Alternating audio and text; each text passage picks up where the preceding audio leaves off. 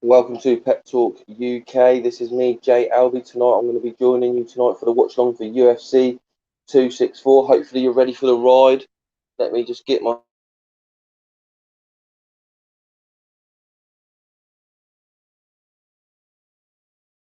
fight.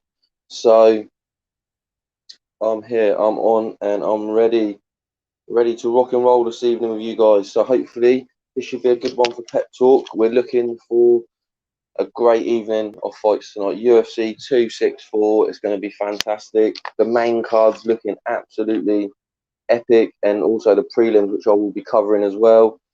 I'd like to say that normally we stick to the boxing, but today we're going into a different world of the UFC. Dipping in, I've been a big fan. If you followed me on the show before, you've seen me when I've done the watch-alongs with Joe, and also with Pro Beez, and also when I do the live shows and the breaking news. I'm a big fan of UFC. So tonight, this is fantastic. Grab this opportunity. Joe's busy tonight. He's got other plans, other arrangements. Hopefully, Pro Beez will be joining me later as well, which will be fantastic for the main fight. I've just literally looked over. The show's just started, and if anyone wants to get their comments in, that'd be fantastic. I'm just going to go through some of the fights tonight. We've got the prelims, which is well, for the UFC, the prelims is a good show tonight.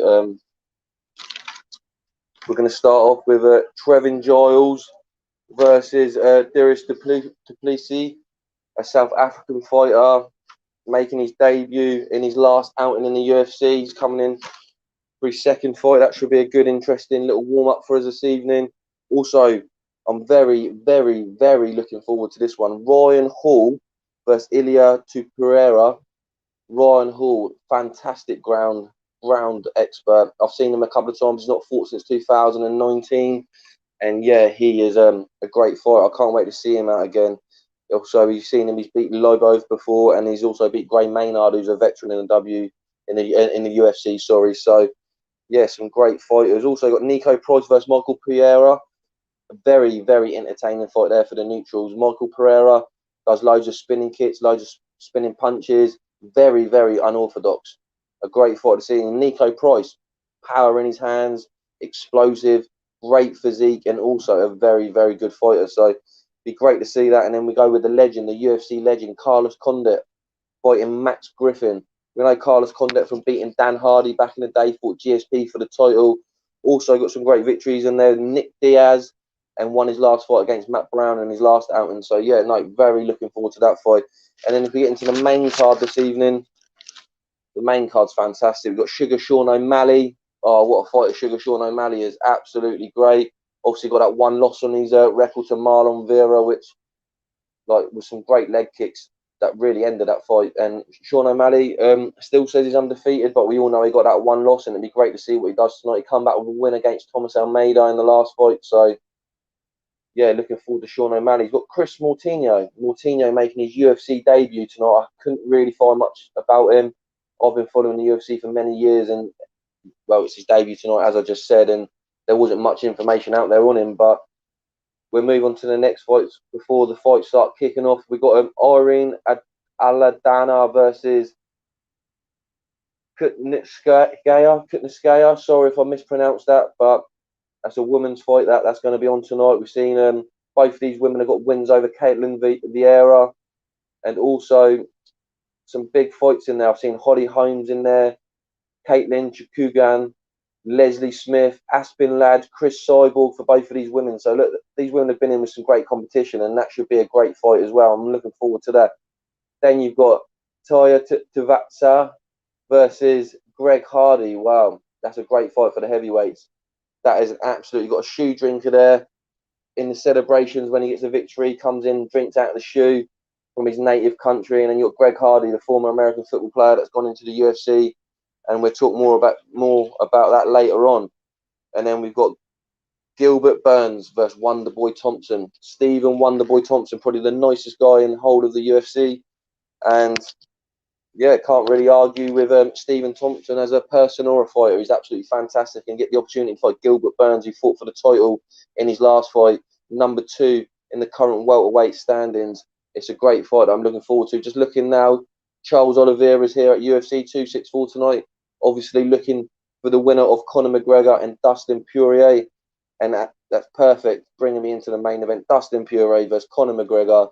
Absolute great fight. I'm not going to argue with you.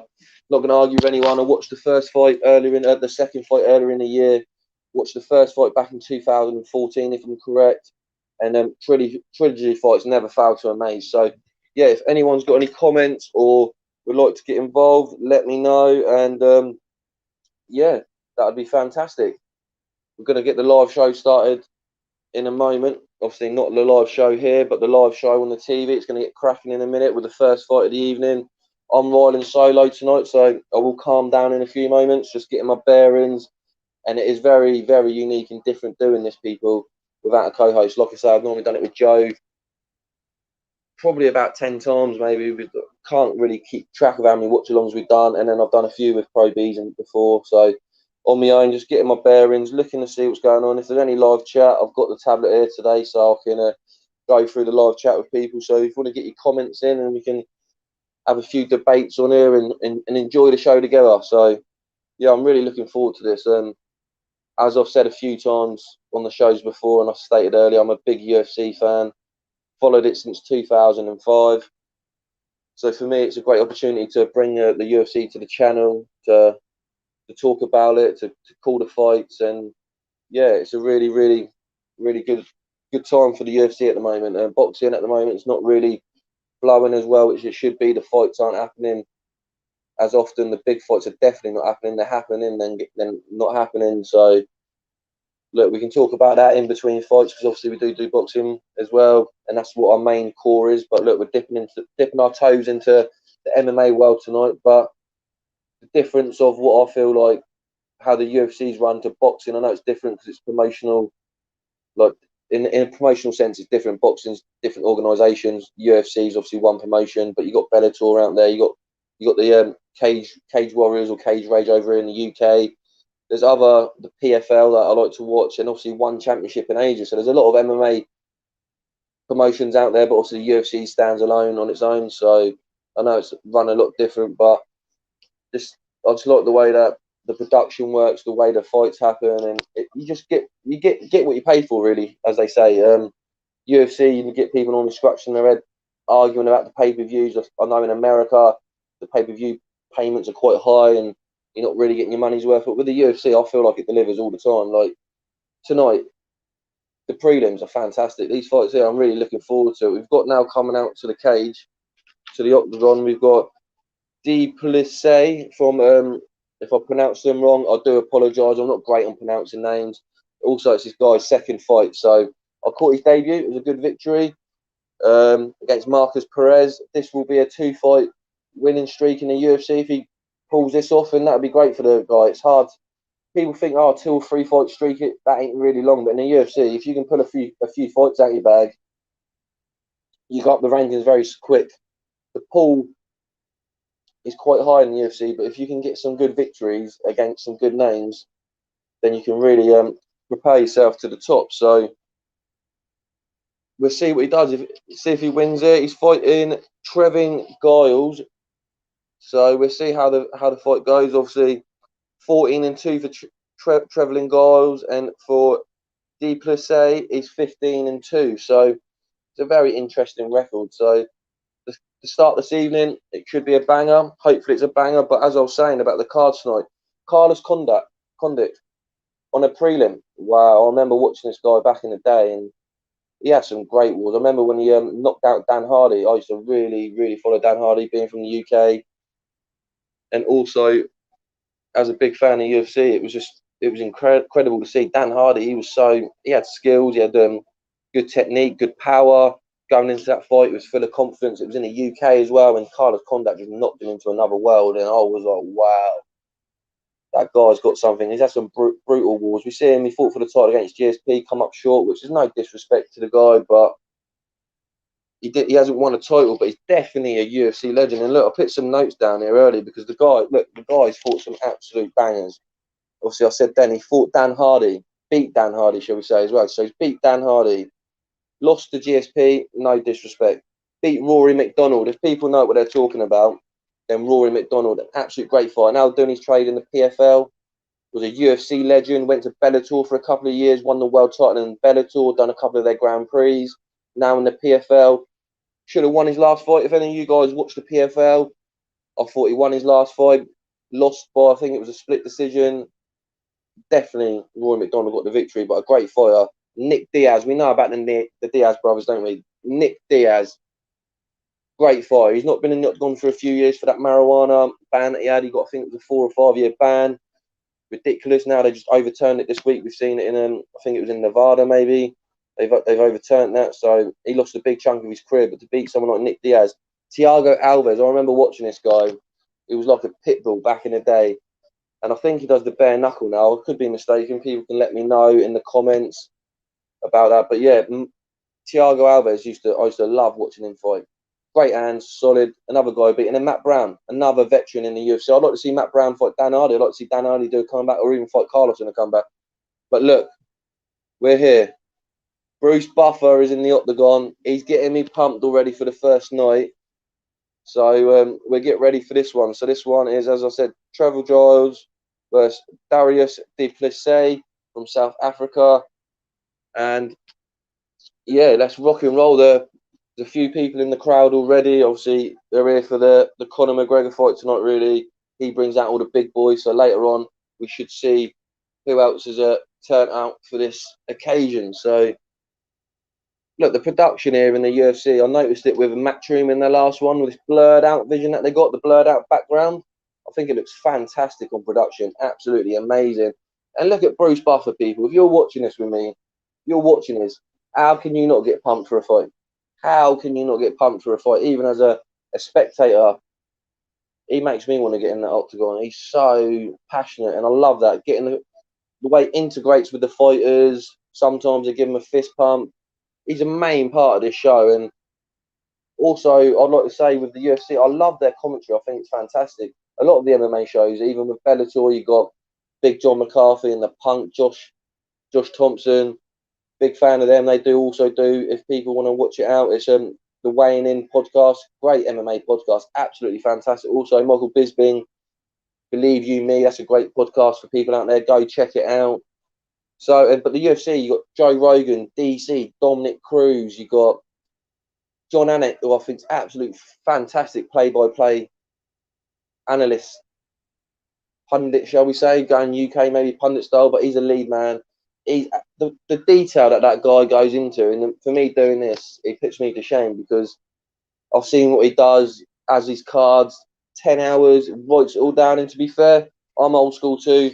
I'll write it all down still, get my notes. I have a lot of notes in my brain, but some facts I don't always want to get wrong. And so, yeah, I'll do my research on it. But John Anik, his detail to work is absolutely second to none. And he knows everything about everyone's life in the UFC. He knows every detail. And for that, you can't argue with that. But let's get into the fight now. It's cracked on. There's a big left kick here from Duplessis. And he's fighting in the green trunks, people, if you're watching. Or if you're not watching and you want me to tell you, you got, I think, is it Giles or Giles? I'm not too. It might be Giles or Giles. I'll go Giles. Giles is in the black trunks. Not really doing anything at the moment. Just feeling out his South African opponent, who I've done a bit of research. He's got a great record in South Africa. He's a good fighter. Like I said, got his debut win in the UFC last time out, and he's coming in with a few kicks. They're kind of feeling themselves out at the moment, not going in too strong. And yeah, it's kind of a leg game at the moment. Both checking. Oh, a flying knee there from Duplessis. And that was a great knee right on the button on Giles. And that's what I like to see. Look, that's the stuff you see on there. You'll see flying knees. You'll see flying, spinning backhands. You remember, as I'll go into later, Anthony Pettis against Wonderboy Thompson, who's on tonight. Whoever remembers him doing that flying Superman punch off the cage that knocked out Wonderboy, that was sweet. Creme de la creme stuff, that was. But Giles backing his opponent up here on the cage, coming with a strike, but backs off and lets him back to the centre of the octagon. So, yeah, these little warm-up fights, they're nice to start the evening off. Little appetizer. You're going for a 3-course meal, this would be the star. But there's some tasty battles tonight. Some really, really good battles. There's a few, as a UFC fan myself, there's a few people I haven't seen. Obviously, Duplessis.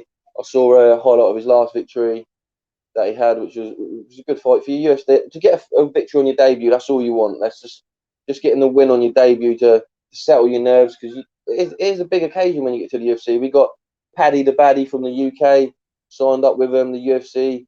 Hopefully, get some fight news announced for him in the near future. So no, that would be great. So yeah, still not much action happening here. Oh, it's a big left hook there by Giles. Plessis, is it Plessis or Plessis? I'll go Plessis. He's got good upper body strength by the looks of it. His footwork isn't the greatest. Giles looks better on the feet, to be honest. He's got his hands down. He's got not really got much of a guard going up at the moment. And he's gone for a takedown now, the South African. He's got him against the cage. Big elbows coming in from Giles from the top. Got the single leg. Very smart there. He's took him down. Not completely down. He's got him against the cage. Going. You look there. He was going for the left ankle, trying to drag Giles down, but Giles has done well. Had one hand down, so he couldn't knee. And now he's got him in a. Well, Giles has got him in a guillotine. Oh, and no, and Plessis has slammed him off. Went for a good guillotine attempt there, Giles, but got slammed down by his South African opponent there. And now Plessis is now on top, and he's got full mount. He's got full mount. This is dangerous for Giles. Giles has turned to his back. He's got his back. This could be dangerous now, people. Could be dangerous. He's got a leg as well. Wow, this is some. Wow, this would be something crazy if some mad submission come out there that I would be embarrassed and wouldn't know the name about, because it's something that you wouldn't see often. But look, it hasn't got to that. It hasn't got to that. It's got to Giles has now got Plessis' back. So, and there's a cut opened up. I think it was the heavy elbows that Giles landed when they were up against the cage a moment ago. Another submission attempt. This an armbar. Wow, an armbar attempt, and he's rolled out of this. This is a good technical fight here. A few errors going on, but there's some good submissions attempts going on. Giles is now on the ground. He's now back on his back. He's got half mount. He's inside the guard, and now he's back to half mount. Side guard. He's pulling down his opponent, trying to not have so much separation so he can land strikes from the top. And that was a good. That was good. A big elbow come from the top. Who managed to dodge it from the bottom. It was fantastic. He's got him in a guillotine attempt now, people. Plessis has got Giles in a guillotine. He did not tap, and the end of the round went. How lucky was that for Giles at the end of the round there? Unbelievable stuff. That was a strong guillotine, and that's a nasty cut open up on the South African's head there. It was a nice elbow from the top. They're dangerous. They're dangerous. Like we cover boxing here, and with boxing, you only have a certain amount of armory you can do. You can obviously throw your jab, big hooks, left hook, uppercut, body shots. And you've got to try and vary that around, and it's difficult. But with mixed martial arts, you've got weapons coming at you in different directions. You've got an elbow coming at you. You have a spinning punch coming at you. High leg kick, short leg kick. We've seen what these calf kicks are doing to man at the moment. And look, Conor McGregor, the man that we're going to cover this evening in the main event, in his last fight against Dustin Diamond Poirier, the leg kicks were vital in that fight. I've watched it back a couple of times, and I do agree. Conor wasn't as bad as what people say he was, but his stance was a big factor. That didn't help the situation. He did starch him a couple of times in the first. I think he caught him in a second as well, and the leg kicks was a factor. He needs to change his stance tonight, which will be different, not leave so much on that front leg, and also check the kicks. That would be a big thing, but it could be. I don't think it's as one-sided as it's going to be tonight, but we'll talk more about that as we go on later in the show. But at the moment, it's round 2's kicked off, and just sizing each other out, and a couple of big kicks coming in from the South African. Ryan Frederick on the old, I think that's on Twitter or maybe Instagram. Twitter, it looks by. Everyone's going for Plessis on the first round, and quite even. Oh, big flying knee by Giles. That is fantastic. That was a beautiful flying spinning kick from Giles there. I think he realised that he maybe lost that first round due to the submission attempts from his opponent, and he's come out this second round thinking, I need to step this up a little bit. He's come out with some great party tricks. Michael Pereira, who we will be following later. This guy does spins, flying kicks, all sorts. But what I liked in his last fight, he was very composed. But we'll get onto that later. But this first fight, it's an interesting little fight. Oh, and they trade there, both land with left hooks.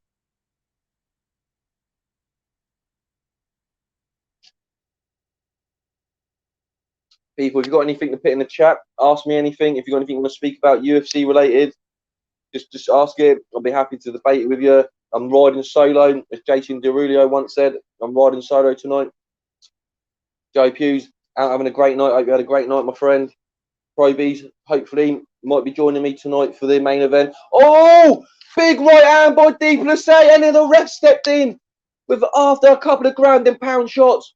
But that was a great finish to the fight there.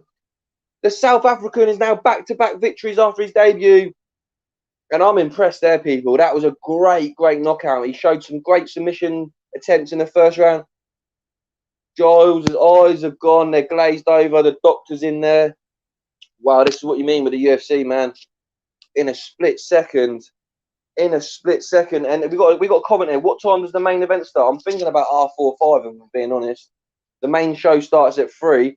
But here we go. Big right hand on Giles. His defense was so poor there. So poor. I said in the first round, he had his arms down. He had his defense down. Dvalishvili just come with a great big right hand through the guard. There wasn't even really a guard there. Right on the button. With these 4-ounce gloves, you hit someone on the button. Look, we're going to see Joe Rogan and the team's reaction there. Yeah, fantastic. He come in with a couple of shots, ground and pound. The referee stepped in. And that is, see you later. See you later, Giles. You, a KO loss there, but a great... Look, we want stuff like this. Africa's got some great champions at the moment. It'd be great to see a South African come up in the ranks. And, yeah, it's great for South African MMA, that. Great victory. Picks up on his from his first victory against Perez, and that is fantastic. A great... Look, this is what we want. A knockout at the start of the evening. You didn't want no going the points. 3-round, 4-fest. We had an interesting first round, and then the second round, a stoppage. Great stuff. Excited for the next fight, which will be, people, Ryan Hall versus Pereira. I'm really looking forward to this. Ryan Hall, people, if there's any UFC fans, I think there's 9 people in the chat at the moment. If you want to get on there and let me know, Ryan Hall, look, he's beat BJ Penn, an absolute legend of the game. I know he wasn't the same BJ Penn. He wasn't the world champion that he once was, or the guy that he once was. He was on a skid. But look, it's on his record. What I read out here, BJ Penn, it's a great person. Gray Maynard, another great fighter. He had 3 great epic fights with Frankie Edgar. Oh, that's a trilogy. Do you know what I mean? Tonight's trilogy night, that is a great trilogy, people. If you haven't seen it, go and watch Greg Maynard versus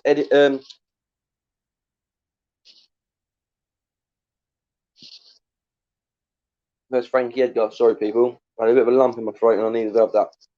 Frankie Edgar versus Gray Maynard. Absolute battles there. Yeah, we got a comment here from G-Man. Big up yourself, G-Man. BJ Penn's the first MMA guy I come across. Look, same as me. When I started watching MMA, I remember, I think it was on the channel Challenge back in the day on the old Freeview box. I used to live with my nan. Me and my cousin were the same age, a month between us. Big UFC fan, not myself. Maybe could get him on one day if we got more shows and that. And yeah, we used to watch. We first got into UFC when the Ultimate Fighter 1 was on. That's what was being broadcast on there. A couple of times I've seen a couple of UFC fights, and I thought, what is this? It's amazing, but I wasn't really a fan. But I remember that summer when me and my cousin, we were living with my nan, we watched the whole Ultimate Fighter 1 series, and after that I was a fan. I remember, and it wasn't just the main event. Like some people might have just watched the main event of Forrest Griffin and Stephen Bonner, and obviously that changed the whole element of the UFC. But the whole series was fantastic. The characters you had in there, it was such a unique thing to see at the time, and the fight itself did not let anyone down. And that was an epic fight, and apparently that saved the UFC that night. But G-Man, BJ Penn was around that time, and we got a guy I was going to talk about tonight. We got Tuivasa, what's his name? The heavyweight guy. I'm always struggle with the names, people. Tuivasa he fought Andre Arlovski, and he was the heavyweight champion at the time, and he's still fighting now. So if you remember Arlovski, him and BJ Penn were like the big dogs at the time. And yeah, G-Man, I remember that's where I first saw BJ Penn, and I remember when he beat Matt Hughes, and he went up a weight, and it was huge, huge, huge in the world of MMA. Matt Hughes was destroying people. Matt Hughes was knocking people out with slams, people. He was slamming men to the floor, and they were going out KO. And BJ Penn, smaller guy, come in and beat Matt Hughes. And yeah, respect there, G-Man. BJ Penn is an absolute legend. I'm glad you commented on there. If you've got any more comments, G-Man, get in there. We've got some other comments. We've got what time's Conor on? About 4:30, people. Conor's always on late. He's obviously the main event. The show starts at 3. There's some big fights before. Just depends how the fights goes as well. If you remember, like UFC don't drag it out. If the fight ends early, it could be on a bit earlier. So yes, G-Man. Arlovski is the guy with the fangs in his mouth guard. He was a killer back in the day. People, please, if you follow Andre the UFC and you've seen like Andre Arlovski like the last couple of years, yeah, he's had a couple of wins, but nothing big. This guy was a beast at heavyweight. He was the heavyweight champion. He was knocking everybody out. He was feared. He was a beast. And yeah, he had them fangs on. You saw them fangs, you knew it was trouble, G-Man. So yeah, he was a dog back in the day. Look, there was some great fighters. Obviously, we all know the Chuck Liddell, the Iceman. These people were fantastic. If you're fans of the Expendables, Randy Couture, who's in the films, I used to love Randy Couture. This guy didn't get into MMA till late in his career, and he was a beast. Light heavyweight champion, back down to light heavyweight, back up to heavyweight. He shared the octagon with people like Brock Lesnar. He's fought animals. Do you know what I mean? He's fought the best of the best. He's obviously fought Chuck Liddell. Who else did Randy Couture? Sorry, I haven't got the list. I haven't got his list here in front of me because I didn't expect to talk about him. But look, Randy Couture, a great fighter. He's a UFC legend, and yeah, obviously he's an expendable, so they thought highly of him. Great fighter. So yeah, look, if anyone out there in the chat's got some other UFC legends or UFC fighters that you used to love that ain't around, look, we'll go back to the Ultimate Fighter 1. Forrest Griffin, what a fighter he was. He was a great fighter. I remember in that final fight against Stephen Bonner, I definitely think he won that 2-1. It was a great fight, but I remember when he fought Anderson Silva, and Anderson Silva just obviously dropped him, and it was a difficult fight for him, but it was great to see someone from the Ultimate Fighter get to that sort of level. And he was a UFC champion as well. Like, he was a UFC champion, and if I'm not mistaken, he may have been the first UFC champion from an Ultimate Fighter to become a UFC champion. But yeah, Forrest Griffin, great stuff. Still works for the UFC now. If you saw the press conference the other day, he even had a question for Conor McGregor, and he works at the Performance Institute, that the PI centre that the UFC do. So yeah, Forrest Griffin, big up, mate. Great fighter, great guy. Stephen Bonner, the American Psycho, and he was a psycho. He did not mind taking 5 to land 2. Do you know what I mean? He was a tough guy, Stephen Bonner. So props to you. And also, let's not forget Diego Sanchez. I know he got released from the UFC earlier this year, but Diego Sanchez, the Nightmare, hero of mine. He was on the Ultimate Fighter 1, and he was an absolute legend. I watched back Diego Sanchez versus, what's his name? It's going from the top of my head now. It's going to Clay Guida. Please, people, that fight's been put in the Hall of Fame. Please watch Diego Sanchez versus Clay Guida. Oh my God. A banger. Absolute banger of a fight. And like I said, it's in the UFC Hall of Fame for that fight. So yeah, here we go, G-Man. What we got here? Oh, DJ General Outlaw 2. Thanks for your input as well. Conor is at 3 a.m. The main show starts at 3 a.m. DJ. So Conor will be the last of the 3 a.m. show. If you're in the UK, it starts at 3 a.m. Not quite sure in the US, but Conor won't. The fight won't be at 3, people. Just to be warned, it's going to be more closer to 5. I would have thought, because looking at the fights that are on the bill as well. Definitely. G-Man, thanks for the comment again. Look, people, just interact with me. Look, like I said, I'm on my own tonight. I ain't got my pals with me. So you guys, the Pep Talk Army, you're going to be my pals tonight. You're going to be doing this watch along with me. And G-Man, keep throwing these comments in because there's some good comments and it's good debate. Look, I love the chat. I can chat all day. So, do you think John Jones will be successful at heavyweight? I'm a UFC casual. Look, casual or not, we can talk about anything, and I'm here to educate, help people as well. Look, Joe Pugh, who's one of the best people that I've worked with, he's a great guy, great co-host. He doesn't know much about UFC. I'm hoping to bring him in to learn. And look, there's always time to learn. Look, always time to learn. And even if you're a casual fan, that's still okay. It's still okay. We've got stuff to talk about. Look, but let's get into this comment here. Will John Jones be successful at heavyweight, people? That's a great debate, and I will say yes, 100%. The guy's got talent. The guy, if you look at him, he used to go out, get off his nut, get drunk, do drugs, fight people, whatever. Wasn't even training to the fullest of his capacity, and the guy's still unbeaten. The guy has one loss in his record, people. If you want to know about that, that's the 12-6 elbows, which is illegal, which is pathetic. Dana White to this day still trying to get that overturned for John Jones. So his one loss isn't even a loss; it's a no contest. Which really shouldn't be that because it's an elbow and apparently it's illegal. But you can throw an elbow, but it was thrown in the wrong way. Whatever. But yeah, I think he'd be good at heavyweight. One, because he's put on the weight naturally. I think he was cutting a lot of weight. If you look at him, he's a natural big guy. He's got brothers who are American football players. They're big guys. And look, I'm watching. I don't know, G-Man. Have you seen some of his clips of him on the treadmill and that? Wow. The way that he can move for a heavyweight. He's got to be on about 235, maybe 245 pounds at the moment. He's packing on the weight. He's not just gone in from light heavyweight to heavyweight. I think he's gone in quite well. He lost to the Scandinavian dude. Oh yeah, that was Gustafsson. Look, that was a great fight. You could also say he lost to Reyes recently, about maybe a year to 18 months ago. Dominic Reyes before he it might have been his last fight actually before he went up to the heavyweight. But yeah, the Gustafsson fight was a great fight, and it was a very close fight, G-Man. You are right there, but they had the rematch, and he settled the score in that one. So you could argue that he might have lost the first one, but when you put the credit in the bank in the years and that, and you're that dominant, it's difficult. You see it in boxing, people like Canelo or Floyd Mayweather or big names and that, they get the rub of the green when you're the big name.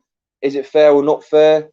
Probably not, but when you've earned your stripes and everything like that, maybe it is a little fair. I'm just going to put my light on a little bit here, people, just so I don't know if it will make things any better or a bit clearer. You might see me a bit better now.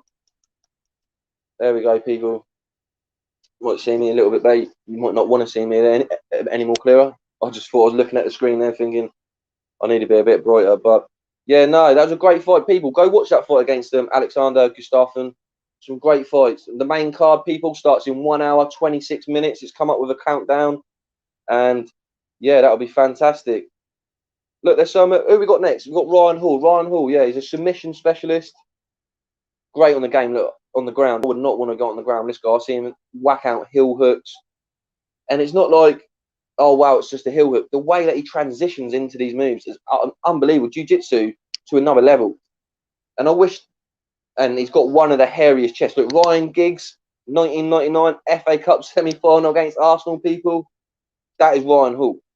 He's not Ryan Hall, he's Ryan Giggs Hall. Because this guy, look, got clips on him now. Look, if he's on he will get you in a leg lock or an ankle lock or any choke. If he takes your back, your feet, or anything, he will choke you out. And you see that against BJ Penn. But like you say there, you see a spinning heel kick there, and that is fantastic by Ryan Hall there. And the guy's fighting. I don't really know much about him, if I'm being completely honest. These prelims are a little tester. But G-Man, as a casual fan, tell me some of the fights you've seen, some of the fighters that you like, and if there's anyone else that's watching, also you tell me, what fighters do you like? What fighters are you looking forward to see? What fights are you looking forward to see? And also, what fights are you looking to see tonight if you're watching tonight? So, yes, people, I would like to get into it more. Just waiting now for the fight here to begin and just coming down to the octagon. And look, with fans back into the arena, people, it's such a fantastic feeling to have fans. And it's amazing. But the production, and also you guys go on YouTube and do you watch the Embedded series, UFC Embedded, where it follows the fighters from, I think it's from the beginning of this week up until fight night. You see them before the weigh-ins, after the weigh-ins, in between. They get all the footage, and this is the thing that I'm saying. Boxing needs to step up a little bit, and I think Matchroom, that's what they're trying. I know Eddie's friends with Dana Hall. They speak a lot. I know that he's been to the PI Centre. Eddie has, and look, they just need to follow the mold a little bit. Give us more about the fighters. Like in the UFC, you know about these fighters. You know, like, a bit of their story. You feel what they feel. Like, I know you don't have to be as personal, but if you see like people, like, you see them with their kids, and you see them, like, you just see a different side to them. And if you can relate to anything in life a little bit emotionally, you feel it a bit more. You back it a little bit more. And I feel like the last year or two, boxing's been a bit more. With Matchroom, they're a bit more media, trying to get it out there a little bit more. Sky was a little bit, but like with Matchroom, I think now with Matchroom Media, you might be seeing a bit more of these backstories, some of these week-long stuff, footage-wise, and I really enjoy it. I really do. It really pumps me up. Like every day, I'll be watching an Embedded, looking forward to it. I'll watch it, and bang, you're involved. And look, it's only a 9-minute video. It's not like you got to sit there for half hour. Oh, here we go. G-Man, this is a great comment here. Why isn't the dude from Bellator with the Pokemon balls not in the UFC? Am I right saying Bellator is like a Division 2 in MMA? Look, G-Man, look, that's fantastic, mate. These are the sort of things I wanted to be talking about. Like, I don't just want to be calling the fights. Obviously, we'll be calling the fights, and when we get to the main card, I'll be full pundit mode and getting straight involved. But, yeah, no, Bellator. Let's get into Bellator. Bellator is like, yeah, it's like, say, the championship in the Premier. You got the Premier League in football. Bellator's like the championship, and Bellator's slowly getting better. You look at the championship. You look at championship when it's Division 1 about 10, 15 years ago. It wasn't really that great, was it? But now, as more seasons have gone by, bigger teams have filtered through from the Premiership down to League One to the Championship. You've seen teams like Sunderland go to League One, Portsmouth, Wigan, and there's a lot more Premiership teams now in the Championship. If you look at the Championship now, I'd say over half of them have been in the Premiership in some time of their history. So it's like a bit like Bellator. Over the years, that they build themselves up, they'll probably get like some of the released UFC fighters, but now they're attracting their own. And what I love about Bellator, which you don't get with the UFC, they do a knockout tournament, which is fantastic. At the end, you get $1 million, and it's literally the best 8 go in a tournament, and every couple of months they'd fight each other. And yeah, it's a great format, and you can defend the titles through the tournament. So it's not like you've got to wait till the end to become champion. Say if you're fighting a champion round 1, you've got a title fight round 1. And then round 2, you're defending it, and then vice versa. So, yeah, there's some great fighters in Bellator. And we're getting to now Michael Venom Page. That's the guy that you're referring to with the Pokemon balls. I saw an interview with him not long ago with Michael Bisping, and he did say he does want to get to the UFC. It's difficult sometimes because I don't know the pay structure. I don't want to get into it. I don't know what it is. I think basically in the UFC, if you're a top dog, you can earn top money. But if you're not, then it's difficult. In Bellator, I don't know if they pay their fighters better than, say, if you're a top fighter in UFC, you're going to make whatever. You got pay-per-view, you're going to make whatever, like a lot of money. But just below, I think it dramatically drops, and I think Bellator pays more for them sort of fighters in Bellator than what they do for the UFC. So that's why I think on that front that yeah, Bellator is better on that front. Sorry, people, my charges come out of me camera, so just gonna throw that back in there. Cheers, people. So yeah, I think Michael Venom Page would come there. Maybe he lost. He got beat by Douglas Lima, and after that, I think he's been on a bit of a comeback trail. He's got 3 or 4 victories since then, but the hype was that big. I think if he beat Douglas Lima and went on to become champion, I think he would have been at the UFC by now. But look, G-Man, great question. Throw some more questions in at me, similar to them sort of questions, because obviously we can educate the people watching as well and let them know. But Bellator is a great organisation. Don't think just because of the UFC is the main attraction that Bellator hasn't got great fighters. Bellator's got some fantastic fighters. There's a few fighters in there that I would want in the UFC. You got Pitbull. Pitbull is a beast, and you could argue he's one of the best 135s, 145ers in the world. And I think he could challenge a lot of people. He beat Michael Chandler, who's in the UFC now. look, I could get his record up. He's beat some great fighters. And there's a lot of great Bellator fighters that have come to the UFC that have become great UFC fighters. Go back in the day, you had Strikeforce. And also, please, people, check out the One Championship in Asia. They're really big, but to be fair, they have different rules. And I don't know if the rules over there as well, you can all be juiced up. Like, so you can all be on steroids or something. Or I don't know what goes on, but it's still it's great to watch good fights on there. I remember when my son was being born earlier this year, and obviously we're in the pandemic still, not the same. And I remember I looked at my phone as I was waiting for him to be born because my partner took him to the ward and I had to wait outside because it was really strict for him. Partners. Whacked on my phone, One Championship was on. Never really seen it before, watched it, and I saw some great fights. And I think that was the night Eddie Alvarez got screwed over. Yeah, One Championship and also PFL. But I'm going to start calling now the Ryan Hall fight. It's just started, and I haven't seen him in 2 years, and I'm really looking forward to seeing him because when he was around back in 2019, I was really impressed with this guy. Like I said, he throws out submissions from anywhere, standing up, on the ground, anywhere, and also Ryan Hall's got good striking as well. He's got good leg kicks, good head kicks. He's got some good hands. He's not just an all submission guy. So yeah, you got to be wary, and you can see that his opponent's very wary. And I'm loving his Venom attire as well. Why are some fights 3 rounds and others 5 rounds? Well, that is because, like in boxing, if it's a non-total fight, it's 10 rounds. If it's a total fight, it's 12 rounds. So what they do in the UFC, non-total fights are 3 rounds, total fights are 5 rounds. But also, because obviously it ain't fair for fighters just to automatically go into 5-round fights, what they would do is they will, every main event fight is a 5-round fight as well. So say if there's not a title fight on that card, the main event will be a 5-round fight because it gets the fighters, you're at that elite level that you're going to be fighting for a title pretty soon if you're fighting in the main event. It wasn't until recently that they actually had a co-main event as a 5-rounder. I can't remember on the top of my head which fight it was. It was only like a month or 2 ago. But yeah, they had that. And also, wow, some technical stuff going here. Ryan Hall's on his back, people. He's looking for the submission. This guy that he's fighting though isn't to Pereira. He's not looking to get involved in that game. But yeah, so that's why it's 3 and 5 rounds. So non-total fights are 3 rounds, G-Man. Total fights are 5 rounds, and main events are 5 rounds. We had a triple title fight maybe a month ago or not. Wow, some technical battles going in there. Ryan Hall's just looking for a jiu-jitsu battle, and his partner, his opponent, is definitely not looking to engage. But he's so dangerous. He's like an anaconda. If he locks it, if he gets a lock in, then he's throwing some elbows on the bottom here, Ryan Hall. But yeah, but now some main events and some other fights will be 5 rounds. But no, it's another great question, G-Man. Look, these are the things I want to be talking about. People want to know these sort of questions. Oh, big bomb in left hook there from, I think they both landed on each other there, to be fair. Oh, Ryan Hall's been rocked. He went for a little kick.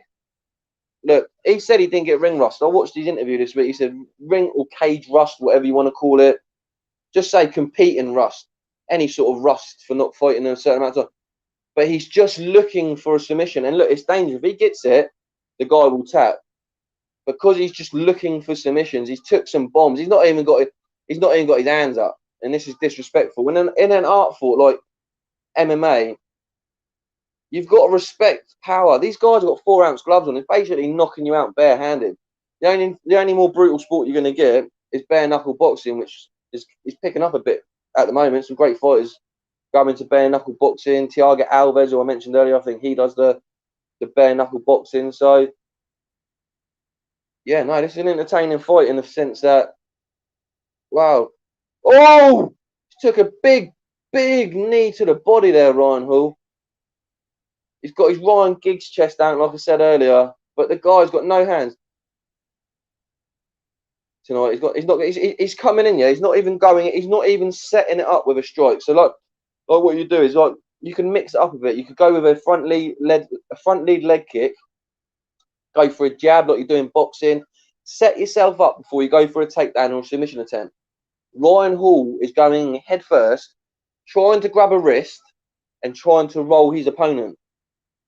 And I'm not seeing any success. His opponent's twisting his wrist, letting him roll round, and then he's coming in with his own strikes. But Ryan Hall comes out round with a spinning heel kick there.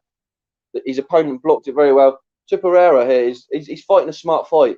But the dangerous thing about fighting Ryan Hall is, like I said, it takes him 5 seconds to grab hold of a limb and he will have you tap in. Oh, he's just falling. He's taking some hammer fist there. And Topuria, here we go. This is the end, I think. This is the end.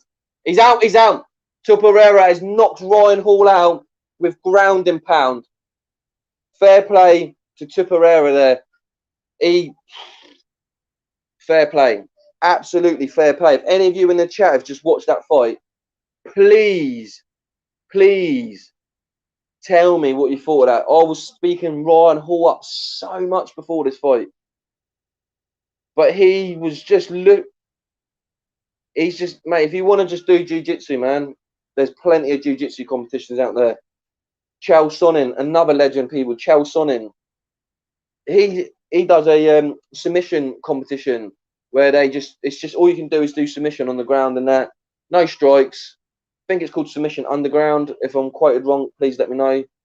I think Ryan Hall should do that. He has got some good strikes, but he neglected his defense tonight. Didn't set up any takedowns, and it's his second loss on his record. And he's very chinny. I don't want to be awful to him, but he took a couple of strikes there. It didn't take much to knock him out there. It was a couple of hammer fists, but they weren't explosive. Here we go. G Tuck. Good evening. From Pennsylvania, US. Big up yourself there in Pennsylvania, USA. Look, throw your questions in. I'm here all night. I'm here all night. So get the questions in. Great to have you in on the chat. G-Man, you're like a minute. The guy in the blue kicks Ron, he's going to get tired. Mate, sorry you're a minute behind, G-Man. Well, you'll see in a minute. Tell me what you think of the knockdown. He was neglecting the elements. You've got to set submissions up. It's not a sport where you can just, not like jiu-jitsu or judo or something where there's no strikes involved and it's all technique. And look, you're going to have some guy throwing kicks at you, punches at you, elbows at you, all sorts coming at you. And his opponent done very well. G-Man, when you see the end of that fight, or anyone, let me know. But yeah, 2 years out of the ring, out of the cage, sorry. And Ryan Hall, it looked it, man. And you looked a bit chinny. But yeah, what are you people thinking of the show tonight? Also, throw in some of your UFC legends or people you used to like watching over the years. And what fights you looking forward to tonight? I'll tell you what, I've missed Big John McCarthy. People, do you remember Big John McCarthy? He now does the commentary for Bellator. He used to be the referee in the UFC. He used to do every fight pretty much, and he's fantastic. And if you want to know a little fact there, John McCarthy actually helped make the rules for mixed martial arts. So when he was in the UFC originally, if you go back, he was a ref and that. And he goes back with Royce Gracie and people like that. Big John McCarthy's a real top dude. His knowledge unreal, which you would expect. He's been in the game for many years. G-Man, easy work for Topuria. Yeah, easy work. Look, Joe Rogan's giving him comment. Look, the guy's 11-0. Let's not be mistaken. This guy, I think he's Georgian. I don't know if he is or not. I think the flag's Georgian. If I'm wrong, people, let me know. Another comment in there from Carl Lucheo. Morning, lads. Morning to you. Late night. It's 10 to 2 here in the morning in the UK. Happy to have you on the show. Happy to get a chat about the UFC. But yeah, that was some easy work there. But it wasn't easy work. It looked for a casual G-Man and yourself, it looked very easy. But the technical stuff that he did, Ryan Hall was trying to set some traps for him, and 8 other people, and even BJ Penn, who we spoke about, has fell for these traps. And he's one of the best submission guys in the UFC. So people were scared to fight this guy, but he kept to it in the ground and pound. It was a great gameplay by him, and it showed the level. But Ryan Hall will come back. Like, UFC's not like boxing. You get a loss, you bounce back. Like, so We've seen people like Jorge Masvidal, do you know what I mean? Got 15 losses on his record. It means nothing. Look, if you get a 2 or 3 fight winning streak, that's incredible in this game. You say that in boxing, they're like, what? They're like, you're not unbeaten, you're not 110 on the trot, you're not 15-0. Look, it don't matter because in this game you fight the best, and if you lose, there's no disrespect. So yeah, let's get that rocking. DC and RC got a new channel. It looks for the MMA show. Obviously, DC was working with Ariel Helwani. Ariel Helwani's now with BT Sport in the UK. Love Ariel, does some great stuff. I'm a big fan of his. Love to do some content with him in the future if possible. Bruv, what you saying about T Wood versus Jake? Oh, shall we let's get into this right now. Let's get into this now. Perfect timing between fights. Look, this is what I want in the comments. I want you to be bringing these conversations to me so I can bring it to you guys and we can get talking about it. But people, the next fight is going to be explosive. Michael Pereira versus Nico Price. Someone will get KO'd. But yeah, T Wood versus Jake. I'm going to try and come in it with a not as, wouldn't say as an aggressive thought, but Jake Wood's doing his thing. Not Jake Wood, sorry. Jake Wood is an actor in the UK. So I've just got T Wood and Jake Wood together, and I've just come up with Jake Wood, who played Max Brannan in EastEnders. So, sorry, Jake Wood, you're not fighting anybody. But T Wood versus Jake Paul. Yeah. It could be a decent fight. Look, people are getting into this. Roy Keane, hello, Roy Keane. Is it at 3 the fight? No, the main card starts at 3. Conor McGregor will probably be out between half 4 and 5, depending if there's some knockouts or whatnot. But look, the main card starts at 3. I'll be with you all evening. I'll be keeping you updated. So yeah, cheers for that question, Roy Keane. I think it will be a good fight. Look, and this is what we're going to crack into now. Look, I'll get into it right now.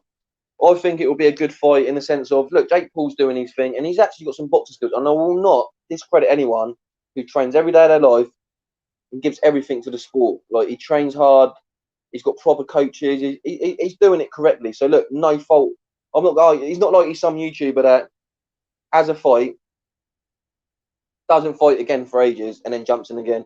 Some people might jump in and say KSI does that, but look, KSI, JJ, he's an all-rounder at the moment. He's not committed fully on boxing, and I will accept people's criticism if they say stuff about that. And he doesn't fight regularly, and I won't jump in his fence. But Jake, as we're talking about, Jake does fight regular, and look, he's banged people out, and he's banged who's been put in front of him.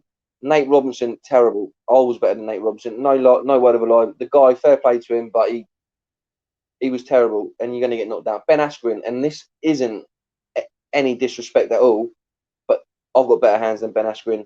You guys in the comments have got better hands than Ben Askren. That guy, look, he will say it himself, he's one of the worst strikers in MMA, but put him in an MMA cage, his wrestling skills he's an Olympic wrestler, do you know what I mean? So he's going to take you down, he's going to ground and pound you, and what he used to do was take you down, weigh you down, and then finish you with stoppage, you know. But look, overhand from T Wood. Look, we'll get into it. There's some comments going in here. There's some comments flying here and that, and I want to keep up with it. But personally, I think T Wood's going to win. It's not an MMA fight. He's lost a few. If people just want to think, oh, look, he's lost his few MMA fights. He didn't get knocked out clean with strikes or anything like that. He was fighting the best in the world in what he does, and they were taking him down, and he was getting ground and pound, and that was it. But if you watched his last fight, which he lost, and he had a rib injury, that was the old T Wood. He was throwing hands. But now he can focus on boxing. And I believe it wasn't the stand-up or the boxing that was letting him down in the UFC. He was fighting top elite competitors that had great ground games. They were great. They're great. And look, T Wood's coming to the end of his career, people. Look, the guy was bashing people around like a decade ago. Like, so he was coming to the end, and these guys were coming up. And look, who's going to say Kamaru Usman's a bum? Like, do you know what I mean? He's not a bum. The guys he fought were in the top 5. Look, he beat people like Darren Till, people. I love Darren Till. And he schooled Darren Till. He's beat Stephen Wonderboy Thompson, who's fighting tonight. He's beat some great people. So, T Wood's great. If you're a better man, Woodley, look, I've been seeing Woodley, and Woodley's got hands, man. Look, please, people do not sleep on him. Jake Paul's good, yeah? But he's not been tested. He's not been tested at all. Look, you can say in the Deji fight, which was years ago, he didn't look great. He's improved from then. and I feel like Gibb would be kicking himself when Jake Paul fought Gibb. Gibb can fight, and I'm not here. And I'm look, we're on Pep Talk, yeah. We follow boxing. That's what we do. I love boxing. I love boxing, and I won't sit here and say I think someone's good if they're not good. And Neeson Gibb is good at boxing, and do you know why? Because he dedicates himself. He's like Jake Paul. He fights every day. Some people might like him, some people might not. Some people might just say, I don't think he's good because they don't want to say he's good because they're a hardcore boxing fan. But Gibb can fight. And in his last fight against Taylor Holder, he showed them skills that he can fight. And he looks like a boxer when he fights. And I know that he'll be kicking himself that when he fought Jake Paul, that wasn't what he was meant to do. Nerves got the better of him. Yeah, got the better of him, and he didn't perform. But in his last performance, he showed that. So please, Jake hasn't really fought anyone that's going to really trouble him at the moment, in the sense of, like, you could say that this is his first fight. He's obviously worried. There's a rematch clause there, and he should be, because the guy's got hands. And T Wood has knocked people out. Look, we got a comment here from Carlo Lucio. Go and watch Woodley versus Lawler. It's crazy. Like, it's crazy. It's crazy. He ruined Robbie Lawler, and Robbie Lawler can have a brawl. He's a brawler. Look, that's another veteran in the game. Look, when I started watching this back in 2005, another man, Robbie Lawler, he was about 19. He might have been a bit older then, but I've been watching him since he's like 19. The guy's got to be 40 now, surely. Absolute veteran. He fought Ben Askren. I thought he knocked Ben Askren out, and Ben Askren somehow recovered and got a win, but I don't believe he tapped. But that's a different story. Yeah, MMA for sure. Yeah, look, this is what it's like. Your relationship. Yeah, I like MMA for sure, but boxing is my first love. And look, that's kind of similar to me. But my relationship with boxing at the moment is like, you know, when you have that long-term partner and it's toxic, it's no good. You love it so much, but like there's things about it that you're just thinking, I ain't in for that. I'm not really enjoying it. And then you see this new thing that comes around, like UFC. That's the new girl. She's giving you everything. You get what you want. It's getting your juices flowing, but you can't keep away from the boxing. The boxing's there because that's your true love, and what you want is that to change and become like the new thing, like the UFC, improve to get to that level. So that's like my relationship with it. Look, I love boxing. Boxing is my bread and butter. I started watching it with my dad when I was like 5 or 6, so about 25 years. So I really love boxing, and I'm boxing through and through. But MMA, it's on the same sort of level for me now. Like I said, I've not just been watching it for 1 or 2 years. I've been watching it since 2005, The Ultimate Fighter 1, back in the day. I can't remember if it was on Challenge People or Spike TV. It was on one of them. It was on one of them like channels that, unless you really knew what it was, you wouldn't really find it. But yeah, G-Tuck. That's when Woodley was motivated. Yeah, but look, it's a different ball game. If you actually watch some of the hot things from Tyron Woodley, he actually originally wanted to do boxing, but his mum wouldn't let him. It sounds crazy. Like, I watched the thing the other day with Mama Woodley. If people don't know Mama Woodley, this woman is one of the most fantastic people that I've ever seen in my life. That's Tyrone Woodley's mum, and she's so great. Watch her after her son fights in the octagon. When Kamara Usman beat her son up for 5 rounds to win the title from her son, she went to him after the fight, congratulated him, told him how great he is, and he's going to go on to be great, and this is your time. Your time. And this ain't her son. This is the guy who just beat her son. And she's telling him, it's your time. You've beat my son. Now prove that you're the best. And look what he's gone on to do. She's a great woman. A great woman. Yeah. She said, it's your time now. Right. Exactly. And is it his time? She's a great woman. We need more people like that in the world. More people. Like, she could jump on Jake Paul for the way that he disrespects her son and that. But she said, look, he's a guy. My son will focus and fight for him. And he's got the motivation. When you're fighting, MMA is a skilled thing, people. You train in wrestling, jiu-jitsu, your stand-up, your fitness. There's so many elements to MMA. Tyrone Woodley's now focusing on just boxing, which he always wanted to do. And he's motivated. He don't want someone like Jake Paul. He's a very, very proud man, Tyrone Woodley. And people do not look down on people losing, because that's crazy. That is crazy. You can't. A loss does not define a man. And as we saw on there, Darren Till's quite an athlete, and Tyron Woodley, T Wood beat Darren Till. And Darren Till's one of my favourite fighters as well. So Look, we've got Michael Pereira coming into the ring. People, tune in. This guy's so unorthodox. He'll be doing spinning kicks, spinning punches. He's a great fighter. Very entertaining. Very entertaining. And also, you got Nico Price. The physiques of these two men put me to shame. I look at them and I think, oh, I'm disgusted. They got physiques that are out of this world, people. So, yeah. So get your comments in, people. Yeah, G-Tuck and everyone in there. Get your comments back in. So what are your thoughts on the Jake Paul fight? I think Tyron Woodley wins in 2 rounds, people. And I don't want to put any disrespect onto Jake Paul's name or anything like that. Definitely not going to discredit him in that. Do I think it's right? Do I think it's wrong? That I've said it many times, and I've said it to Joe, who I co-host a lot with. I'll watch any fight. I'll go on YouTube. I'll watch street fights. I'll watch granddads fighting. I'll watch women fighting. I'll watch drunk people fighting. I'll watch them street beef fights. If there's a fight, I'm watching it. There's a fight out the front of mine, I'm watching it. So we got Pereira, fine to watch for sure. Yeah, look, he's fantastic. My partner, she doesn't really watch boxing or UFC, but I remember she watched Michael Pereira with me last year or the year before, and she loved him. She thought this guy was fantastic. So if he made her do that, then he's someone to watch. And I really would. And what was so good about Michael Pereira in his last fight against Chaos Williams, people, was that he's very calm. Normally he's erratic. He's wasting energy for the crowd, really, like spinning kicks and that. He was dangerous. If that guy just reined it in a couple of notches, the guy's good. Victor Obar, when is Gregor fight? People, 4:30 to 5, like that. That's about the main show starts at 3. So don't get confused. He won't be fighting at 3. But please tune in with me and the show on BT Sport Box Office. The main card's a banger. These prelims are a banger. We had a great first fight, a KO in the second fight. There's going to be a KO, people, in this fight. There's going to be a KO. So look. So shortly after midnight East Coast time. I don't know what the difference is, G-Tuck, from you to me. Here in the UK, it's 2 minutes past 2 in the morning. But a few hours yet. But look, we got all night. We got some great fights, people. We've got lots to talk about. We've had some great chats in the first hour already. Keep throwing them in. Keep giving them to me. I'll answer as many questions as you want to answer. And yeah, look, let's get in some of these. I want to see Jake Paul KO. That's your opinion. We're a fan-based show. We love to hear your opinions. I won't argue with it. Do I want to see him KO'd? Probably. Would it happen?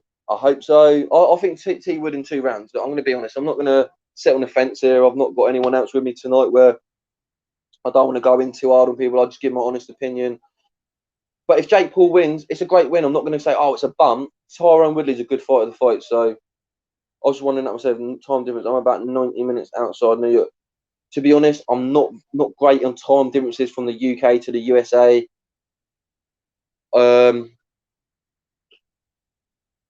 What time is it now? G-Tuck, if you want to answer, what time is it now for you guys? Like, what is the time now? If you look at the clock, what is the time?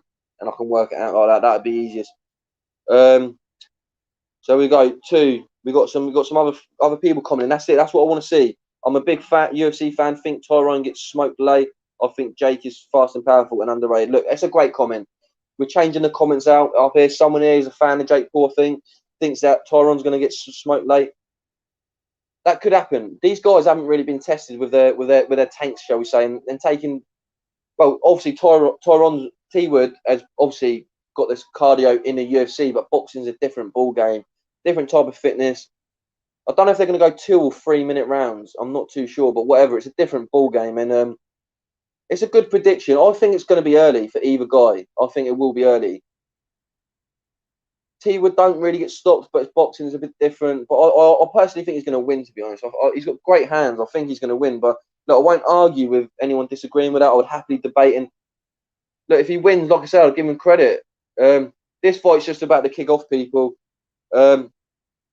Yes, I'm looking forward to 9-3 there. So it's a 5 hour difference between me and you, G-Tuck. 9 hours difference there. 5 hour difference, 9:03 there, 2:03 here. But this fight's kicked off. I'm going to try and get back into the comments, but this is a fight that I think Pereira's took a poke in the eye within the first 20 seconds, so I can quickly go back into the comments. The ref's going to give him a couple of minutes to look at that. What else we've got here? So let's time get smoke. Let's go on to some. I've read that one. What you're saying? I was just wondering that myself. Time difference about. Yeah, I see that. Either am I. Don't feel bad.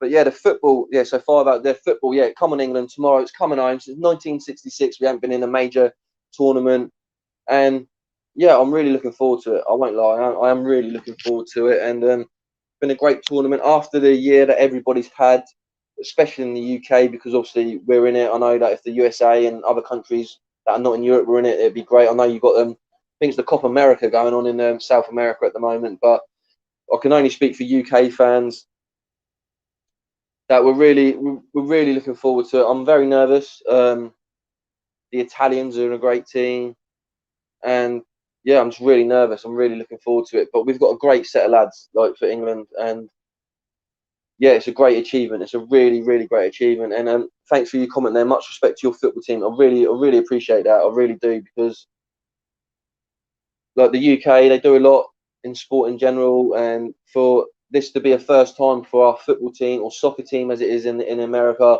to get to a major tournament for 55 years. The last time we got to a tournament, people, was when we last held a tournament. No, not last held a tournament. We had Euro '96 in the UK. My mistake, but it was at Wembley in 1966 when we beat Germany, and the World Cup was in Britain then. So it's like, I don't know. It kind of feels like fate to me that we're going to be in Wembley and we've got our opportunity. And there was some unfair advantage. I would agree with that. Look, I'm not going to be blindsided. We had 6 of our 7 games at home. That was the way the tournament was run. I'm not too sure why. I've heard today they're not going to do that again, and I do agree with that. It's not fair for certain teams that have got to travel all around Europe in these COVID times. But look, we've had a lot of bad luck over the years.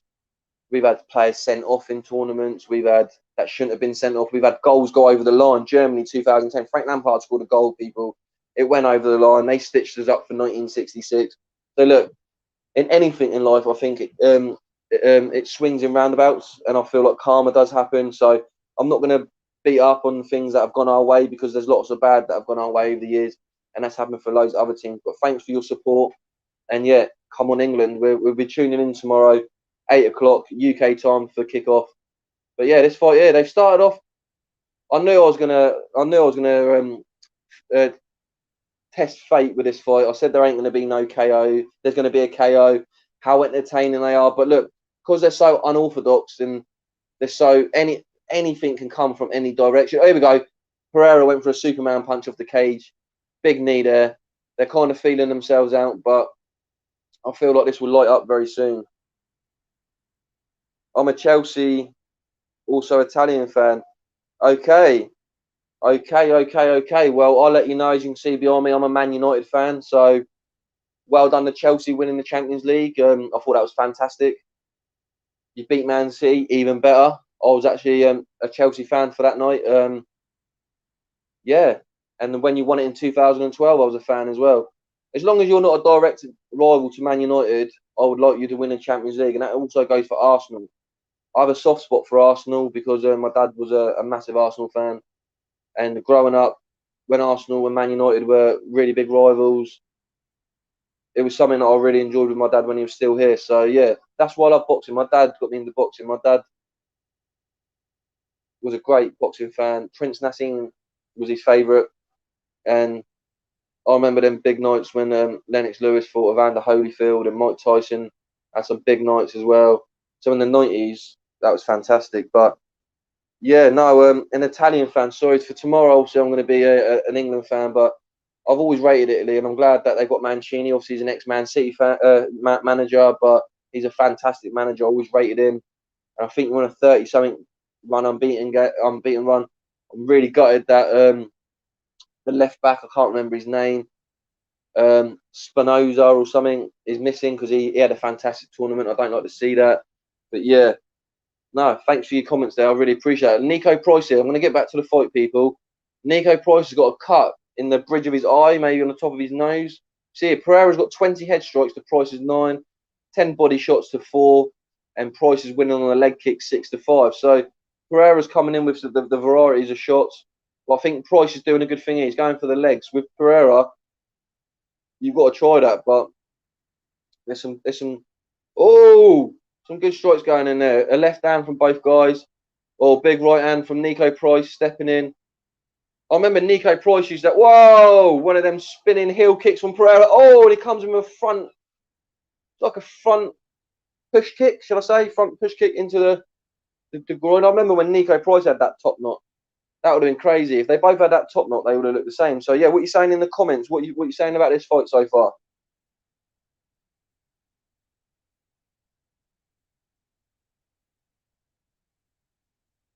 I'll tell you one thing though, I love the commentary. I said this earlier in the show. That's one thing I'm gutted I'm missing tonight. So later on, I may listen into a little bit of the commentary just because that's what I'm saying. I hate some boxing commentary. Like Sky was really dry, running me dry. DAZN's got a new commentary team. I'm looking forward to that. People, DAZN, great commentary team on the boxing front. Mike Costello, Andy Lee, Tony Bellew, and a few others coming in, week out. So that's great. But yeah, some of the commentary team sucks. But UFC commentary, I really love, and so passionate. But what are you saying for the Conor fight? I'm going to save my predictions and that close to the fight. Not because I don't want to talk about it now. It's just I don't want to talk about it now and then repeat it later. I think it'd be better if nearer to the fight. Maybe we get into the main card. Bring that comment back up. I'm going to bring it up myself, but I'm happy to talk about it probably closer into the main card, because that's going to be more Conor McGregor based at the moment. We're just going through the prelims and feeling ourselves on the live and getting into it. And I'll call some of these fights. When I get to the main, I'll call the fights a lot more clear cut than I am now. I'm just obviously talking to you guys in the chats and getting your thoughts. And it's a low blow there. I think he's been hitting the groin. He's carried on. No fair play to Nico Price. They're trading leg kicks here. Looking at some of the comments that the viewers have got here on the screen, they're going for 10-9 Pereira after the first.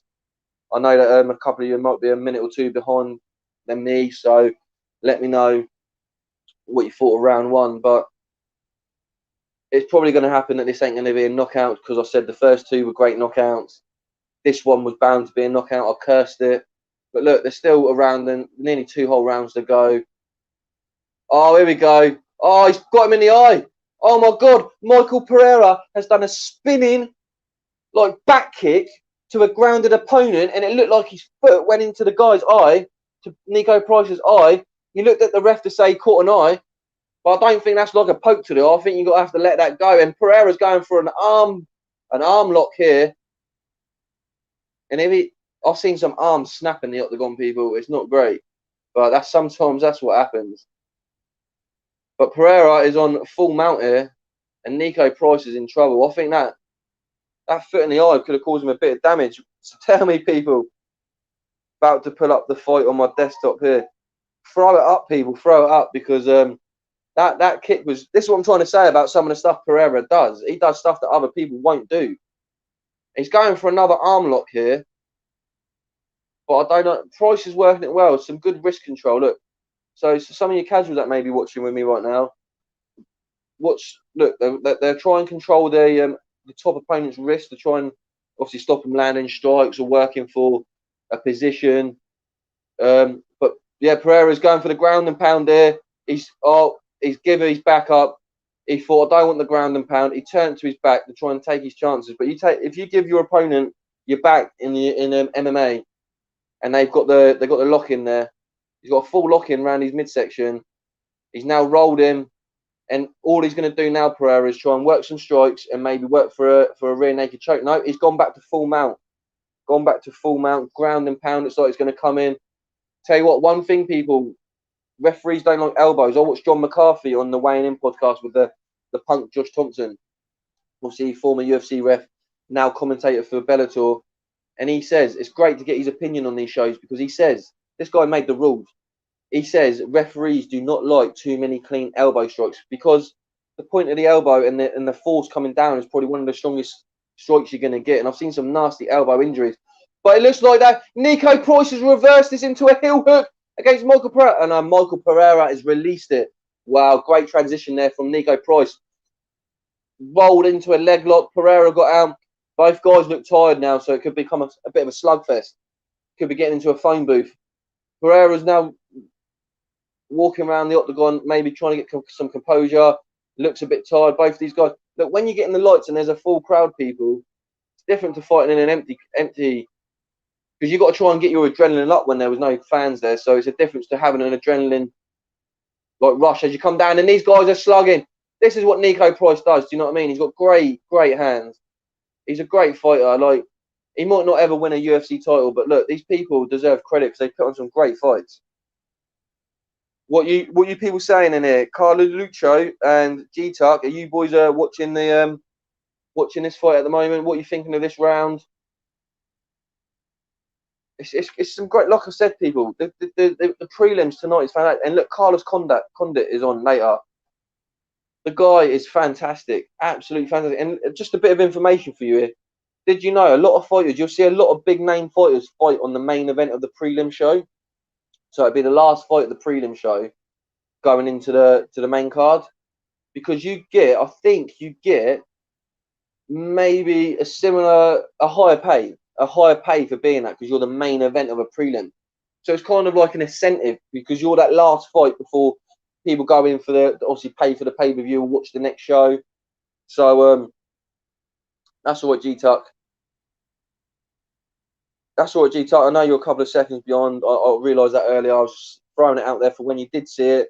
Just let me know what you were thinking. Leighton Evelyn says McGregor's going to sleep. Yeah, we'll talk about that when we get to the main card, Leighton, if you stay with us. BT Sport 2. It's on BT Sport box office over here, people. So it's not on BT Sport. I don't know what it is over there. It's probably ESPN Plus in the USA. If there's anyone else around the world, please get in touch. You know what I mean? I love chatting to everybody around the world. I've got this Don Simmons. I don't know in the UK if you're used to this, but I find it fantastic. Lemon and raspberry Don Simmons, £1 at Asda, 1.5 litre. A bit of promotion there for Don Simmons. I didn't mean to do that. But if my tongue goes a bit blue, that is why. The drink's a blue drink, but it tastes fantastic.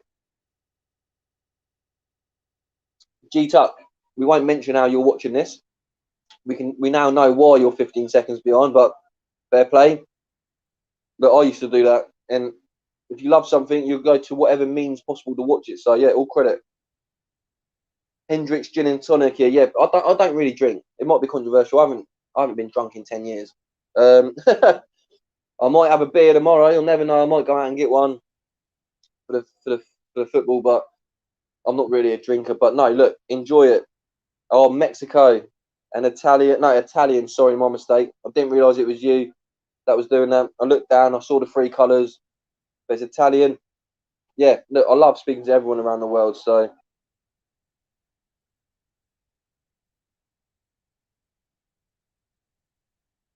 look, as however way you're watching it, fantastic. Doesn't matter. Look, it doesn't matter. You're here. We're talking. We're debating. We're having a good night. That's all that matters, man. And look, I've been in similar situations. So look, all respect there. And Hendrick's gin and tonic, as you said, we'll get back into that. Enjoy that. Really enjoy that, because I'm not one of these that don't really drink, and I don't like people to drink. I think everyone should enjoy whatever perks in life that they like to enjoy. So yeah, enjoy that drink for me. And yeah, no worries about oh, looks like there was a big low blow there, big leg kick to the groin area from Pereira to Niko Price. There could be a couple minute delay here, people. So yeah, if you're 15 seconds behind on the it's just going to be Niko Price looking for a couple of minutes here to recover, because people might think, oh, that ain't too bad, but obviously as a gentleman, and if there's gentlemen's here, then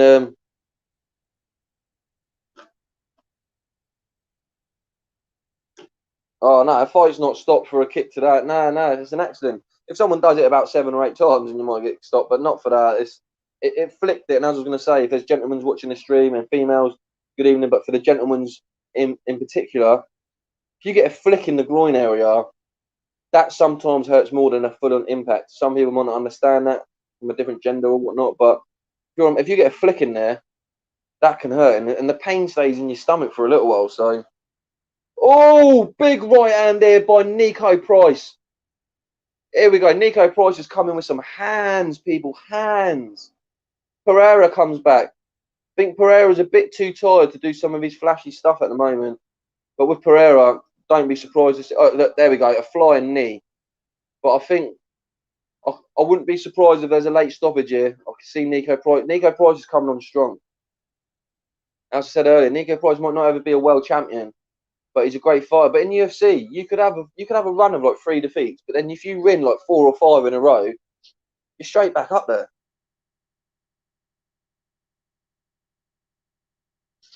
Oh, what's that? Look. Oh, sorry. Just looked down my leg. I had some chocolate. I thought, where's that come from? It's from the kids earlier. If you've got kids, people, you find mess all over the place. So yeah, yeah. Let's go back to some of the comments. Yeah, Price has got good hands. 100. Yeah, Price is a great fighter. Like I said, he's got a bit of a mixed record. 14 wins, 4 losses. He beat James Vick. If any of you guys know James Vick was a good fighter. He was a big, tall guy, and he beat him. So it's a great fight. Conor by Peruvian necktie in the later rounds. That is a journeyman. Great comment. Great comment. And I wouldn't be surprised if Conor goes for a different tactic tonight. But I'm going to crack on. I will talk more about Conor and that when we get to the main card, people. You're teasing me with some of these comments here. Just a few months ago, I was making good money, and now I've got 5 and I'm broke. Got two baby mamas and money. Look, mate, that's even more respect from me, G-Tuck. More respect, because you're doing what you should be doing. And look, people can lose their jobs, and people. Look, I've been in the same situation in this COVID times, and that. Look, don't think that things won't get better for you, man.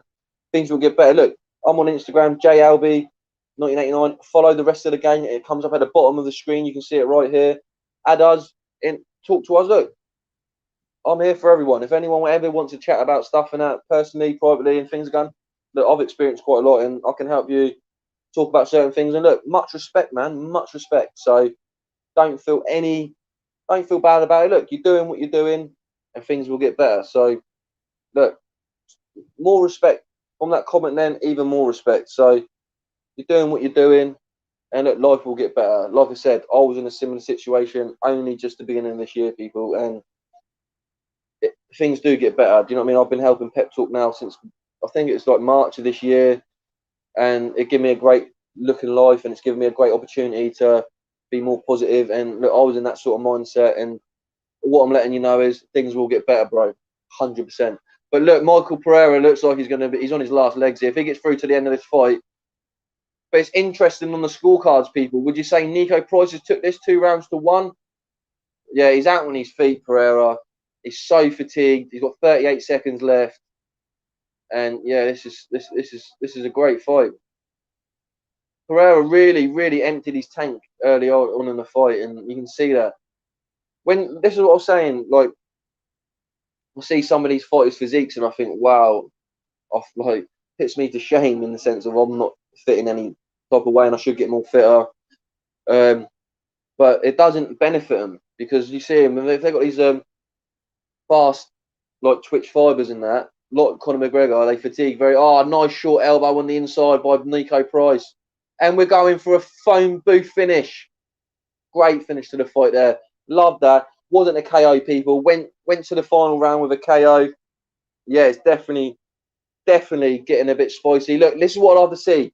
Competitors embracing at the end. Embracing. I love that. G-Type, let's get into this. Look, we'll go to the judges' score in a minute. It's gone to a break.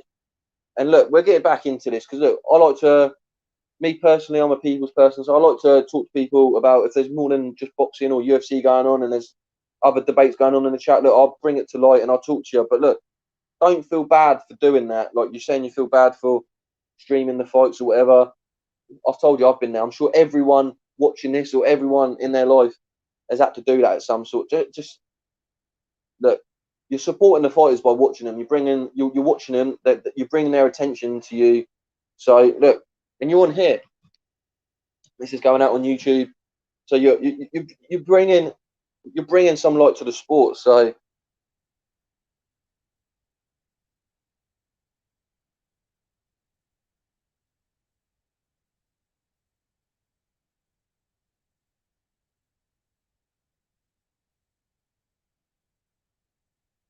That's it. That's it. Look, I'm just reading some of the comments there. People, sorry for going a bit silent. Want to see some of the big names tonight. If you watch this fight, I remember watching UFC back in the day. If any of you in the comments used to watch UFC back in the day, you used to have celebrities in there all the time. I remember the guy. I can't remember his name, but he was in Green Mile, and he played John Coffey.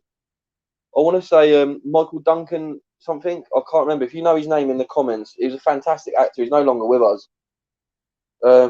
Michael Edward Duncan or something. But yeah, he used to go to all the big UFC fights. You used to have all sorts coming out, and I think tonight, have you seen Jake Paul's necklace of Conor McGregor? People, he's got a necklace of when Conor McGregor got knocked out in his last fight, and he's got it on his chain. Go on Instagram and find it. Like, is it good? No, maybe not. But look, Nico Price has got the victory here. The judge's decision. Look at Michael Pereira, great support. He's put Nico Price on his shoulder, paraded him around the octagon, and look, that's what you like to see. You like what I like about fighting. What I like about the fighting is that you can train hard, dedicate yourself, pure hatred for your opponent because that's the mindset you're getting. But as soon as the bell finishes, utter respect for that guy because they know what it means to get into the ring. Yeah, let's not start winding them up. We know what Dana's like with streamers. He doesn't like it. But look, I want him to enjoy the show. He's on with us tonight. And look, let's get into this debate now. The debate of the pay-per-view. Do you know what our pay-per-view is in the UK, people? Like, it's like £20. So that'd be about $14. So tonight's show, I've paid $14, maybe $15, whatever 20 UK pound is. That is what I bought tonight for this show. And most shows are about £20. Like DAZN, we're playing for DAZN at $1.99 a month. I'll watch Canelo versus Billy Joe Saunders for $1.99 in the UK. So what they're doing to you in America, I'm on your side. You're paying like $80, $90 for a pay-per-view show. They're ripping you off. The fights ain't great. The undercards are terrible. And I'm on your side. Because you're paying that for them pay-per-views. Some of your shows that you're paying for, we got over here for free, man. Yeah, $70. $70. G-Tuck, let me know. Is that for DAZN or is that for a pay-per-view show? What's the price for DAZN over there? And look, we're going to a bit of boxing now. If you want to, I've had a comment in there saying that what you're saying about Billy Joe Saunders. Look, nothing's really come out, to be fair. I've not really seen any interviews. I love Billy Joe Saunders. I'm a UK fan. We've done the Watchalong on Pep Talk UK for the fight. It was a great, fantastic fight. It was an epic fight, and he got his face broke. You know what I mean? He got his face broke. End of it. Nothing you can do about it. All credit to the guy. Hopefully he comes back. But yeah, how much are these guys making? What exactly? How much are these guys making? It's the promoters. The promoters are ruining boxing, and I don't like to see any bad words said about Eddie Hearn. To be fair, because Eddie Hearn, so Eddie Hearn is trying to change the game for boxing. He's trying to get the big fights, make the big fights. He's gone with DAZN. Just seen here. G-Tuck, for this pay-per-view tonight, it's $70. $70. At these people, you're in a pandemic, yeah? You're in a pandemic. Oh, yeah, sorry, people. Just quickly looking over all the celebrities coming.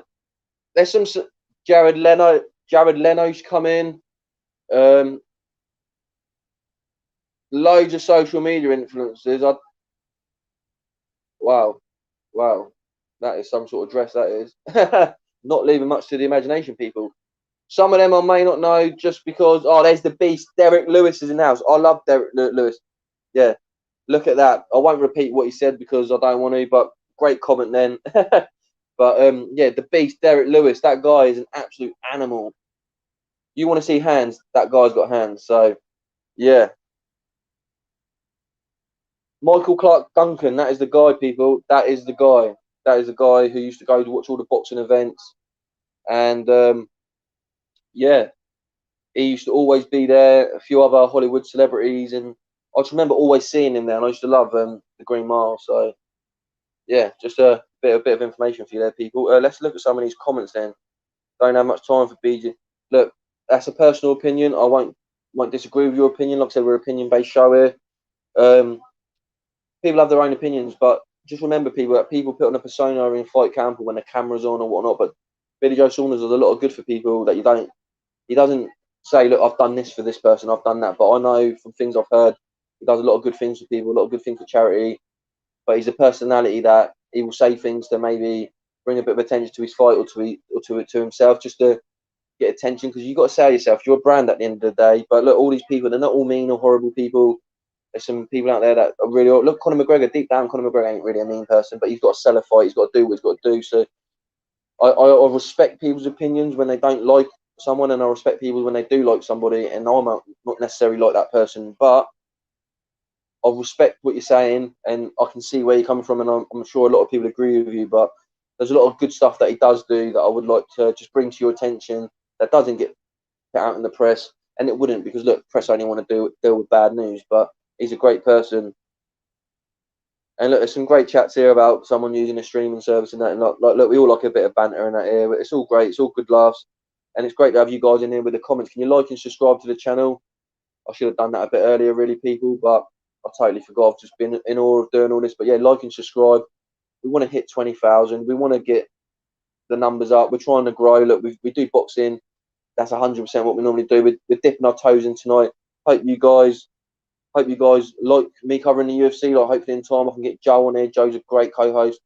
Beez is going to hopefully join us for the main event later. But look, I want to do a load of UFC events. I watch every event that they do pretty much. Been a fan since 05, and yeah, hopefully we get some good content tonight. We have some great chats. We enjoy it. You know what I mean? That's the main thing. We want to enjoy it, and I want to try and explain it as best I can. And look, you said there that you $20 for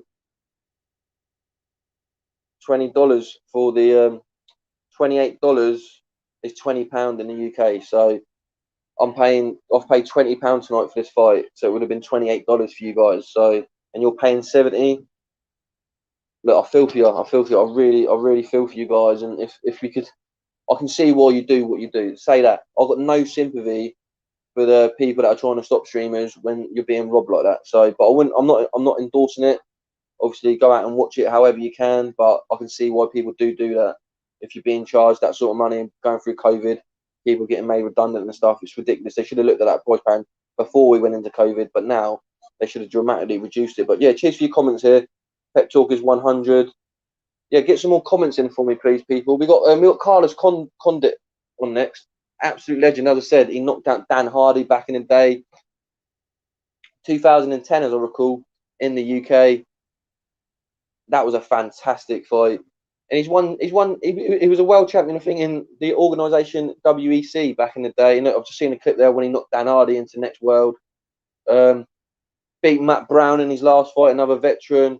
But like I said, he's had some great fights over the years. Look, he's beat Nick Diaz. Look, I love the Diaz brothers. Nick and Nate Diaz, some of my favourite fighters. I think they're worldwide known.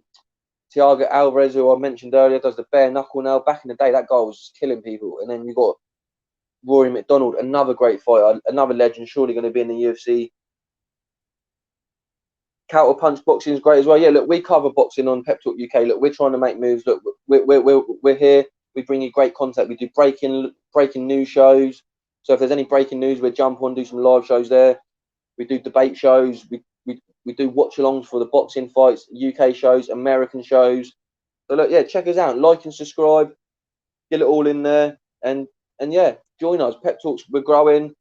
We love being with the fans. Love interacting with you guys. We've got Pro Beez who smashes out the interviews with Shaz. Shaz does some great interviews. Pro Beez is always on the grind doing interviews. Joe Pugh now is getting out there. He's doing some great interviews. Check out, he done a Frank one-on-one earlier this week.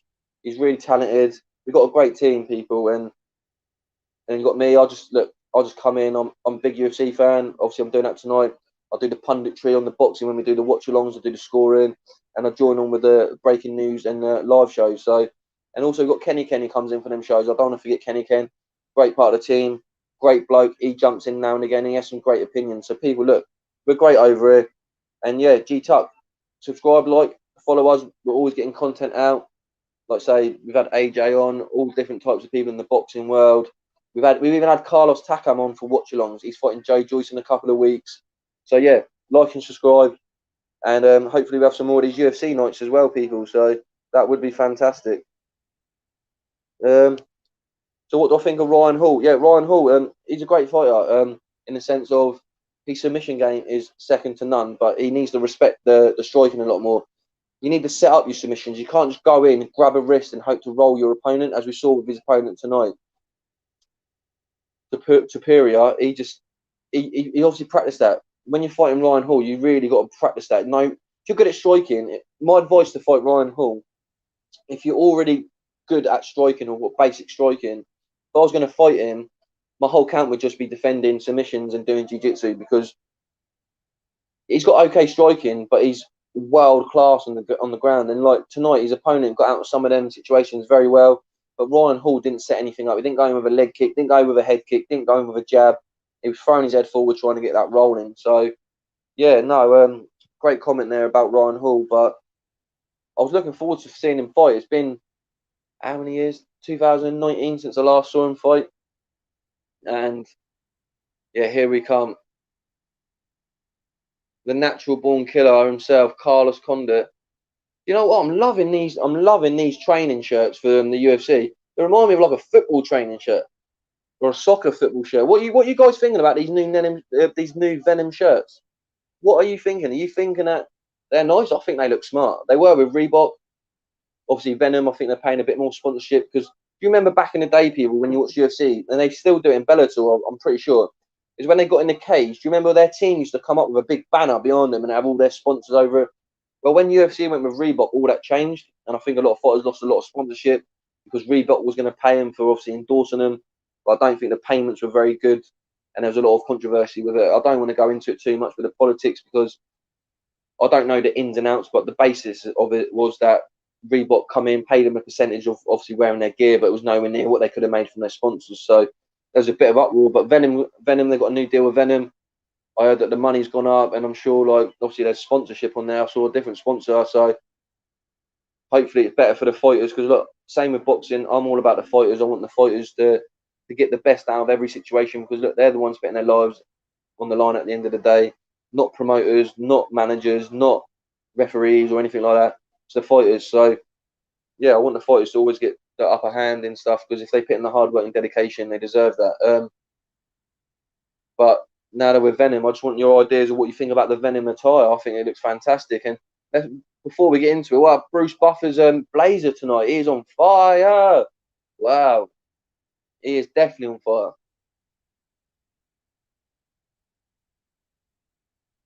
So you got Max Griffin now being having his name announced with a record of 17-8, fighting out of Sacramento, California.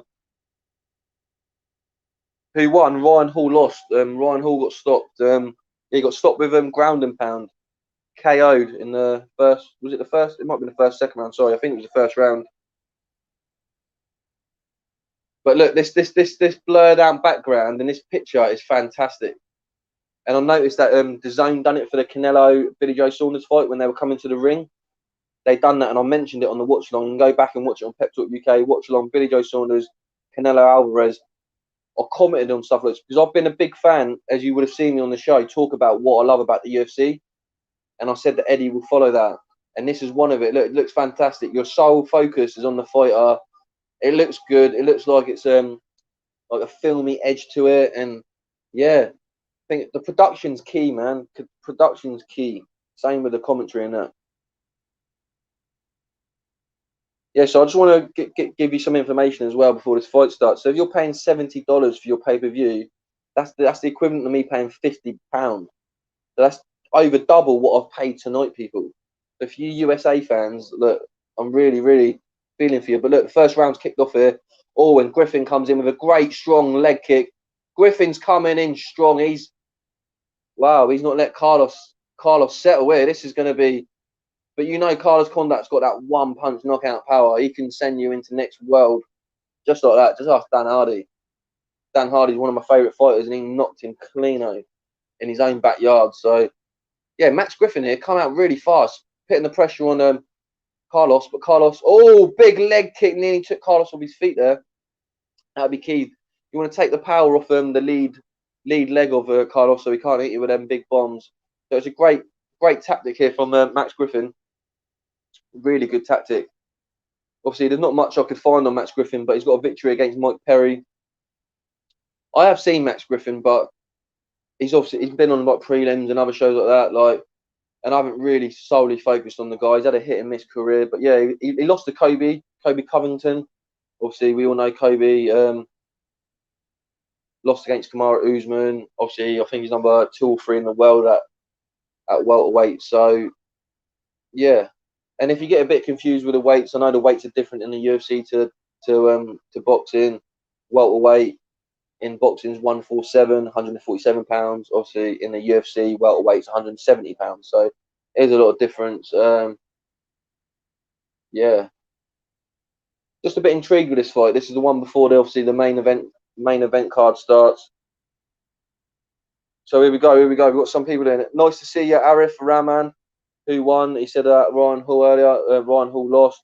What do I think of Ty and Booth? Oh, that's a great question. I don't know what you're like over in America or wherever in the world you are.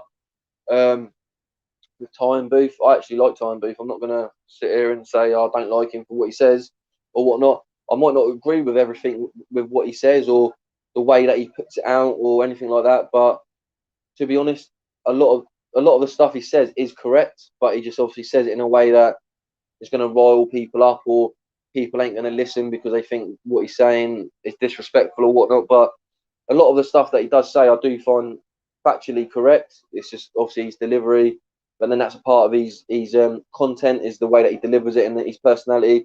And look, my family's originally from like Derbyshire and around the area, so I know what their sense of humour's like. And look at Cole Froch. Cole Froch is exactly the same. They're pretty similar with their dry sense of humour, but obviously Cole's on Sky and that. But I'm sure if you were around Cole without the cameras around, he's very dry personality. And Ty and Booth's exactly the same. But yeah, much respect to Ty, and I like his content. I watch his content, and yeah, I like Ty and Booth. So we've got another comment here from Owen McKenzie. Nice to see you this evening, Owen. Welcome to the chat. Welcome to the show. Conor McGregor might not have it anymore. We will see soon enough if he does. Yeah, but that would bring me into after this main card. I don't know what you want to talk about when we get to the main card, but it will be Conor McGregor based majority. Obviously, we're going to be talking about him a little bit in here, but when it gets to the main card, we'll kick into it because we don't want to peak too soon. People, come on, we don't want to talk about the main event a few hours before it starts. We can go in and out of it a little bit, but there's a great fight on now. Obviously, look, since the first 2 minutes of the round, it's slowed down a little bit here. It's slowed down the pace. Obviously, a great right and the left there by Griffin. But yeah, it's calmed down a bit. I've enjoyed the leg kicks from Griffin. Not really much offence here from Carlos Condit, but come in with a spinning heel kick there. Oh, big left down by Carlos, but big hands by Griffin. Griffin drops Condit. Condit's down. He's going for the ground and pound. Can the experience of Carlos get out of this?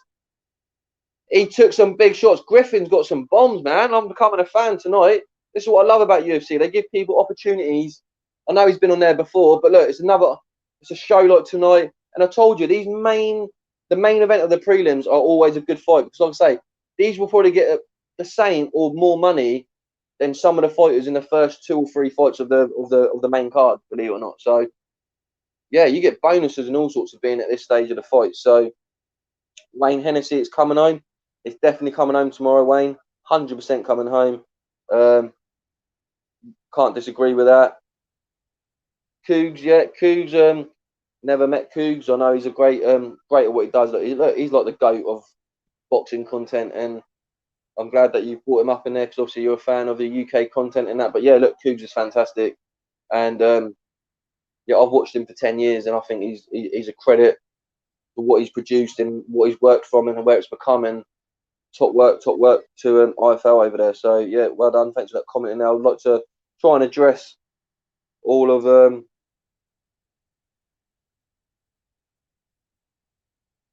yeah, KO. He lost by KO, Ryan Hall. Yes.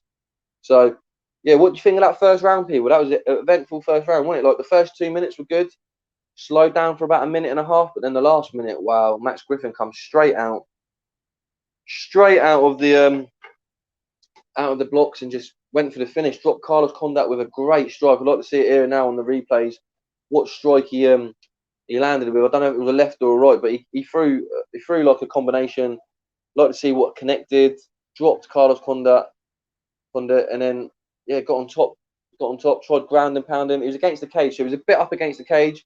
not in the greatest of positions, and with his experience was able to see it out to the end of the round. So yeah, it was a great end of the round there. Great end of the round. Look, I'm gonna focus a little bit more on this round here because it's a great fight. Let's not get it twisted, people. It is a great fight.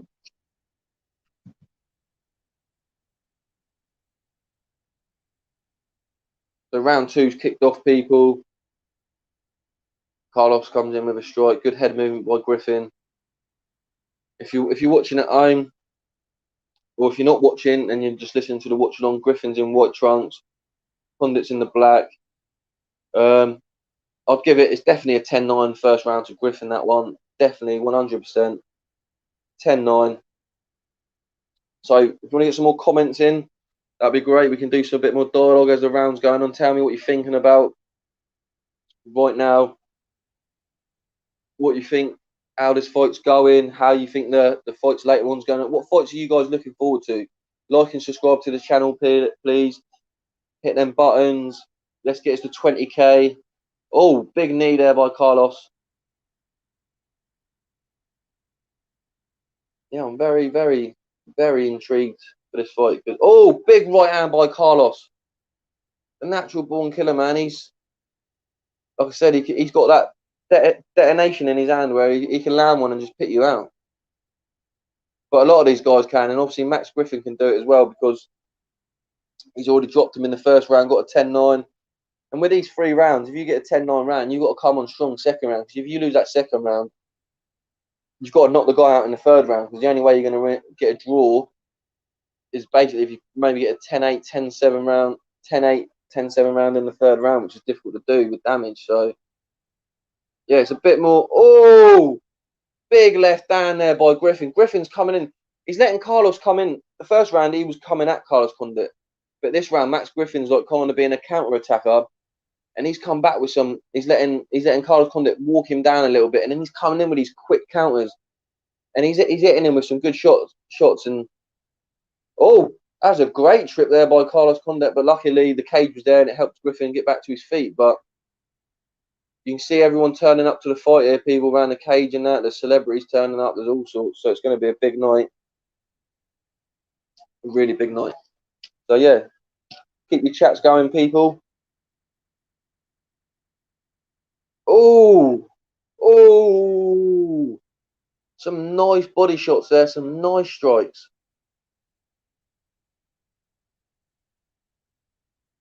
The thing is, with the UFC, boxing it does happen, but with the UFC, you can't take your eyes off the fight because anything can happen at any second. Got a big strike there from Carlos coming in over right hand, and he went for it. I don't know if he went for a takedown. It looked like it was a half-hearted attempt, but yeah, he went for it there. Oh, another big strike. He's going for good body shots, but look, Carlos keeps getting caught with some of them big shots, and look, he's been fighting a long time, and his chin, I don't know if it's as strong as it used to be, but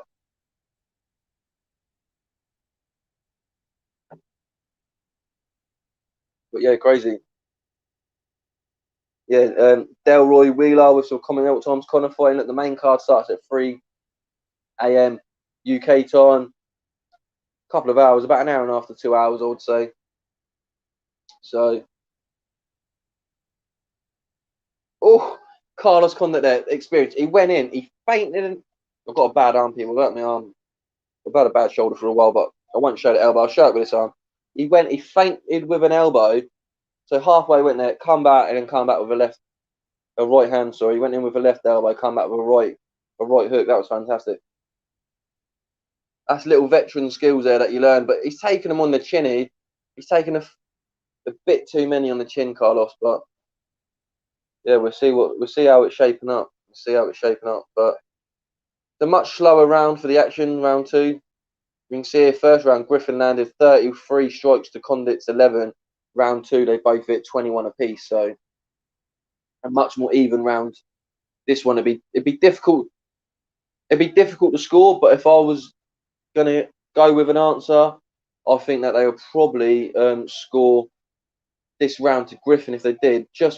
I'm not sure because obviously Carlos Condit has come forward, but the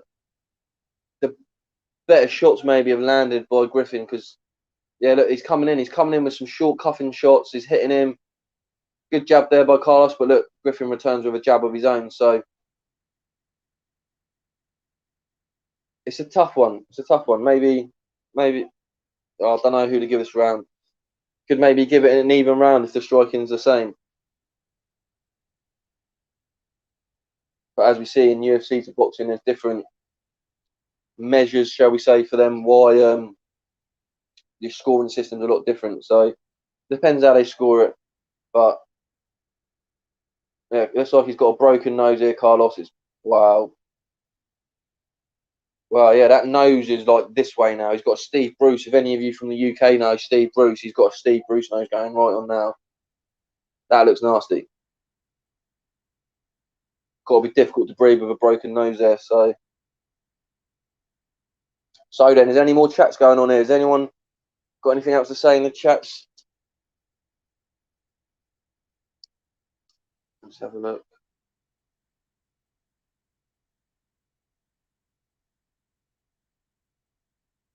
The round 3 is just about to kick off now.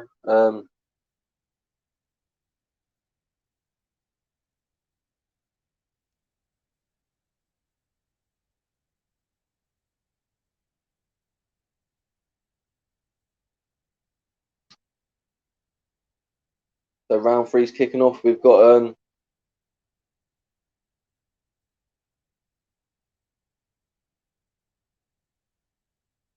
we've got a situation here where I think maybe Carlos Condit needs a knockout. Not 100% sure. We'll see what happens. We'll see what happens.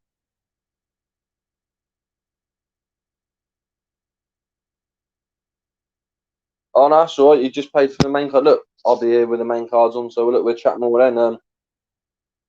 I'm glad that I can talk you through some of these fights. Look, this third round started off with some absolute big shots, and yeah, the main card starts off in about 8 minutes' time. So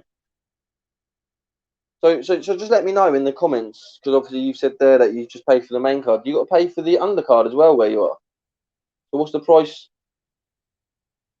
What's the price plan for that then? Because over here you pay for it, you get the whole lot.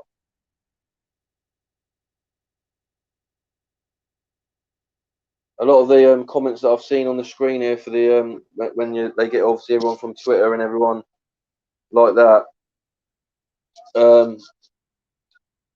saying that they think it's level after 2 rounds. They thought the natural born killer Carlos Condit come back with some good offensive work there, and obviously they're saying that. But look, the judges can score anything. The judges literally can score anything. So I'm not too sure. But people like and subscribe to the channel. That'd be fantastic. We're trying to hit 20k, as I said. That'd be great if we can hit that pretty soon. But also get your likes in on the channel. If there's anything here that you'd love to talk about with the fights tonight? Night undercard is free on BT Sports on Virgin. Oh right, so do you not have BT Sport? You've just gone straight for the pay-per-view. No, that's cool. Look, I don't have. I do have BT Sports, but I don't have it on my TV. I have BT Sports on my phone, because I get a deal with it with the provider that I'm with, and it's a lot cheaper than on your TV. So yeah, I don't have it on the TV. I have it on my on my phone. But yeah, no, that's fair enough. I've paid for the box office tonight, as I said as well. But yeah, this fight here, it's an interesting fight here. It's been entertaining. Obviously, we nearly saw a knockout earlier. Carlos Condit now comes in, steps in with a nice jab. Like Carlos Condit's like back in the days, like Nick Diaz, Nate Diaz back in the day, like George St. Pierre, as I said earlier, Dan Hardy, like people like that, Rory McDonald, absolute legend, absolute legend. And like I can't recall quite what, but he was on a losing skid for a couple of years, like really bad losing skid. Oh, big right hand there. So I don't know what the UFC will do with him after this. I know he Mike Brown. You know what I'd like to see the Dan Hardy rematch. I don't know what if Dan Hardy's coming back to the UFC. I know he does great stuff on BT Sport and everything like that. So I don't know what his plans are, if he's got an opportunity to return, but if he did, I like this, because when did Dan Hardy last fight? I think it might have been, when was it? It may have been 2010. I don't know if he had a fight after that, after Carlos Condit, to remember, but I knew he fought Carlos in 2010. Oh, that's a good question. Yeah, I'll start that up now as we're getting to the end of the round there. There's a good comment coming in there about Tyson Fury having to pull out for the COVID. I'll get on to that. Max Griffin coming on strong here, rocked Carlos. There's only 55 seconds of this round, so I'll crack on with that one in a moment.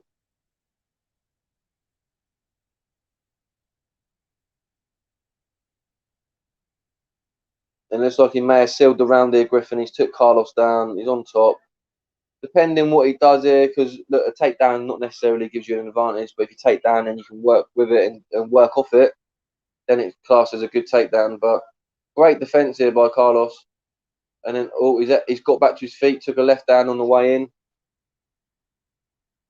I think this is going to go to the judges' scorecard. 15 seconds remaining of the last round.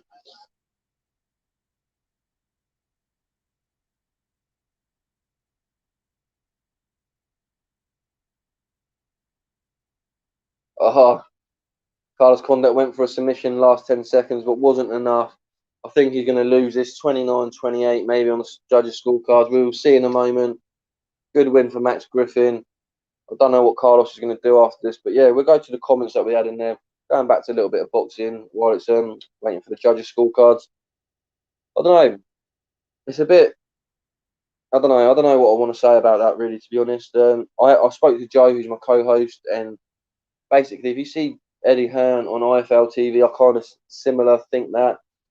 The only reason I don't want to say it too much because I don't like to say that someone has or hasn't got COVID, and I don't disbelieve that someone has. I just believe maybe because of the ticket sales or some other reason that they've pushed it away to October. I'm not too sure, but having someone coming in there out of your camp and they've got COVID in, it's very unprofessional. So whatever's happened there, I'm sure hopefully if anyone's ill, they recover in that. But it's been rearranged for October, so they say. But look, this is why boxing's a bit dead at the moment, people. I'm not going to lie. You're getting stuff like this happening, falling out. You don't see the UFC doing it. They have their bubbles. You don't see them having sparring partners come in and out. It's very rare. You've seen a few cases where they've put out because of COVID or whatnot, but it's just it. I think I'm just more disappointed because there's been since BJ Saunders Canelo. Not really. There's been Josh Taylor Ramirez, which I really enjoyed too, but there's not really been any big fights that's got my juices going. And when AJ Fury fell out, that was a fight I really wanted to watch, people. I really wanted to watch that. And it has gone because on that night, Joe Joyce is fighting Takam. That was a good appetizer to go into later in the night to watch that. So just seeing the judges score.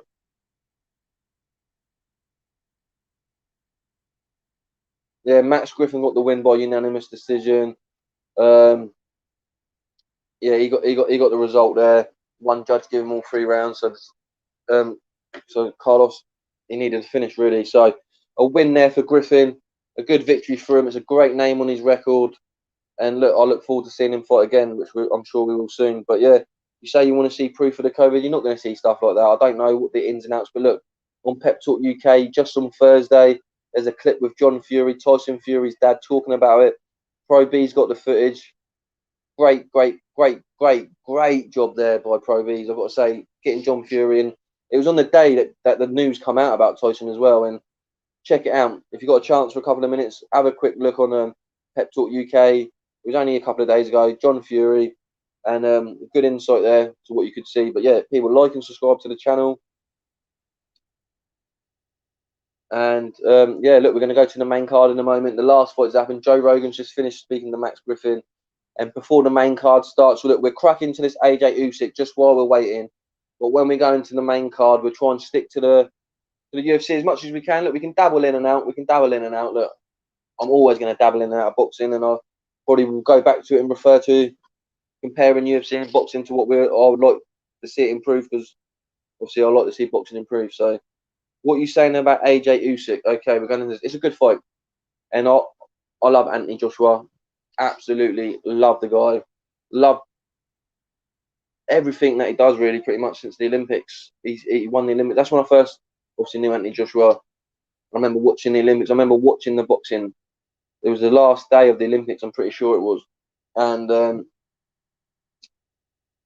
it wasn't just the final. I watched these first couple of rounds before that and whatnot, and I don't know. I just saw something in him, and I just thought, wow. And actually, I remember at the time Eddie was just coming through as a promoter. He'd been around maybe 1 or 2 years, maybe, I'm not too sure, or maybe a bit longer. But he was just coming up on the rise. Eddie Hearn was, and when he signed with AJ and Eddie signed together, I thought, wow, AJ's obviously going to be on Sky, and the guy was unbelievable. You watch AJ, he's still unbelievable. He's still learning. Look, he's learning the job, AJ. But I remember watching him and his raw talent.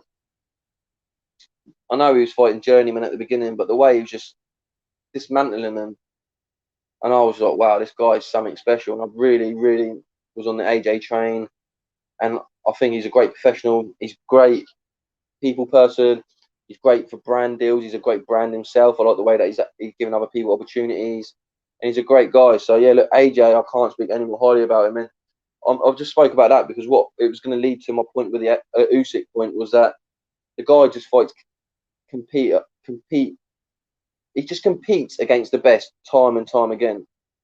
If you look from when he fought Dillian White for the British title in 2015, December 2015, he fought Dillian White for the British title, and since that fight, then he just fought the best of the best, in my opinion. Like, it might not be Deontay Wilder or Fury, what you're saying, but it's difficult to nail them people down for a fight. But apart from that, them two, he's fought every contender, every mandatory, every person that he's fought. He didn't have no warm-up fights in between fights. I know, obviously, people slate Tyson Fury for fighting people like Otto and Wallen, Tom Schwartz, and fight that.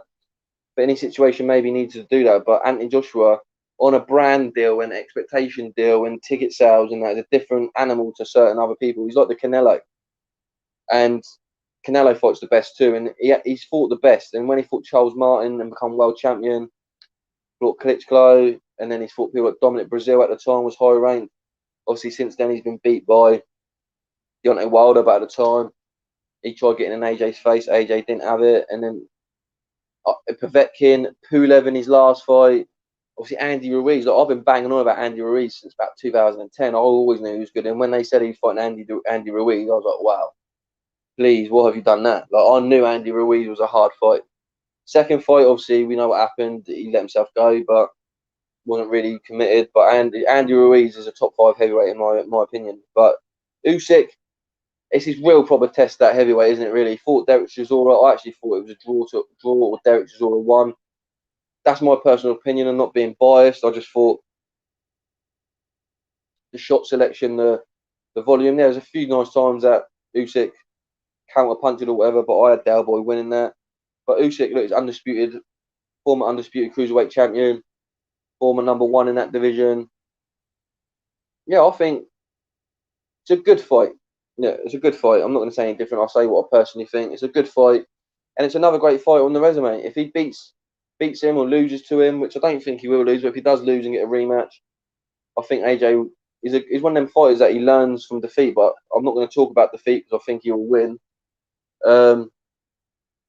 It's another great opponent. Do you know what I mean? It's a great fighter, but Usyk would probably be better at bridgerweight. A lot of fighters that are in heavyweight would probably be better off in bridgerweight. I know people don't really respect bridgerweight, but if they start throwing the title out a bit more, and it's a world title at the end of the day. It's a weight category they put in because the name might not fit. People are disregarding it, but still a world title. Like people like Dave Allen in the UK, or like Alan Babbage, people like that. Even Deontay Wilder could go down to bridgerweight, but the main card started. People, hopefully you now tuned in on the main card. A few of the viewers that were here wasn't. They were waiting for the main card to start. On the screen, we've got some clips here of Conor McGregor. Look, you guys, what do you think about Conor McGregor then? What do you think is going to happen tonight? Look, get your likes and subscribes in. Get your comments in. How do you see this fight going? Has Conor McGregor lost it? Has Mystic Mac lost the magic? Has he lost what was going for him? I'll talk about it in a little while when the comments start coming in. I'll tell you, do I think that we'll see a change in him. All I say is I've seen what I wanted to see from the aftermath of the last fight.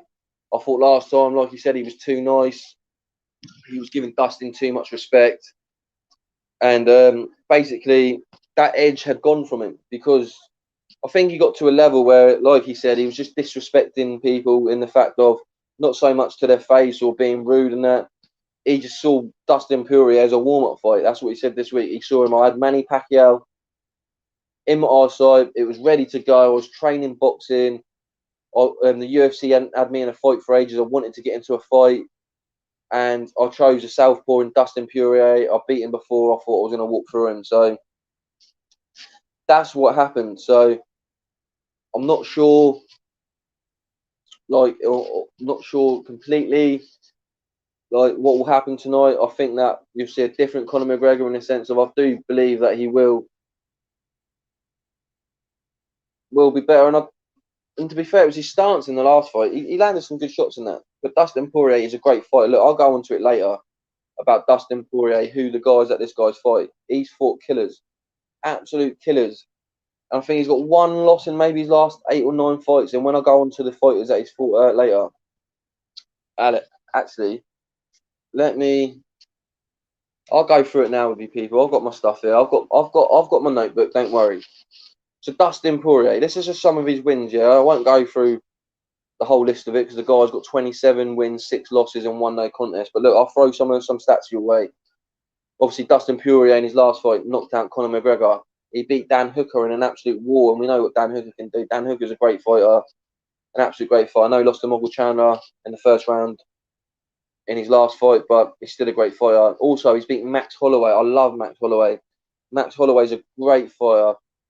He's beat him. I know Max come up a weight, but still, he's still got great hands, and it's a great fighter to beat.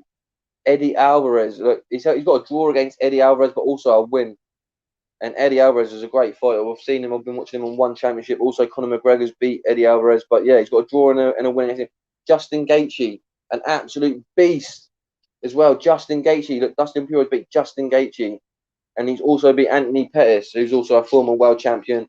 I know that was at the weight below, but look, it's still a great name. And look, there's a couple of losses on Poirier's record. He's lost to obviously Michael Johnson, a draw with Eddie Alvarez, and then obviously Khabib, which we all know about. But yeah, Dustin Poirier's fought some absolute beasts, and credit to him. But also we got Gilbert Burns, his last fought against Kamaru Usman for the welterweight title. Ex-teammates they were.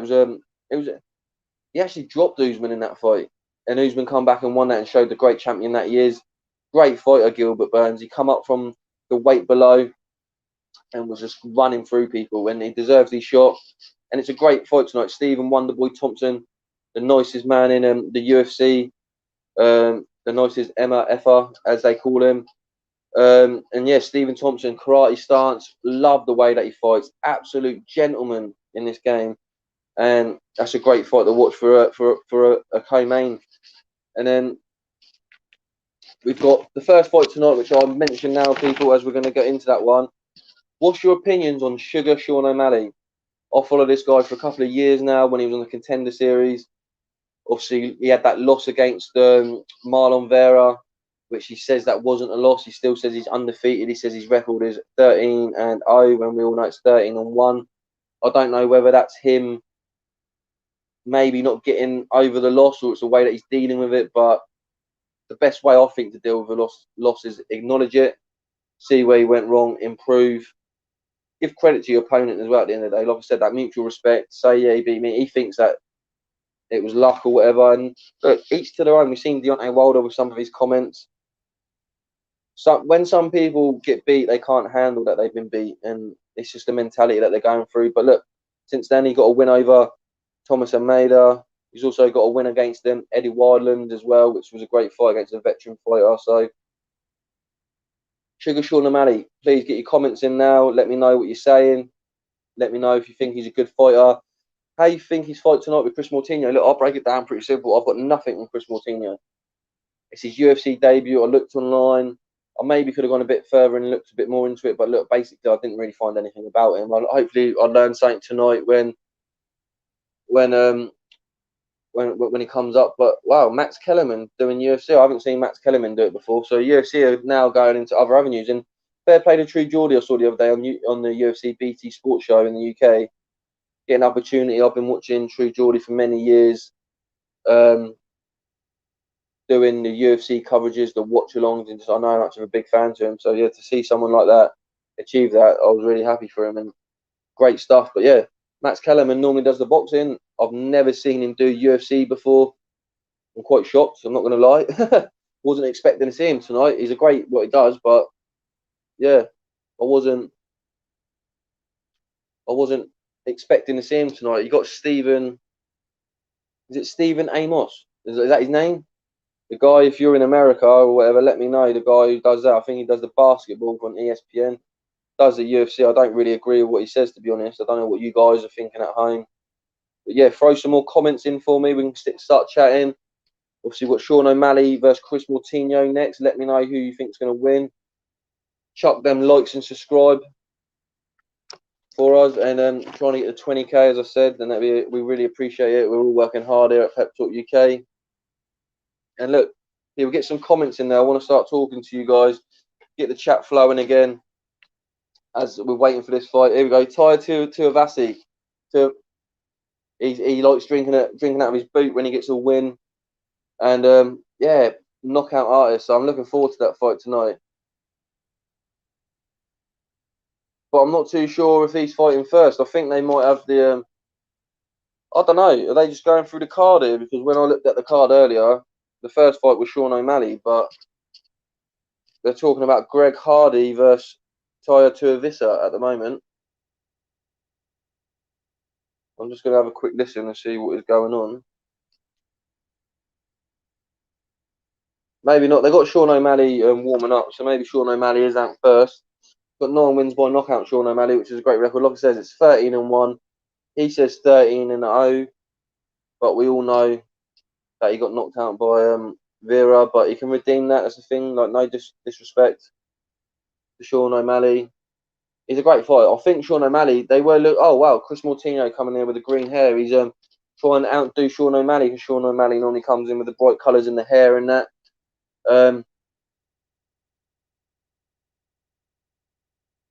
Sorry, just listening to Chris Moutinho. He's 9-4. It's an opportunity, but yeah, with Sean O'Malley, I think the UFC wanted to push him like they did with Conor McGregor. He was very highly touted, like I said, come through the Contender Series, and yeah, I think Dana really liked him, but I think they were just, I don't know. I don't think he had the right types of opponents before he fought Marlon Vera. Marlon Vera is a very experienced fighter, a really good fighter. I really rate him. He's been on the wrong end of some decisions in some previous fights that I've watched, and he's a top level competitor. And I believe that he didn't have the right standard to fight, because he could have said, "Oh, Vera is that next step to go up to the next level." But I think Vera is a very wily character, and I believe that he needed 1 or 2 tougher opponents before you got in with Vera. But look, he lost. He's got to move on. He's come back with a couple of good victories. And I was correct. It is Sean O'Malley versus Moutinho. Moutinho coming in now. Like, when I saw that, because he was fighting. Oh, who was he fighting? He was fighting someone else. But yeah, we're going in at the bantamweight division tonight. And yeah, when they said Moutinho, I thought the only Moutinho I know, he plays for Wolves. I thought ain't gonna be him. But no, this geezer here, he fights in like Hawaiian shorts. I'm seeing a clip here. Dyes his hair pink. I've just seen him dive into a cage, so he's a bit of a character. This gentleman, Moutinho, Chris Moutinho.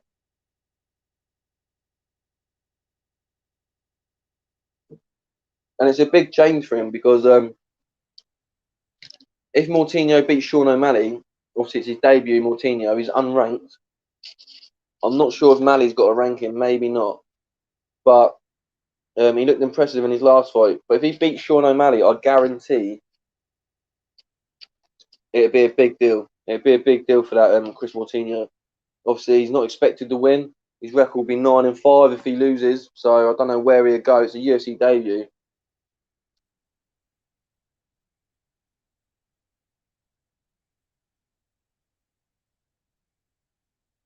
I'm seeing some clips of this Moutinho, and he is game. He is game, people.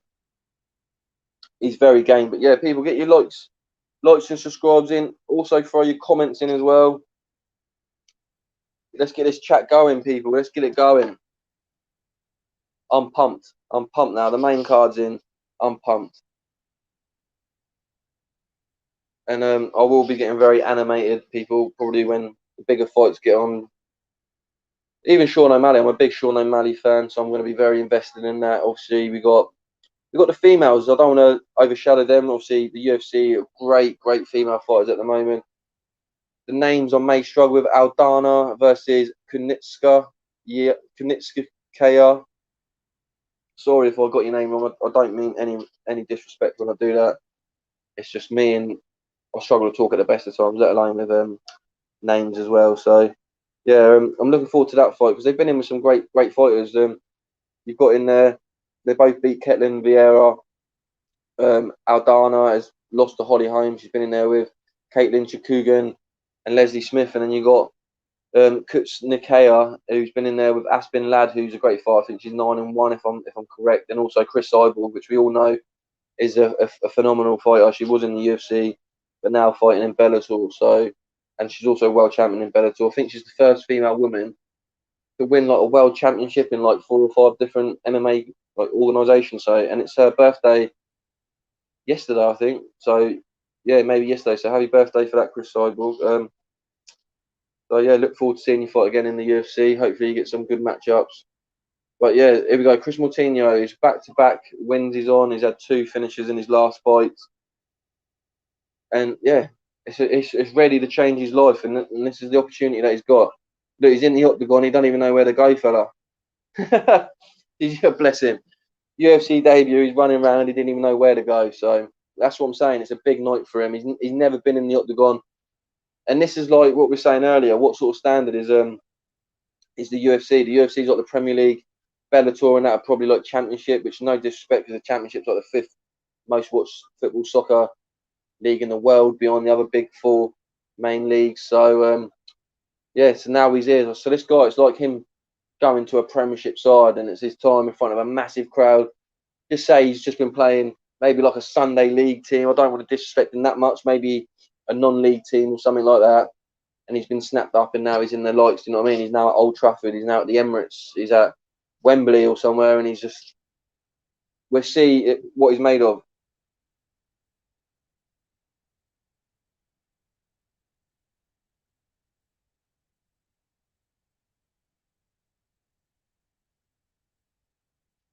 Well, we've got a bit of banter in here with Joker tonight. Yeah, we can see that. Crazy eyebrows. I'm glad I made you smile. That's why I'm here. But yeah, you got Megan O'Leary now. She's on the mic. Yeah, she's great. She's great as well. I was saying about John Anik earlier. He does great play-by-play, and he's great describing it. But with the fighters after the fights and before the fights and that in interview techniques, second to none for Megan O'Leary. And if she's married to Joseph Benavidez, who's a fighter in the UFC, so there's a bit of knowledge for you there. I know most of you probably would know that, but yeah, definitely really good at what she does. And Joker, look, I'm light-hearted Joker. I love all banter like that. I don't take anything to heart. I don't take anything seriously. I can give as much as I can take. So look, I appreciate your chat and I appreciate you being in there. And look, all good times, all good spirits. Are you watching the fights tonight? Are you looking forward to seeing? And yeah, no, I'm focused. I'm really zoomed in. Like sometimes my silence can be mistaken for like maybe I'm not really that interested, but it's the main card now. I'm really invested. Like I said, once the chats get in, look, no apologies needed, Joker. Look, all fun here on Pep Talk UK. I'm focused for the fights, focused to call the fights. Happy to be calling the fights for you guys tonight. UFC 264. Get your likes in, your subscribes to the channel, please. Pep Talk UK. We want to hit 20,000 subscribers. We want to start moving up that ladder. And look, if it goes well tonight, we might be able to bring you some more UFC content, which I really would like to do. So hopefully, fingers crossed, it goes well. And look, Sean O'Malley's coming into the octagon tonight. And look, Joker, or anyone in the chat, what's your predictions for this fight? Have you seen much of Sean O'Malley? Do you think he's good? Do you think that Chris Moutinho is going to stand a chance? He's gone a bit more not as He's not really gone too bright with the hair tonight, Sean O'Malley, maybe because his opponent's got bright hair as well. We didn't want it about that, but yeah, I'm hoping that that loss he had, not his last fight, but the fight before against Marlon Vera, has done something to Sean O'Malley and he's gone up to the next level. He looks focused, and yeah, people, please look forward to this fight. It could be explosive. But yeah, get your comments in, and yeah, let's get cracking. The tail of the tape's up now, people. You got 5'11" for Sean O'Malley, 5'7" for Moutinho. Obviously, 135 for the weight, 135.5 for Sean O'Malley. O'Malley's got a 4-inch reach advantage on Moutinho, 72-inch to a 68. And the odds in America, I don't know, but minus 1,000 to Sean O'Malley and plus 600 for Moutinho. So they're different odds to what I deal with in the UK. But if any of my US fans out there know what's going on tonight with them odds, obviously I can tell O'Malley's a huge favourite. But look, it can change someone's life. These are the fights that we like. I was speaking to Joe the other day about, wouldn't it be great to see, like, you know, like the Rocky days when someone has a voluntary defence and they're like, yeah, look, I'll fight number 20 in the world, or just give someone an opportunity. I know nowadays it's about selling tickets, but I like people to get an opportunity. And like for this Chris Moutinho, he's got a great opportunity tonight. 9-4 record, 5'7", weighing out 135 pounds. You know what I mean? Got some crazy green hair, people. I won't lie. You think my eyebrows are crazy? This guy, you want to see this guy's mullet? He's got a mullet with green hair, and each to their own. It looks great on him. I probably wouldn't be able to suit that, but look, that's a great look. But you can change life. And then we've got Sugar Sean O'Malley here. Do you know what I mean? 13-1, which I said, 5'11", 135.5 pounds, and yeah, he's a good fighter. I think hopefully after this fight, I know it's not his fault. He's fighting an unranked person having his debut. But look at Bruce Buffer. He's gone from the cream to the green. Conor McGregor, green blazer. Looking very fly. Bruce Buffer is a stylish man. And we've got big Herb Dean. Yeah, the big boys are coming out now. Herb Dean calling this fight. He's had a bit of controversy over the years, but I think he's a top 1 or 2 refs in the world. Used to be a cage fighter himself, believe it or not, which makes it even better. But yeah, I think Herb Dean's a great referee. Look at that full house now. It's full house. And look, Moutinho comes out strong. I'm going to be calling these fights now pretty seriously. And looking at these, oh, good little move there. Front push kick there from Sean O'Malley and a good right jab. Oh, good leg kick. I can see already from the first 20 seconds that Sean O'Malley has no respect for this opponent, which you shouldn't do. If you want to win, you shouldn't have no respect for any opponent at any level, because if you want to win, you want that mentality edge. But I can see there, he's throwing a few techniques out there, like a few kicks and a few jabs, just throwing it out there. But look, in this game, one punch can change anything. So, and this guy's got game, so it's very interesting. But I can see O'Malley doesn't really respect him at the moment. Oh, big right hand by Sean O'Malley. That is fantastic. That is the stuff that I'm talking about. And he's chopping at that low leg. Joe Rogan just said that. He's definitely chopping at that low leg. And I noticed that at the beginning. I said to you, he's throwing some kicks. He's doing a lovely push kick to his midsection. And to be fair, Sean O'Malley looks like, since he lost to Marlon Vera and he suffered some really bad leg injuries, he looks like he's got a bit more meat on his leg, which obviously that's improvement, and that's going to help your legs. But he has nice kicks. Sean O'Malley, but Moutinho now coming on, he's settled a little bit, but no, oh, that is beautiful. O'Malley comes in with a right-left combination, hits him right on the button. Oh, big head kick by Sean O'Malley. Oh, Sean O'Malley's took one. Fair play, Moutinho, with a big right hand there, but it's only a single shot, and then 3-punch combo there by O'Malley, and now a left hook. Oh, Moutinho, look, he's giving it a go. Look, I love to see that. Look, he's not just thinking, look, this guy's better than me, it's a big occasion. He's still giving it a go, but you can see there's different levels to this game. Cody Cooper in the comments, when does this start? The fight started now, mate. If you want to check over now, I don't know where you are. If you're in the UK, BT Sport Box Office. In America, ESPN Plus, I'm sure it's on there. Yeah, we're about 2 minutes 50 left in round 1 with Sean O'Malley versus Chris Moutinho. And yeah, Sean O'Malley looks really good. He looks really slick. Like I said, he looks like improvements. Oh, he's rocked him. Left hook, drops him. He's back up. Big shots here. Come on, O'Malley. You're going to have to finish him here now. Oh, man. Oh, this is beautiful. A spinning leg kick. He's just picking him off. Big left jab there by O'Malley. This is some great stuff here. Great stuff by Sean O'Malley. Oh, right hands, left hands, body. Oh, this is some beautiful stuff. Beautiful stuff. People, tell me what you think in the comments. Really, please. This is some beautiful stuff. I know you'll say Sean O'Malley should be beating this guy, but you can only beat who's in front of you. And in MMA, it takes one punch. Look, he could be destroying this Moutinho now, like he is right at this moment. And Moutinho could come back with a big shot, or you could injure him. You could do a leg kick that affects their legs. And so, look, it could change with a flick. Do you know what I mean? But at the moment, I'm very impressed with Sean O'Malley. I'm thinking, oh, big left hand again. He's hitting him with some right bombs, some real big bombs. And I'm really impressed. Maybe he could try and get him out of it quicker. Because, look, in this game, you don't want to be going rounds. Because, like I said, anything can happen. So, really, you want to get your opponent out. Excuse me. You want to get your opponents out as quickly as possible. But it's easier said than done. I'm not in there. I'm not fighting. So I wouldn't ever say that. But I'm just saying you don't want to give it. It's basically like a roll of a dice sometimes in here. Look, Chris Moutinho comes in there and got him against cage. Some great strikes. Probably the best defense he's thrown in this fight. So you don't want to get too lazy. Like Sean O'Malley's like looking at the clock there. Look, a big leg kick there by Moutinho. So I'm saying a leg kick could change the fight, any fight. And that's the beauty of this sport, that anything, you've got so many tools. And he's coming on strong. I think the last 2 minutes, Moutinho's done well. And he's coming in with some leg kicks.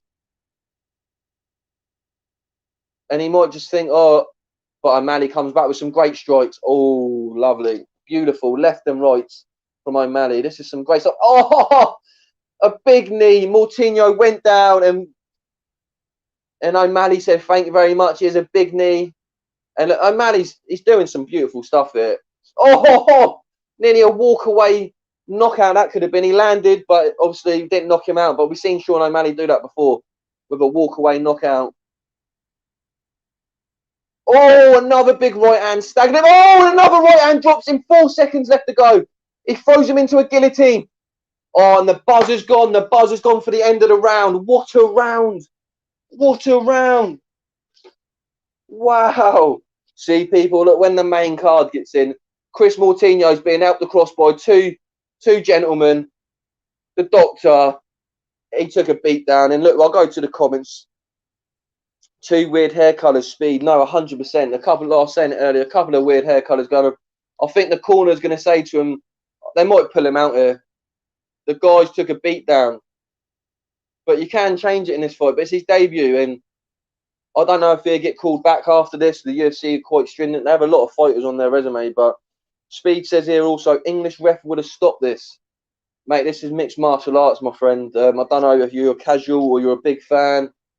But it's going to take a bit more than that for it to be stopped. I can see why the corner might stop it, because they're going to save their man and their responsibility is to save their guy. And look, no, he's coming back out for the next round. He's out for the next round. So, look, this could be a great round. And look, there's a comment here. End this fight. This is a mismatch. It is a mismatch, people. But look, it's a late opponent. You see it all the time in boxing. Sean O'Malley's put the work in, and look, I think he's going to knock this guy out now. Like, he's come out strong. I love that front push kick to the body. It's a very, very effective move. I don't think a lot of fighters use it. I've been banging on about the leg kicks for about 4 or 5 years, and it's only recently that fighters are getting involved. But yeah, it is a mismatch. But look, it's a late opponent. He had an opponent. He's trained really hard for like 3 months or however long, and it's getting the fight week, and he needed an opponent. And this guy's jumped in, and you just got to give his opponent credit for jumping in. It's his MMA. Not his MMA debut, sorry, his UFC debut.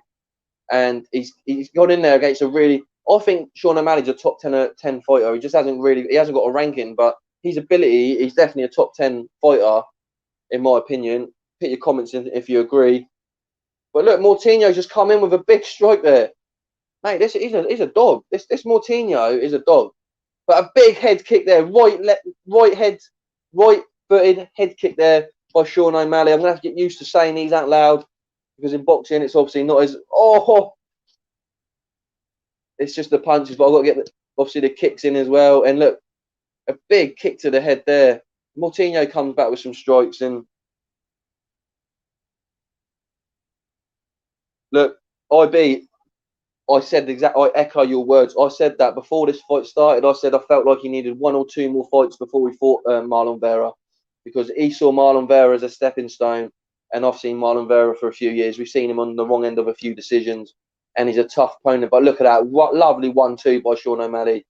He's coming in with great, and I agree. He needs to step up after this fight. He needs I'd say a top 15 guy in the rankings at least, maybe a top 10 fighter, because I do feel he has the ability. But I agree with you, he's not fought the level of opponents that he should be fighting. But I think if he beat Marlon Vera, they would have pushed him. Obviously, it took him a step back, and I think he had to reevaluate. As I said, he looks like, but Moutinho's still in this fight.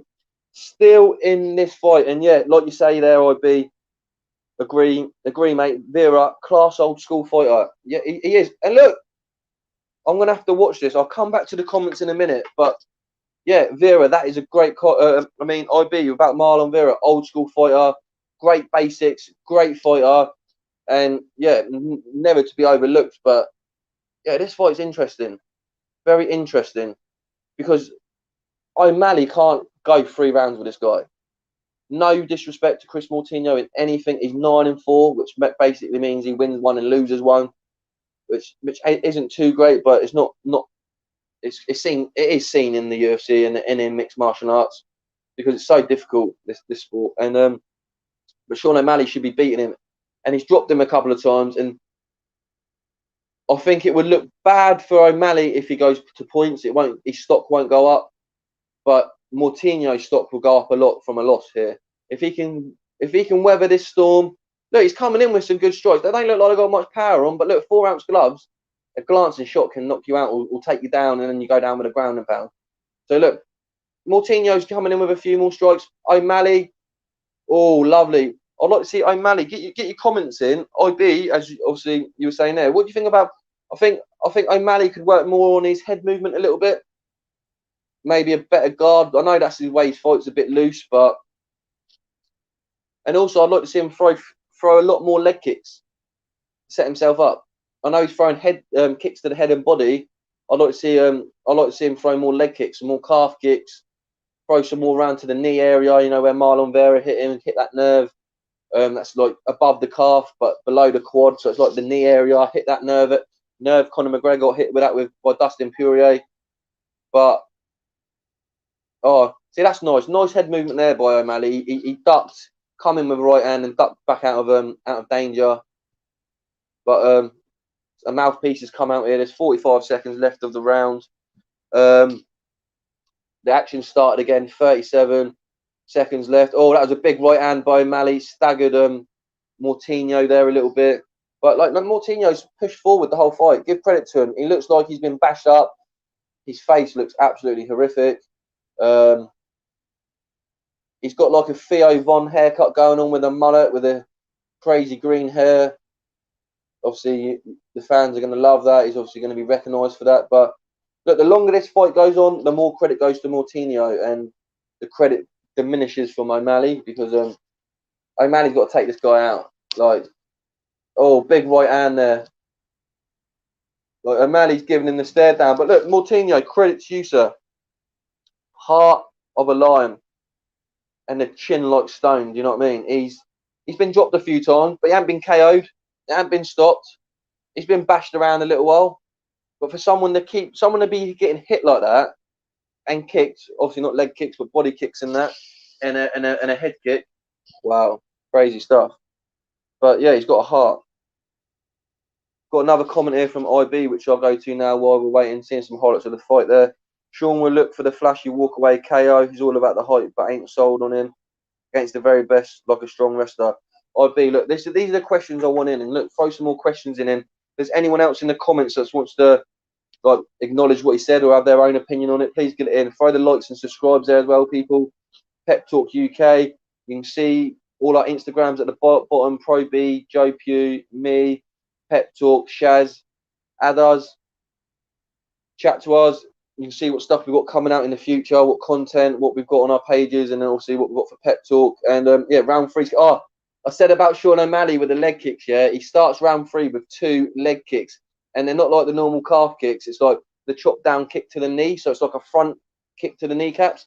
Very nice. Work on that a bit more, and I think you'll get a bit more success rate. Because look, you got a guy here coming at you non-stop. Take his legs away, take his base away. Obviously, he's a fighter that's coming forward. If he threw leg kicks in the first round, they would be invested now, because obviously the effect would have come into the 3rd round. So he's a bit late with that. But look, work on that, and that's something Sean O'Malley can work on in the future. But with that walk away finish that IB said, I agree with you. He is always looking for the flashy knockout, and it's going to be a good thing for him and a bad thing, because like you say, his defense isn't very great, and if you're looking for that flashy knockout, a wrestler's going to take him straight down. I don't know what his defense is, because he hasn't been shot on today. I've seen him a few times. He's okay, but like you say, if you get an Olympic level wrestler or an All-American wrestler or someone who's very tough like that, it'd be very interesting. And as we saw when he went up against Marlon Vera, he lost, and that was a step up. So yeah, some great content there. You can watch on Sean O'Malley. Just find them out. I'm sure there's going to be some highlights on there. Go back and check it. Most of his finishes are highlight reels and walk away flash KOs. But also, if you watch the Marlon Vera fight, it can come out unstuck. But he's very good at the flashy stuff. If he worked on the basics, I think he could be like up to that world class level. And I always say it to Joe, and I always say it. If you can just be an expert at basics, you will win a lot of your fights. Look at Canelo. Canelo, he throws out the maybe the crazy uppercut or the pull shot that he likes to throw, but he's able to do that because he does the fundamentals very well and the basics, and he'll do that for 4 or 5 rounds, and then he'll hit the big shot, because what he's done is he's downloaded all the data, and his fundamentals are very strong, and it's hard for an opponent to get through the basics, because a lot of fighters and a lot of people, they overcomplicate things too much. And I don't want to start saying I'm an expert, because obviously I'm not a fighter and that, but from watching, look, so I'm 16 years watching UFC, MMA, and then 25 years watching boxing. If you just see certain aspects of how fights go, you'll understand what will happen in that. And yeah, it's just points where Sean O'Malley is just, he's opened up a cut here on him. It's just, he needs to work on a few pointers in his game, and yeah, it's just, and I feel bad saying that, because the guy's face is like hanging off. Like, I'm looking at it now, he's got a cut, I think, on either eye. His nose is busted. His face is swollen up, but the guy's still there after 3 rounds. So is it saying more about O'Malley or more about Moutinho? We know that Moutinho. But this is what I'm saying. If he got knocked out, Moutinho, by Sean O'Malley, he may not have got a contract. But if he goes 3 rounds with him, I guarantee the UFC will give him another fight. He took Sean O'Malley 3 rounds. Oh, big knee, big left hook. Oh, big right hand by O'Malley. To be fair, I may have just cursed Chris Moutinho. He might not see the end of the round. But he's still there. Look, he's still there. He's still there. Big left hook by Sean O'Malley. That is beautiful. Big right hand. Big left hand. The ref may stop this. Herb Dean's getting very close. He's getting very close. And I wouldn't like to see it. I don't know. Yeah, maybe stop it. Maybe. I don't know. He's took a beating. But I think an attribute to a fighter is how much they can take. And if they got... Heart is a big attribute. And this guy's got heart. And he deserves to see the final belt. And I don't want Herb Dean to step in, because it's going to make Sean O'Malley look better, because he's KO'd this guy in the 3rd round. Because if he's that bad, his corner will step in. He's took a beating, but I've seen worse beatings where it should be stopped. The guy's coming forward. It's not like he's backtracking. He doesn't want any of it. He's the guy pushing the pace. Let me know in your comments. IB, what do you think of this fight? Like, do you think it should be stopped? I know you said that you think another ref may have stopped it, but like, he's taking, big shots, big shots. Maybe now the ref should stop it. Yeah, fair enough, fair enough. It's ended. It's ended. He stopped it. Like, I don't think he's going to get the credit that he deserves, Sean O'Malley, there, because, like I said, he should have got this guy out in round 1 or 2. Moutinho, fantastic, but he took about 7 or 8 clear punches there at the end, and I want the fighter safety. He took a lot of damage, but no, that's a good stoppage there. I was saying don't stop it, but then when someone comes back with 7 or 8 punches clean on the opponent's face, then it's a good stoppage. So it's a good win. It's a good win. I saw some good stuff by O'Malley, but there's a lot of improvements that need to be there. So look, we've got some comments. Rah. So Carluccio, what you saying? Carluccio, what you saying? Rah, what was your opinions on that? What is your opinions? The Joker 22, you've gone a bit quiet now. Anything you got to say? Yeah, people, get your comments in. Let me know what you thought of that fight. It was a good fight. Look, it was a great fight. I saw some great action, some great stuff. But I think Sean O'Malley needs to work on some leg kicks. Carluccio says Sean didn't get in the second gear. I don't know. I agree with IB. I feel like he goes in. What he does is he goes into. I want the walk away knockout. I want to have this flashy knockout. And look, if he gets caught by a heavy handed guy, he's going to get KO'd in this game. Fight's a good wrestler. He may get taken down, but look, it's a victory. It's a win. It's a W. After tomorrow, people won't really think too much about it in that. But look at the guy. Look at Moutinho's face. He looks horrific. So it's probably a good stoppage. I would have liked to see him go to the end because of his heart. But look, and his determination. But look, he took some big shots at the end there, and it's a good victory for Sean O'Malley. Yeah, I'm shocked. I'm really shocked that it went into the third round. I really thought that Sean O'Malley would have done that in a round or two. But yeah, Chris Moutinho is going to get some more fans. It's going to be good for him. Like I said, I don't know if Sean O'Malley get the praise that he deserves. But look, that guy was tough. We'll see what Joe Rogan's got to say quickly.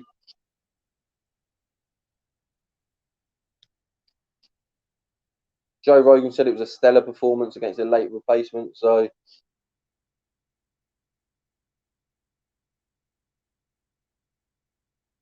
but Joe Rogan was surprised the guy was there, he said. And fair play to Sean O'Malley. He said that guy was a tough MFer. Don't really want to swear too much on here, but great acknowledgement there. That's what I like to see, respect between two fighters. The guy had a lot of heart, and I like that about a fighter.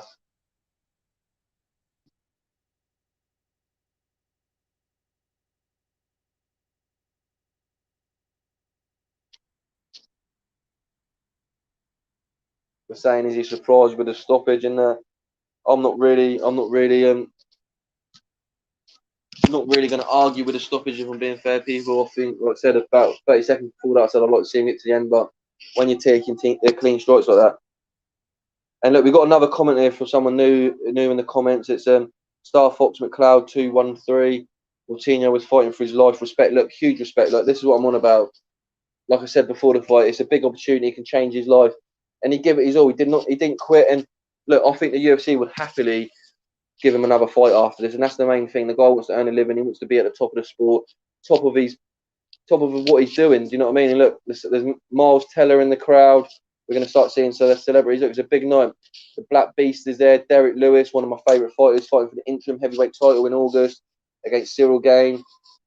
You've got the Nelk boys. I don't know who they are, but I'm sure they're famous. And look, there he is. Max Holloway.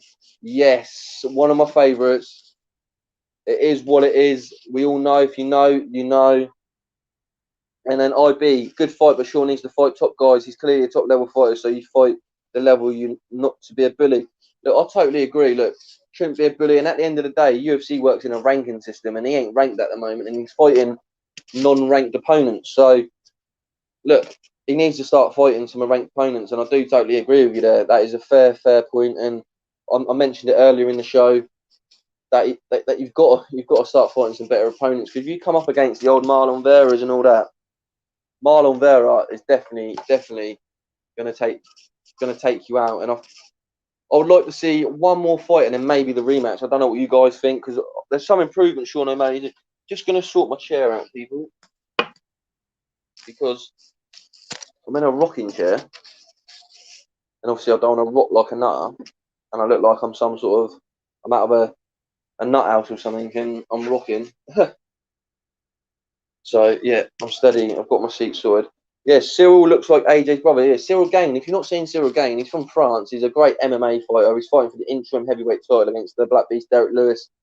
August the 7th, I'm pretty sure, and Amanda Nunes is on that card as well, defending her title. And IB says Cyril looks like AJ's brother. So yeah, have a look, see what you think. They do look very similar. That is true. They do look very similar. Big Booty Lover was good. Was good, Famalam. Yeah, nice to see you in the comments and that. Appreciate it. If you're watching the show tonight, let us know. Hit that like and subscribe as well to the channel. Pep Talk UK, trying to hit 20k. Help us along on that journey. Get your comments in about the last fight. The next fight is I think it's the ladies fighting. I think it's Aldana versus Kunitskaya. I do apologise. I will try Kunitskaya. I think that is her name. I'm giving it a good try. I'm going with that. So that's what it's going to be. A good scrap. I always say that I would like female fights, at least 1 or 2 on each card in boxing and in mixed martial arts, because the level that they're fighting at now is very good.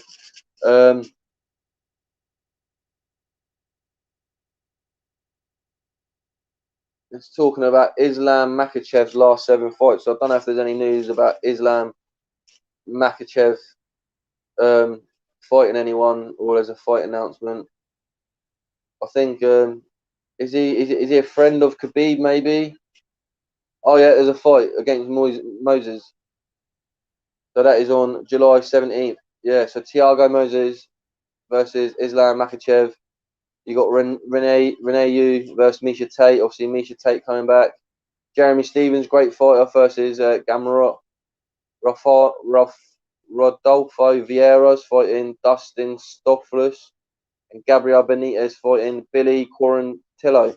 So look, they were trying to stitch me up with them names on there. That card there would be a nightmare to call. For me, that would be horrific. But look, I'm here to improve and learn. And look, I like a challenge. So yeah, that'd be a good fight. I like Islam Makhachev, number 9 in the world. I think he's a cousin of Habib, so he's a good fighter. So yeah, what you guys saying? Look, what about Conor McGregor? Look tonight. Look, they're all out there in the bars. Everyone's there. Modelo is the sponsor. We're seeing everyone's there drinking their Modelo drinks. It's very good.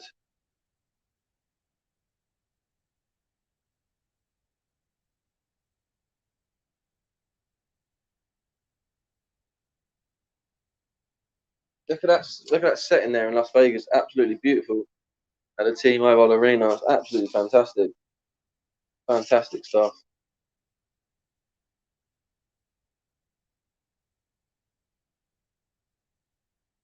Dustin Poirier's here, people. He's here.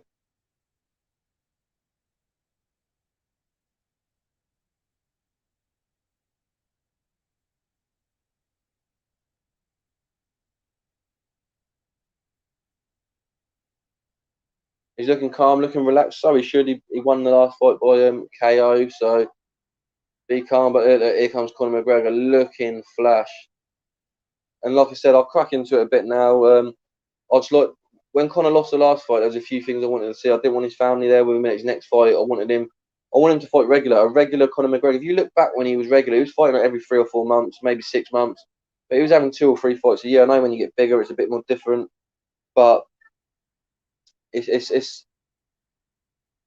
different animal when he's fighting. I know he lost in his last fight, but he's got that buzz again. And what I wanted to see, I've seen so far. So hopefully he impresses tonight. But look, Dustin Poirier is a great fighter. I'm a big fan of his too. So it's going to be a great time. Big Booty Lover, if you've got anything else to say, I'm happy to interact and listen to your questions. You got anything about the fights tonight? You're a tall abyss. Yep. You're a tall bass. You're a tall bass. What time do you think roughly for McGregor fight? Probably about half 3, 4. No, half 4, 5. The main cards. Look, it's 10 to 4 now. Actually, it's probably going to be later than that. It's 10 to 4 now. We've got 1, 2, 3 more fights to go, and one of the fights is a 5-round. I'm saying more 5, 6, maybe.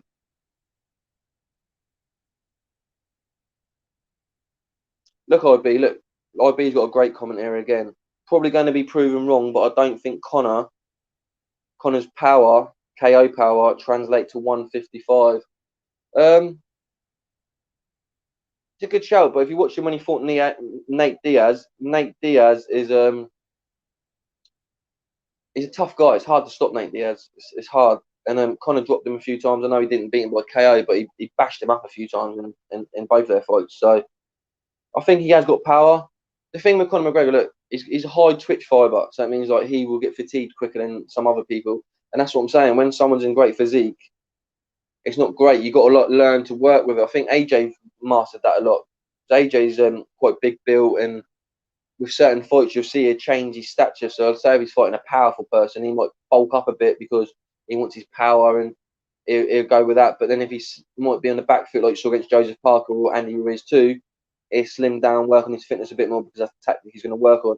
So with that high, fast twitch fibre that they have in their body, and that you got to manage it. And Conor McGregor does that. If you watch him in a lot of his fights,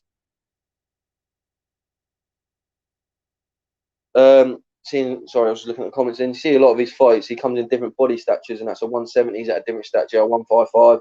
I feel like his body looks a little bit different to this fight, to the fight he had with Dustin in January, and also at 145. So yeah, no, I do believe that. Big booty lover, yeah. Old Trafford signing about, yes, I'm a Man United fan. For all my sins, I do apologise. I'm sure there's a lot of people out there that don't like Man United, but I'm sure that do. Yeah, I'm a Man United fan. At the moment, now I'm an England fan for the Euros, because obviously Man United is in end of season at the moment. But England are in the Euros final tomorrow, so I'll be supporting England. But yeah, thanks for your comment again, big booty lover. That's cool. And yeah, come in with some more comments, like and subscribe. Pep Talk UK. We're up now. We've got Kunitskaya is coming out now. She's number 5 in the women's rankings. She's up for back-to-back wins. She's got the highest significant strike accuracy in her division. So, look, could be a good fight. It's going to be interesting. IB, it's definitely coming home. It's coming home. It's a difficult game though. I'm not one of these that's going to say, oh yeah, but it's definitely coming home. I feel like there's a little bit of fate to it where it's at Wembley, but the Italians are on some crazy 30-odd game unbeaten run, and they're a good side. You know what I mean? They're no mugs. Let's put it that way. They're no mugs. But I pray it's coming home. I hope it's coming home. But if we lose, then obviously the Italians are a good team, aren't they? They're not no fools. So, but I've got everything crossed for that fight. For that game, which probably will be a fight. It's going to have to be a fight. It's going to have to be a battle for the trophy, innit? You're going to have to give everything. It's like the biggest game of some of them players' lives. So, yeah. Cheers, people. Thanks for getting into the comments. Just waiting for Irene Aldana to come out now. She's the number 4 ranked. And, yeah, that's what we like about the UFC. You got number 4 and you got number 5. And this is what I want with boxing. The rankings in boxing mean nothing. It's something that I really don't like. I know it's difficult to judge in that, but in the UFC, 3 fights 4, 4 fights 5, 1v2.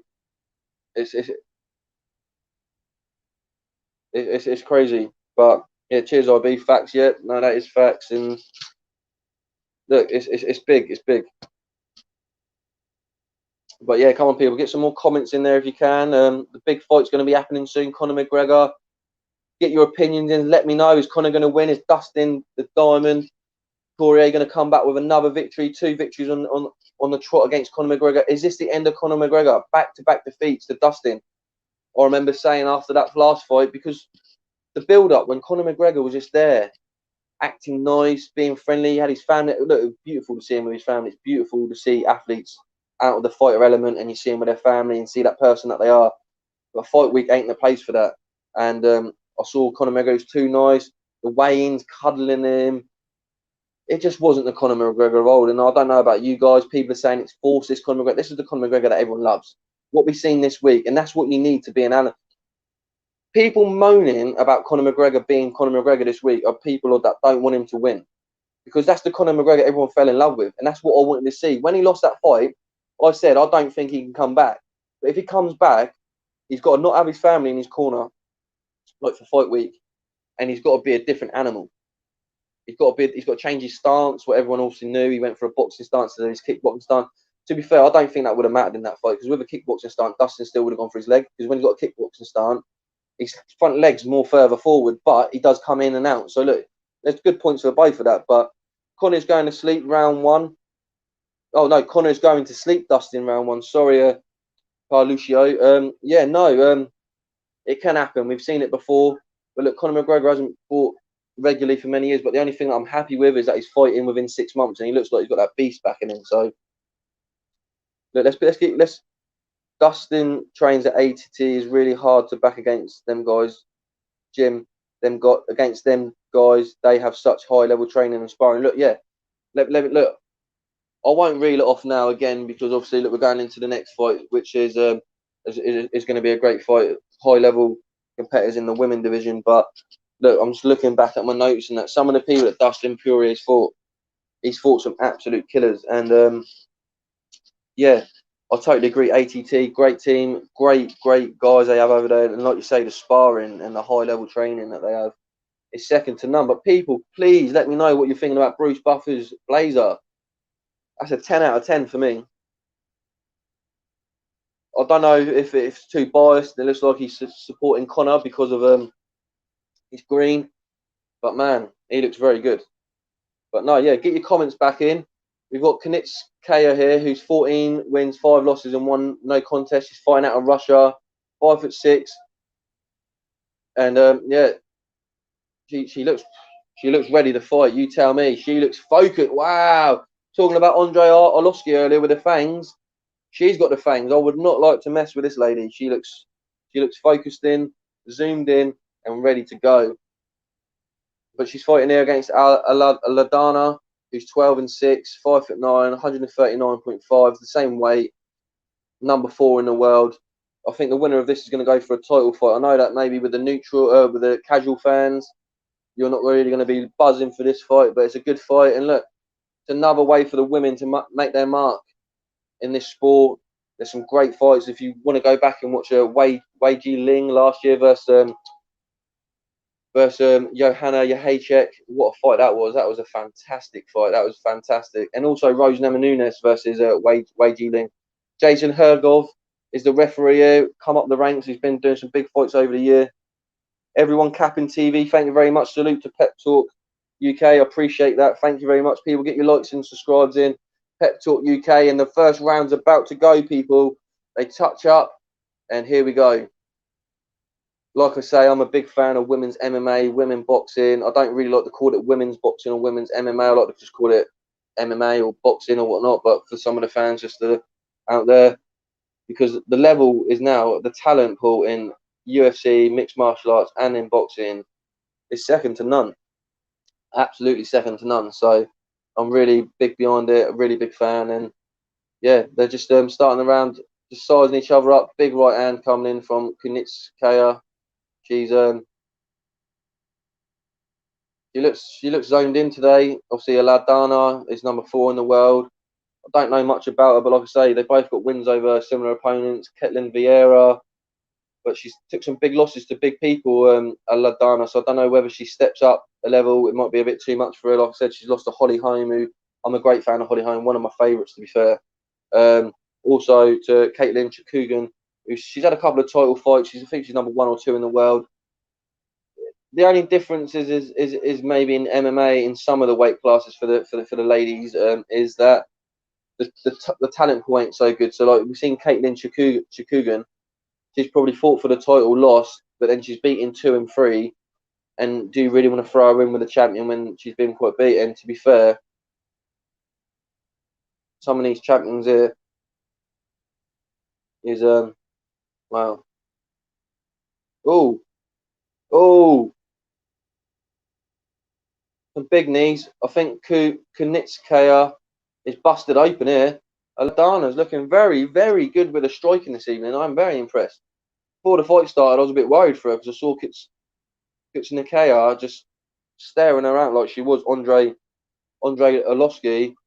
But look, Aldana has kept the composure. Oh, big right hand, big solid right hand by Aldana. A left hook as well coming. Oh, short, sharp right elbow as well coming in nicely from Aldana. She's looking very good, number 4. And maybe from them losses that I was saying, she may have improved. And that's what I like to see. A loss isn't a loss unless you give up. A loss is a learn. And I've always said that. You learn from your losses. And if she's learned from them losses, she's looking nice. She's coming with a left hook to the body there. It was fantastic. And IB comes back in with a comment here. Clarissa Shields is my fave. She's one of the few fighters who have spoken to me on Insta. That's fantastic, and that's what we like in this day and age. With Instagram and social media and that, it's fantastic when people who before you think you'll never be able to speak to, you can talk to them. Like tonight, just an example, I was speaking to Anthony Fowler on Instagram, not his personal DMs, but I put a comment on one of his comments and he commented back. It was about Tyrone Woodley and Jake Paul. And yeah, like you say, it's just nice for them when they interact back with you, and it just gives the fans a boost. It gives you a boost. But a big knee there from Kunitskaya, another big knee that looks solid. She's coming in with a tie clinch and coming in with some solid knees. I think she needs to do more than that. She comes in with a solid left hand, but oh, she's been dropped with a left hook. Aldana comes in. She's looking for the ground and pound. Fantastic left hook, coming in with elbows on the ground. I do not know if... Oh, another straight hand. She's on the ground. She's taking some damage, but Aldana's on her feet. Oh, so accurate with these punches. It's unbelievable. It's absolutely unreal. She's up on her feet, hitting her with some leg kicks. Kunitskaya's... Oh, she took a big right hand. I think a couple of short elbows could end this. She did not look like she took that well. She's busted open. Another right hand.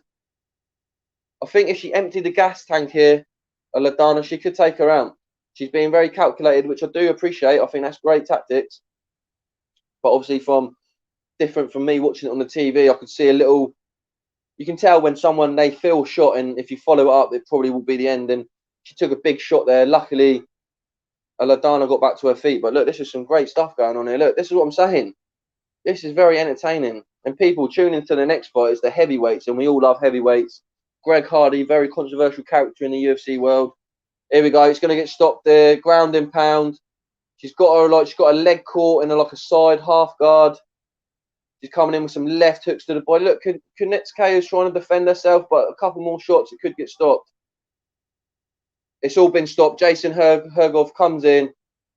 Yeah, fair enough. That was a great stoppage. Great stoppage. Great fight there. Aldana, look, this is what I'm saying. The women are doing such amazing things right now in sport in general, not just in fighting, but in sport.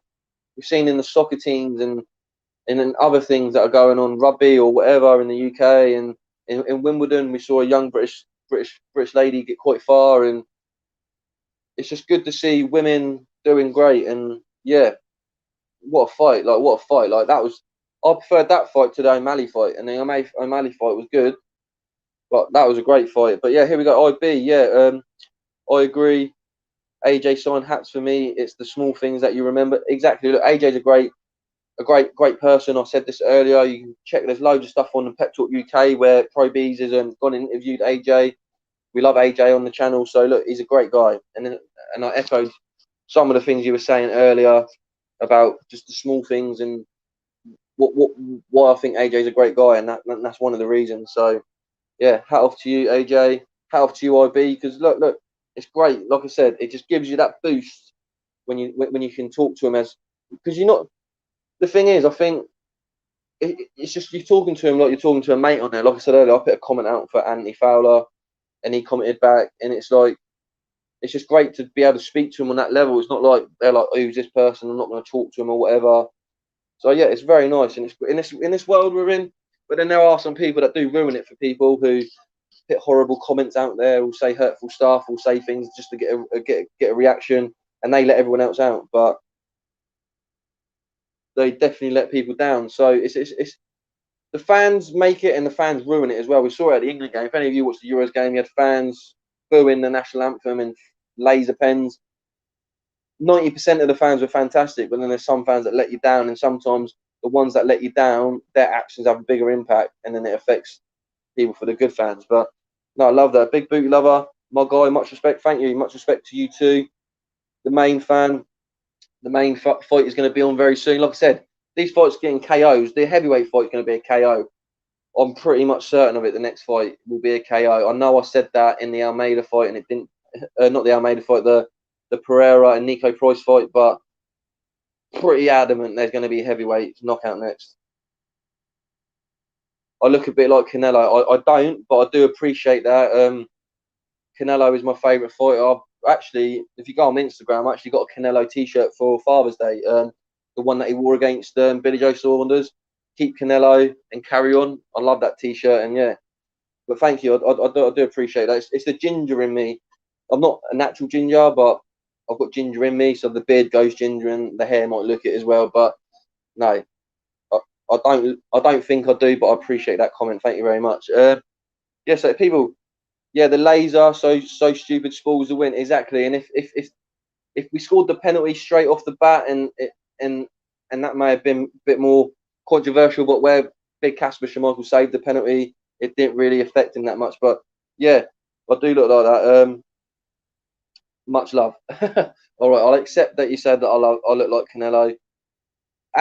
To be fair, when I had my top, Pro B said that I should be Janelo. So look, I'm now Janelo. We'll do it as that. As one of the fans has said, look, you look a bit like Canelo. I'm Janelo because I'm J Alby. We'll go with that, and we'll move on to the next one. Star Fox McLeod 213. Do you think Canelo can beat Berber to Biev? Yeah, I think he can beat him. I think Canelo can beat anyone at 175 and 168. So look, I'll throw it out there. I don't see it. Sorry, look more like Billy Joe. I think I look even less more like Billy Joe. But look, yeah, you're going to throw them into the chat, people. Look, it's better. I've been called Charlie Sloth on here before. Look, and I love Charlie Sloth. No disrespect to Charlie Sloth. But going from Canelo to Billy Joe Saunders to Charlie Sloth, I think I don't think I look like any of them. Maybe mix them all together, you might get me. But no, I appreciate your comments and much love for the respect in that. And yeah, keep throwing your comments in there. We've got the heavyweights coming out. Tuivasa versus Greg Hardy. Look, this is going to be a banger of a fight. It's going to be bombs thrown. It's going to be a slugfest. And Tuivasa, he's lost a bit of weight since I last lost him. He used to be a bit chunkier, but he's a bit like me. He gets the love handles, but yeah, he's a great fighter. And if he wins, we're going to see him drink out of a boot, and that's entertaining on its own, isn't it?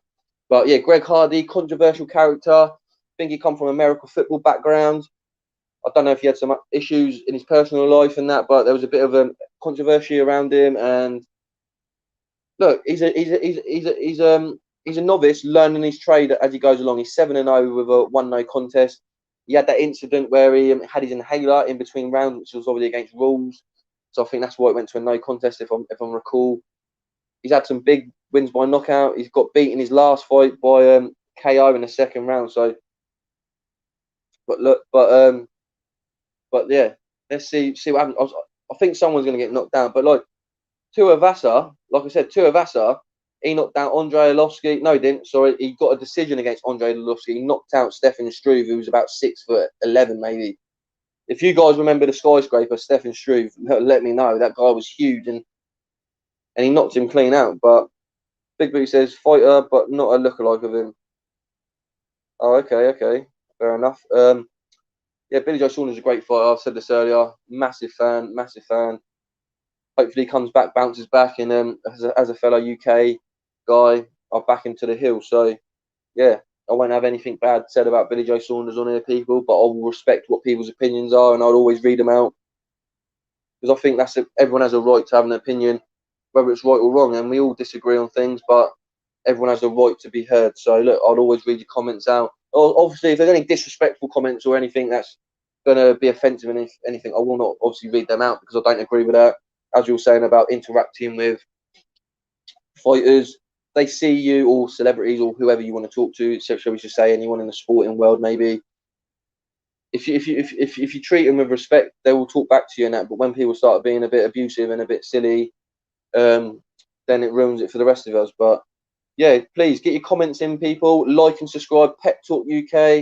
I've enjoyed being on here with you tonight, talking through some of the fights, talking about some other issues, and let me go through some of these comments. What was his name earlier? Who was the guy that was? Let me have a look. G Tuck. You still with us, G Tuck? What's going on? Are you still in the building? It was good chatting to you earlier, and obviously talking about certain things. If you're still in there, Carl Lucio, if you're still there, get some comments. I'd like to see what you're thinking about the card so far.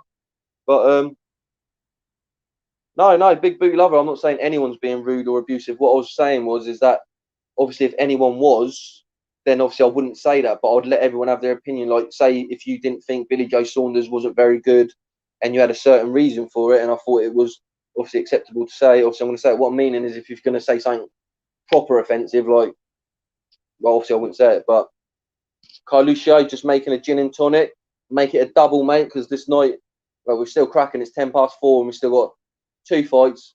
This fight, and then the 5-rounder, and then the main event. So look, we're getting into it. James Locke, it's a late one, innit? You watched the 2-hour interview of Sebastian Eubank from last Tuesday. Look, rest in peace, Sebastian Eubank. I didn't really want to bring it up, but I want to pay my respects a little bit if someone's done that. To the whole Eubank family, my heart goes out to all of you. And no, I haven't seen the interview. I haven't. When things like this happen, I find things like that a bit. I just like to pay my respects, and then in a few, like, even though I didn't know the guy, I still find it hard. Someone's lost their life, and I respect the family so highly. So much love, and my heart goes out to the family. So yeah, to the Eubanks and to Sebastian and his family,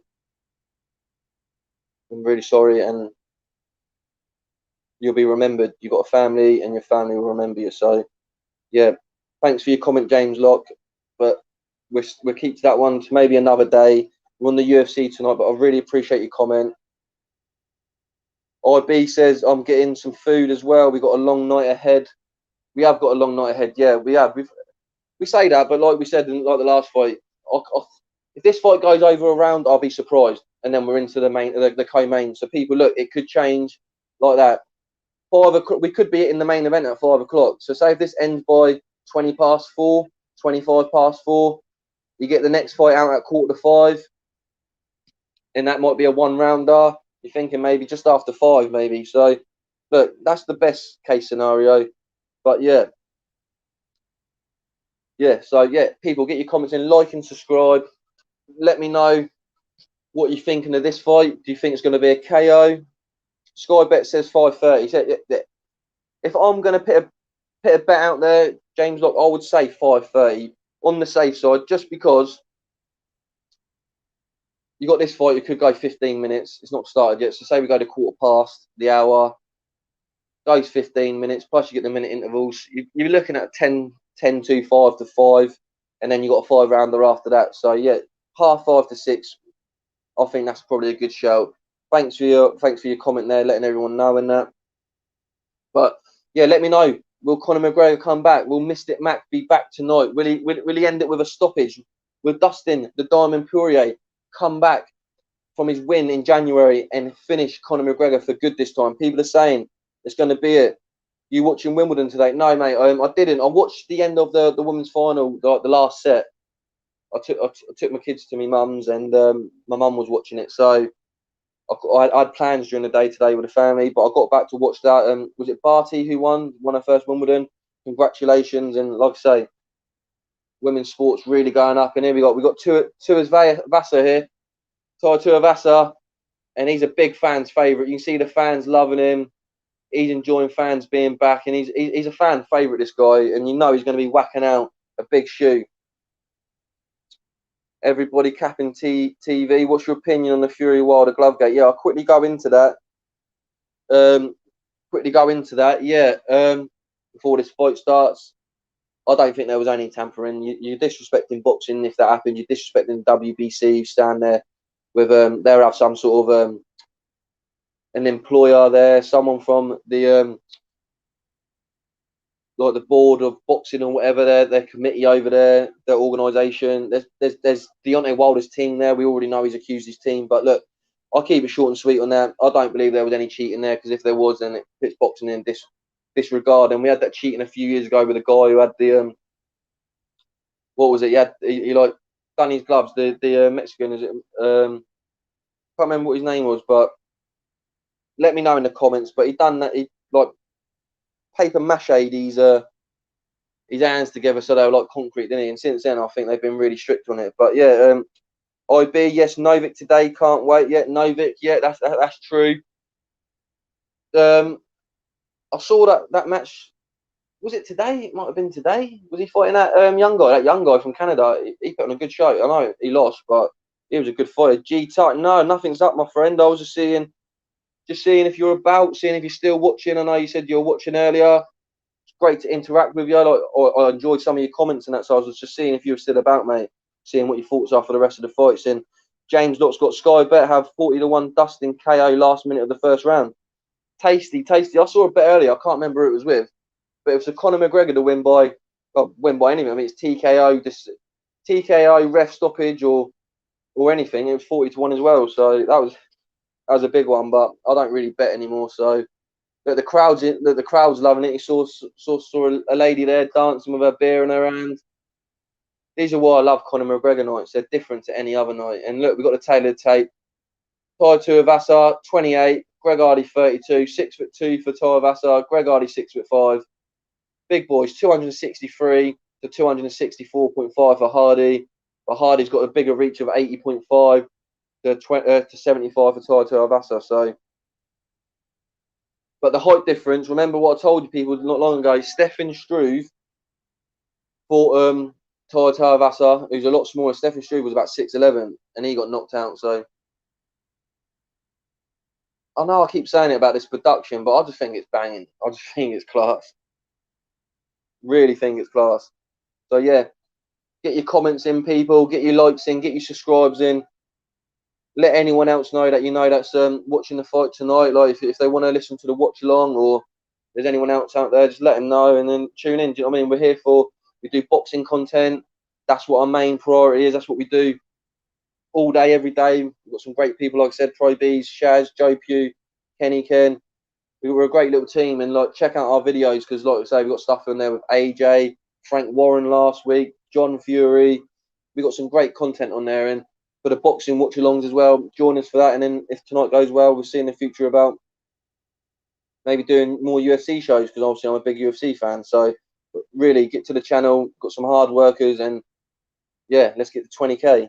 But let's rock and roll now for the fight. The first round's going to kick off. You want to let me know with some comments in a minute, your predictions. Lucia, I think you've definitely had one or two many gin and tonics. It's been, I'm going to predict it says decent, but here we go. First round kicks off, heavyweights. You can't miss this for a second, people. You cannot miss this for a second.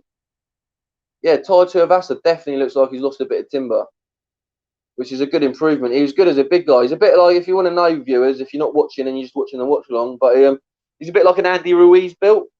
But I think he's a better all-rounder than Greg Hardy. But with the heavyweights, you can knock anyone out. So, big, solid right hand by Greg Hardy. Tuivasa is definitely starting well with the leg kicks, but a big right hand. But yeah, Bam Bam is his nickname because he definitely Bam Bams. He's like Bam Bam. He hits things hard, and he's very entertaining for the crowd. But look at Greg Hardy there coming out with a nice couple of jabs there, looking composed. Because like I said, Greg Hardy, people still learning the job. He's a novice. And in this heavyweight division, what's crazy about it, it's not really stacked to the highest quality in the sense of, Greg Hardy's rocked him. My days! Oh, my days, it's over! Greg Hardy nearly knocked down Tuivasa. He was rocked to his core. And he come back with a massive left hook. Dropped Greg Hardy. He's asking for his boot. Get his boot in. Greg Hardy does not know where he is. He's been knocked into next week. This is why I love UFC. This is why I love fighting. And this is why I love the heavyweights. He's got his boot out. He's got a trainer. He's put a beer in there. He's jugging it. This is what he does. This is why the fans love him. Get in there. Throw that Nike back into the crowd. But man, get in the comments. Tell me what you thought of that. This is what UFC is about. He was stood up, knocked down. He smiled at Greg Hardy. Greg Hardy come in for the kill. Boom! Let's watch this replay back, people. This was fantastic. I probably woke up all my kids. Probably woke up everyone in the house. I probably woke the neighbours up. But guess what? I don't care. This is what I live for. I love this. Look, he rocked him, smiled. Boom! He went with a right hook, missed it. Come back with a left hook, and then he went for the ground and pound. The ref tried stopping him before he hit a couple of extra shots in there. But Greg Hardy saw him rock, stepped in, and that's the inexperience for you. Do you know what I mean? And I told you this guy knocks people out. He knocked Stefan Struve out, and wow. let's get back to some of these comments. G Tuck, just with a shock face. You got there, Carl Lucio, LOLs. You got IB, haha, good lad. James Locke, stone cold. I got a draw 50-1 for Big Booty Lover. Big Booty Lover, you're not watching the fights, you're just watching me tonight. I'm calling it.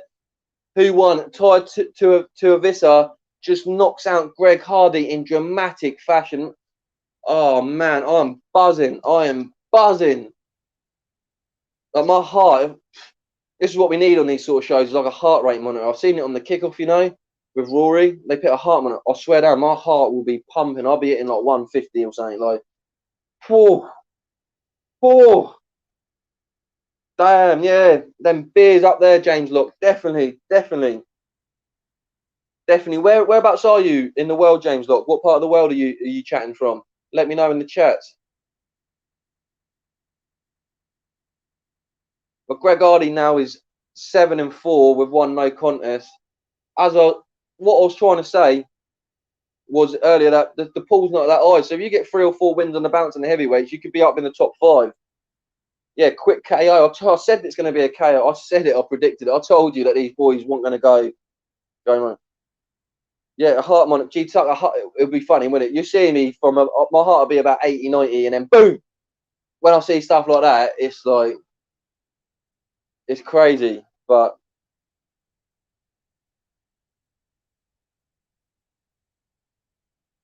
doing what you're doing, I wouldn't have the minerals. No, it's it's a difficult thing to come on here and talk. Look, a year ago, I probably wouldn't have done it, to be fair.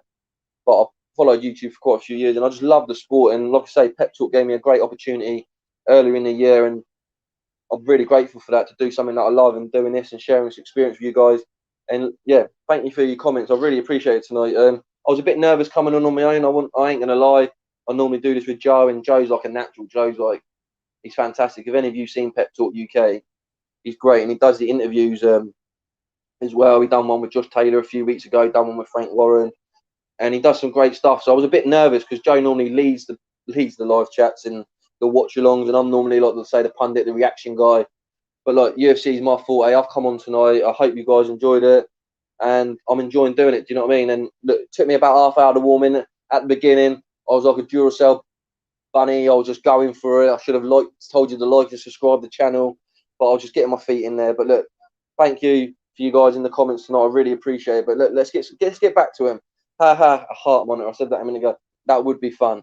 That would be very fun. But IB, Francis would KO both badly. No, that is true. Francis Ngannou, who he's speaking to. But these heavyweights, man, they bang. And this tied to this, I told you, he bangs. He has been beat by a few people. Look, he has been beat. Junior Dos Santos beat him by KO. But Junior Dos Santos is a former world heavyweight champion for the UFC. And that's no disrespect in that. And look, we've got another one there. Tuivasa is a sneaky good. He is sneaky. He's like Andy Ruiz. I said this. Like, I've been calling it. Some more of the celebrities here in the crowd and that. Some of them I may not know because they may be American, but some of the ones I do know, I'll shout out in there.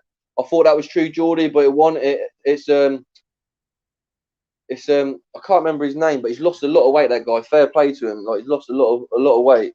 And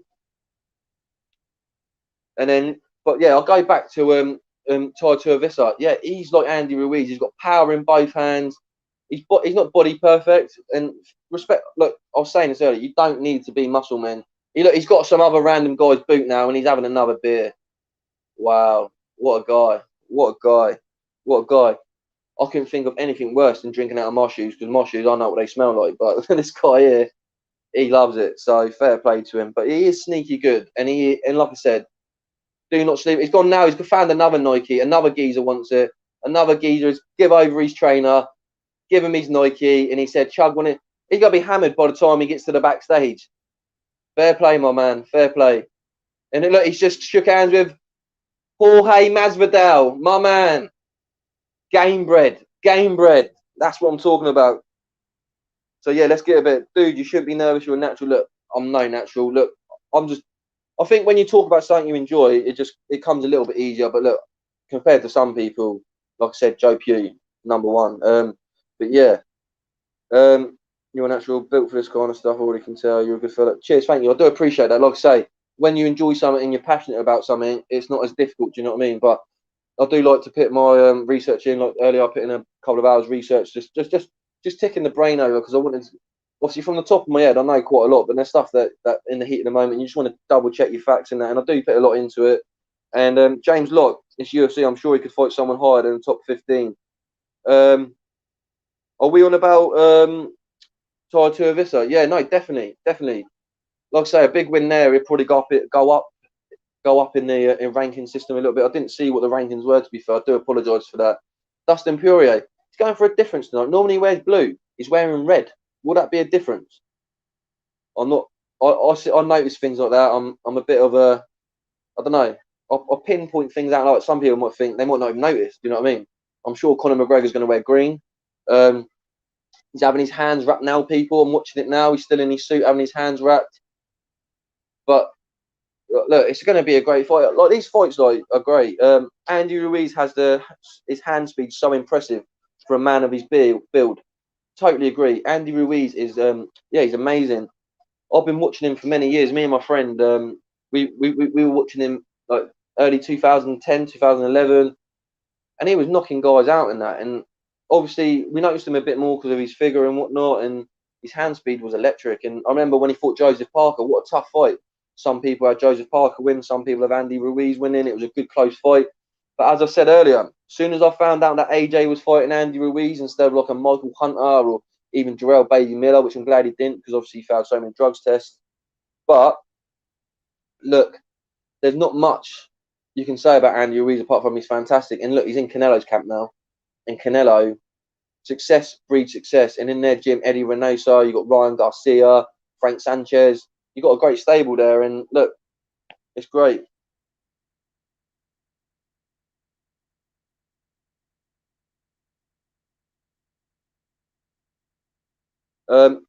Carl Lucio has said, I've got to go to my Mrs. Granddad's birthday meal at 12:30. Gonna be a messy day. Well, look, it's going to be a messy day, 100%. Obviously, we've got the Euros final. You'll be supporting Italy. And obviously, you've got tonight. Look, I always say to Joe in that, they're like, wow, do you go to sleep after this? Sometimes I go to sleep. Sometimes I'll roll off to work in that. I ain't going to lie. Like, sometimes I'll roll off and do. I also help with voluntary work and that with people. So sometimes on a Sunday, I'll just roll off and there's a show I finish at 6 and I've got to go off at 7. So I'm used to this. I've been doing this since I was about 15, these late nights. 2005 with the UFC, because all their shows were pretty much USA based. So sometimes with the watch-alongs, you'll see I'll do a watch-along with Joe and maybe Pro Beez if he's on that show. And we'll finish at about, I don't know, maybe a big show, 11:30, midnight. And they'll be like, yeah, I'm off now, I'm off to bed. I'm like, I'll see you later, boys. I'm 1 o'clock, I'm up for the UFC. I'm not even up, I'm just staying relevant for the UFC. So these are pretty easy for me. I'll be honest with you, if you want to know, I only done an hour's sleep earlier. That's all I've done. So went to sleep at, I think it was about 11:15. Got up at like just after 11:30, 11:45. So look, it's a, like I say, if you're passionate about something, then you just crack on with it, and it just comes as it comes. But yeah, here we go. We've got some James Locke saying I've got a roast book for 1:30, but I'm letting her watch the football with me, so I've got to pass. Fair play, touche. Shame the game's at 8 o'clock though. I thought it was going to be a bit earlier, maybe between 2 and 5, but I'm sure everyone's going to get absolutely hammered tomorrow, and I don't think anyone's going to be going to work Monday morning. So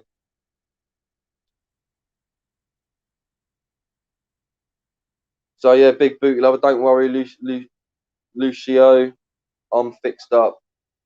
Yeah, no, definitely. I think we've all got plans tomorrow, but like I said, for me, it's just the norm. So it's not like I'm not worrying about it or anything like that.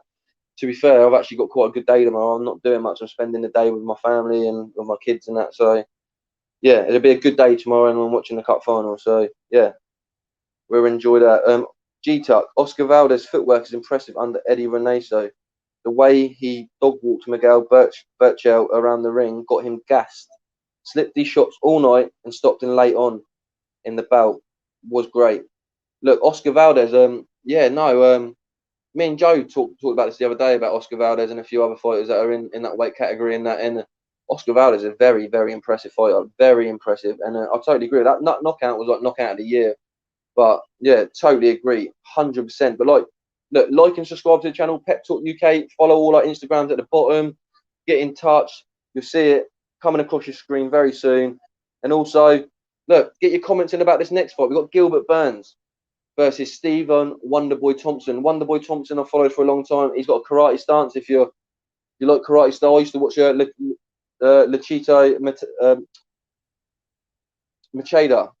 So Lateo Macheda, and he was a great fighter, karate style.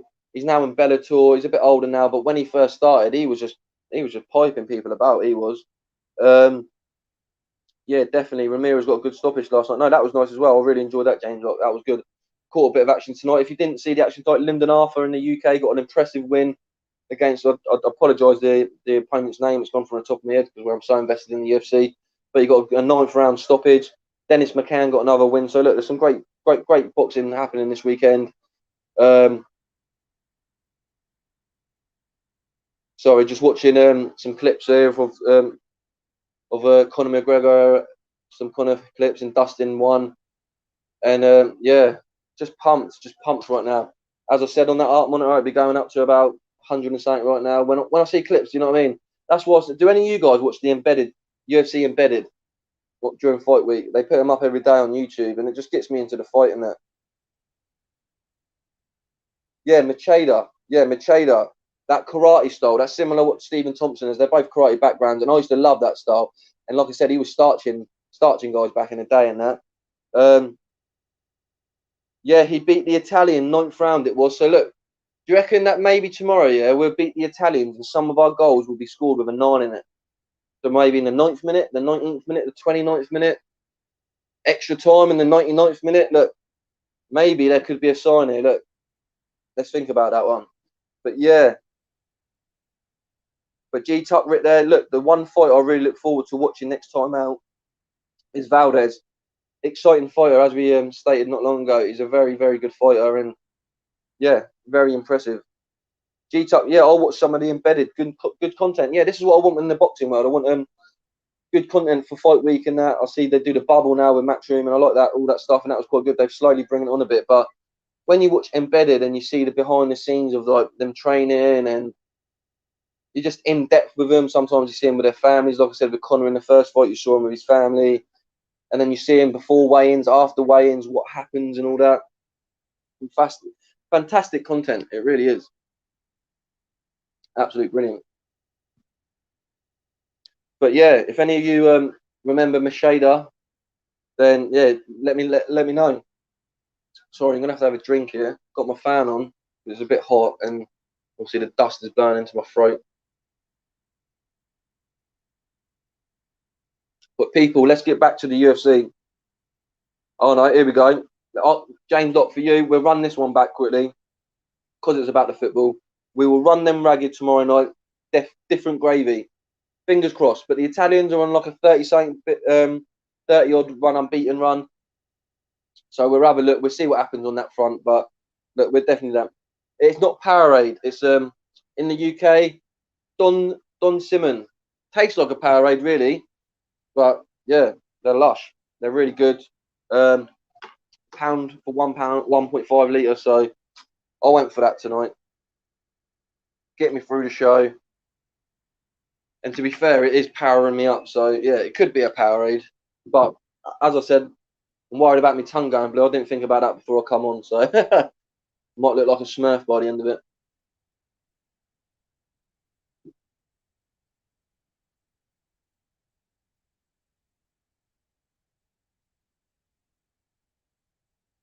The centre backs have the combined age of 70. Yeah, but James, look, you can't beat wisdom, mate. Chiellini's an old fox, and he is good. He might have lacked pace, but he's clever. He'll foul you, he'll give you a dig. No, that's all right. No, throw some more football stuff in later, but look, let's get into this fight. Look at this atmosphere, people. This is what we're talking about. We're at the co-main event. Get your likes and subscribes in. The co-main event. Stephen Wonderboy Thompson, the nicest man in the whole of the UFC, maybe MMA in full. Get your opinions on him. Check him out on YouTube. He's a great guy. Fantastic. Someone I would personally love to interview if I ever got the chance in the future. That would be fantastic because he's great. He's great. And he's got the greys around the side like me. So look, he's digging the same haircut. Doing it for us greys at the side. Look, his dad's there. big close family. He's brother-in-law to Chris Weidman. You know, Chris Weidman broke his leg not long ago by doing that leg kick. Also, Anderson Silva broke his leg on Chris Weidman, which was so freaky. Yeah, so he's the brother-in-law, Chris Weidman. He was in his corner when he broke his leg a couple of months ago. And then G Tuck's in here. Oh no, they're having a chat between yourselves. That's cool. I'll let you carry on. I won't get involved with that. But yeah, get your likes and subscribing, people. Pep Talk UK. Get your thoughts in on the main event. We're definitely buzzing for the main event. And look, I'm buzzing for this. I don't know what Stephen Thompson's done. He's like dyed his hair like a weird blonde, but it hasn't really come out.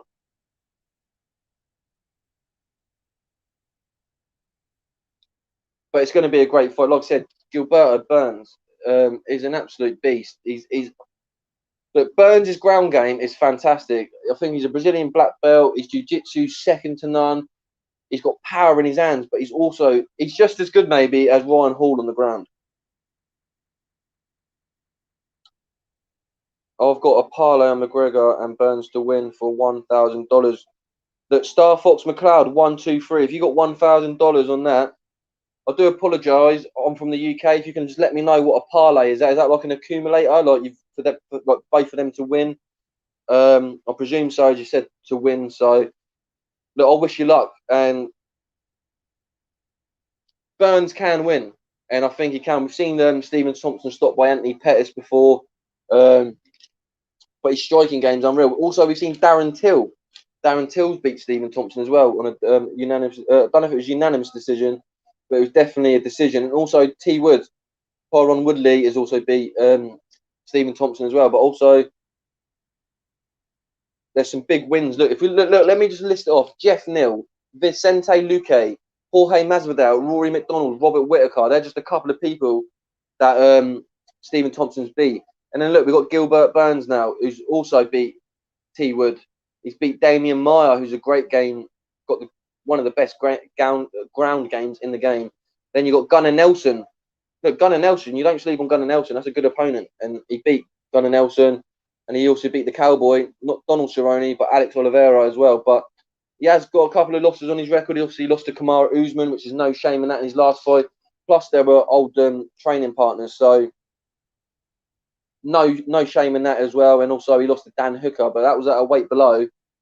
And Dan Hooker is a great fighter. I mentioned it earlier, an absolute great fighter. So,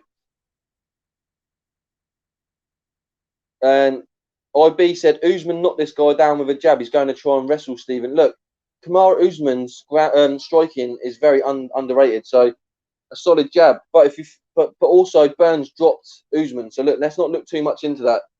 Burns is a striker. Well, no, let me tell you. He is a striker in the sense that he has good striking, but his ground game is second to none. So look, he's probably going to go. Look, he's fighting Wonderboy, karate striker. He's probably going to go for the ground. But look, he will trade with him. So don't worry about it. And look, G Tuck, whatever happened to Gunnar Nelson? Look, people, look.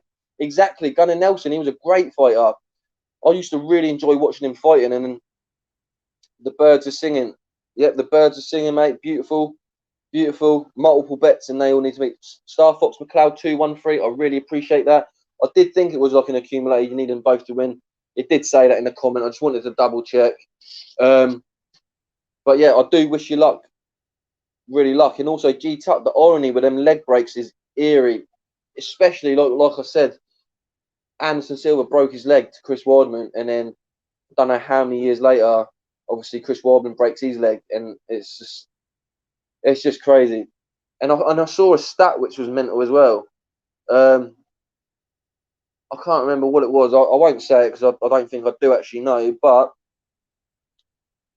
it was something to do. It was something to do with It was something to do with Uriah Hall. Something like it was eerie. Like I think it was like Uriah Hall was Anderson Silva's last opponent, and that's who he broke his leg against. Yeah, so it's crazy. But yeah, it's getting light here. Well, let me have a look at my curtains. Yeah, the light's coming out a little bit, like it would do. It's 20 to 5. My grandparents come to New York City from Ireland, so I have a soft spot for Irish fighters, and that's G Tuck. Fair play to you, G Tuck. Look, I like Ireland. Obviously, I'm UK based. I like all the UK, like the countries around us and that. And also, my partner's granddad, who I live in his house now. Sadly passed away. He's Irish, so I have a great soft spot in that sense as well.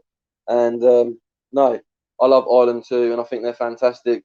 But also I love everywhere else. Like I love America. I love the way that the UFC supports any fighter from any nationality. You don't get that in any other sport. If you get people like football teams or even in boxing, the majority of the fans are fans from their own countries. But in UFC, like the majority of the fights are in the US, and they all get behind them. It's fantastic. Cool, calm, and collected. Who's that? James Locke. Let me know who you saying is cool, calm, and collected. You saying Thompson or Gilbert Burns? Let me know. County clear, folks. Oh wow, yeah. So yeah, no, I appreciate that. Yeah, I love the world too. And there's a lot of like you say, there's a lot of Irish descent went to New York City. I remember when Conor McGregor came over and he says, "I'll run this city," and it's true. There's a lot of Irish descent there in New York, and I love New York. I love America. Like I always wanted to go to. What I loved about America is obviously with the UK, we're very small. When you go to London, once you see that, you've kind of seen it. And then you've got other cities which are fantastic, like Manchester, Newcastle, Leeds, and that. But when I look at America and I see like you could go to New York and it looks fantastic, and then there's so many options and so many iconic. That's probably what I'm trying to say.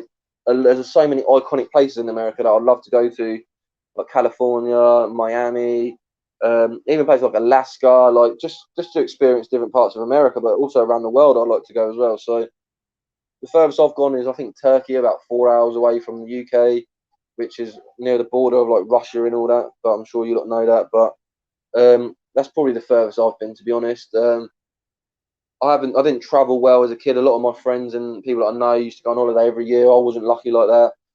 It wasn't until I was a later teen that me and my family were able to go away to abroad. So been to the Canary Islands, Spain, which you could probably class as Spain, probably. Obviously, I've been to France, and then yeah, Turkey, which I went to. But yeah, James Lock, Burns for you. Burns looks calm, yeah, he does. It's different look to him to when he fought Kamaru Usman. As I stated, Kamaru Usman was he's our long-term friend, training partner, and that's got to be difficult.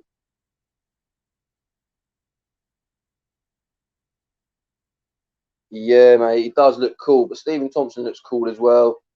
Um, I'll give you a fact. I think this is correct.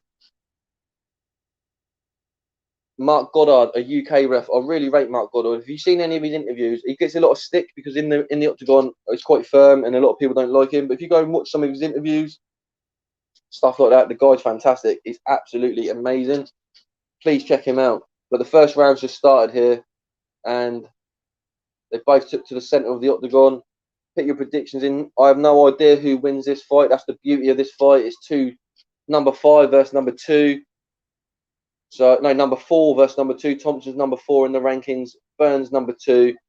I would say the winner of this will fight the winner of maybe Kamaru Usman and Kobe Covington, because they're going to be fighting next, the rematch. The first fight, absolute classic. Check it out. Kobe Covington got his jaw broke by Kamaru Usman, and it was stopped late into the 5th round. But it was an absolute war. But yeah, like you can see that Gilbert Burns is weary. I'm just going to put this down a minute. Still get your comments in. I will check them very soon. I'm quite invested in this fight. Yeah. Oh, Gilbert Burns comes into range. I think Thompson was wary of that. I saw his eyes. Oh, big kick there. Gilbert Burns' legs are thick. And his neck. Tell me what you think of Gilbert Burns' neck. He's a beast. Stephen Thompson's obviously a bit taller, a bit more leaner. But his legs, his upper legs and his neck is, well, he's a beast. But yeah, as you said, he's gone for a takedown. But yeah, what I was going to say is the fact is that 17 of the last 19 takedown attempts won the boy's stuff. And he stuffed that first one. So I'm gutted I didn't get that in there before that takedown. But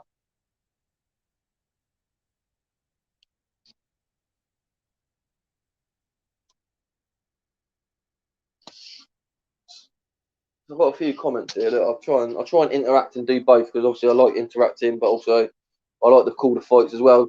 Gilbert Burns at the moment, he's got a Wonderboy against the cage. He's got wrist control, his left wrist on Stephen Wonderboy's right arm, and then he's also got a hook underneath for Stephen Wonderboy's left arm. throwing a couple of knees and the knees to the inner leg of Stephen Wonderboy Thompson.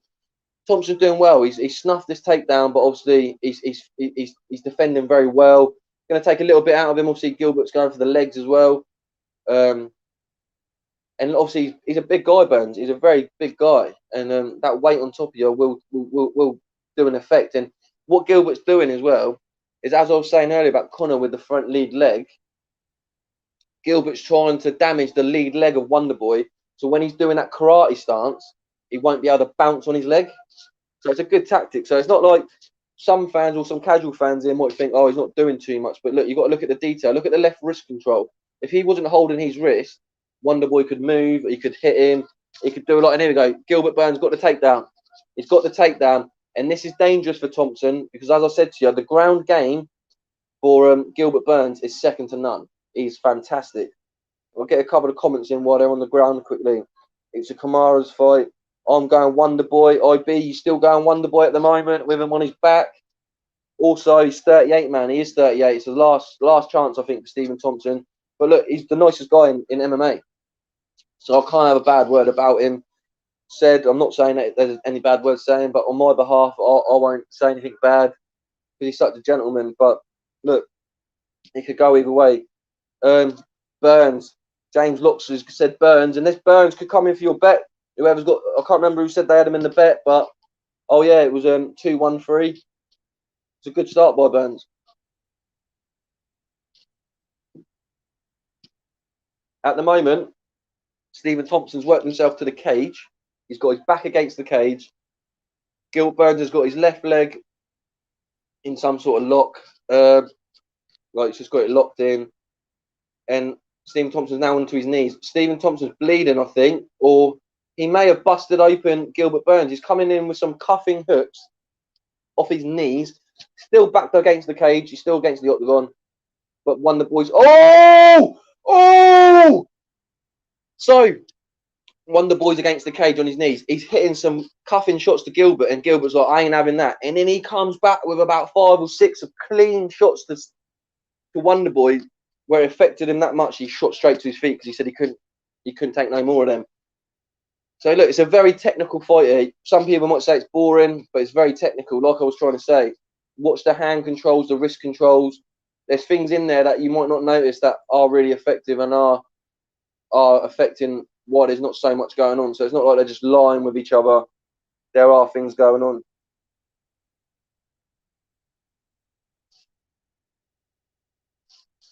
So who we got there? We've got Mr. Pigeon in the house. You had a fight in 2002. I've never had a professional fight in my whole life, so sorry to disappoint. That hasn't happened.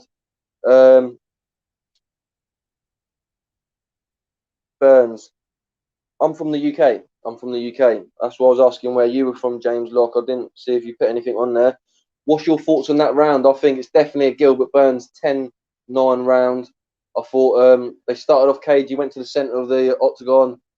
Gilbert Burns then went for a takedown, wasn't quite successful straight away. Got Stephen Thompson to the octagon, got him to the side of the cage, and for about a minute was trying to work positions, working the knees to the inner leg, and then managed to take him down. Stephen Thompson done great, got to the cage, tried working his way back up the cage because obviously I don't want to be saying too much because obviously some of you do know, but I don't want to be patronising. In fact, so he dragged himself to the cage, and if you get yourself to the cage, it's easy for you to get back up. Just a bit of common sense. Obviously, you're using a solid thing behind you to help yourself up. And like I said, he threw some bombs on Gilbert Burns from the side, but then Burns come back with some big power shots. But yeah, round 2's kicked off now. Put your comments in, like and subscribe. Pep Talk UK, get us to 20,000. 4:45 left in round 2. Stephen Thompson's doing his karate stance. To be fair, I do apologise. Oh, hello, Pro Beez. Hello. Yes. What's going on, Jay? Hey, I'm all good. How you doing?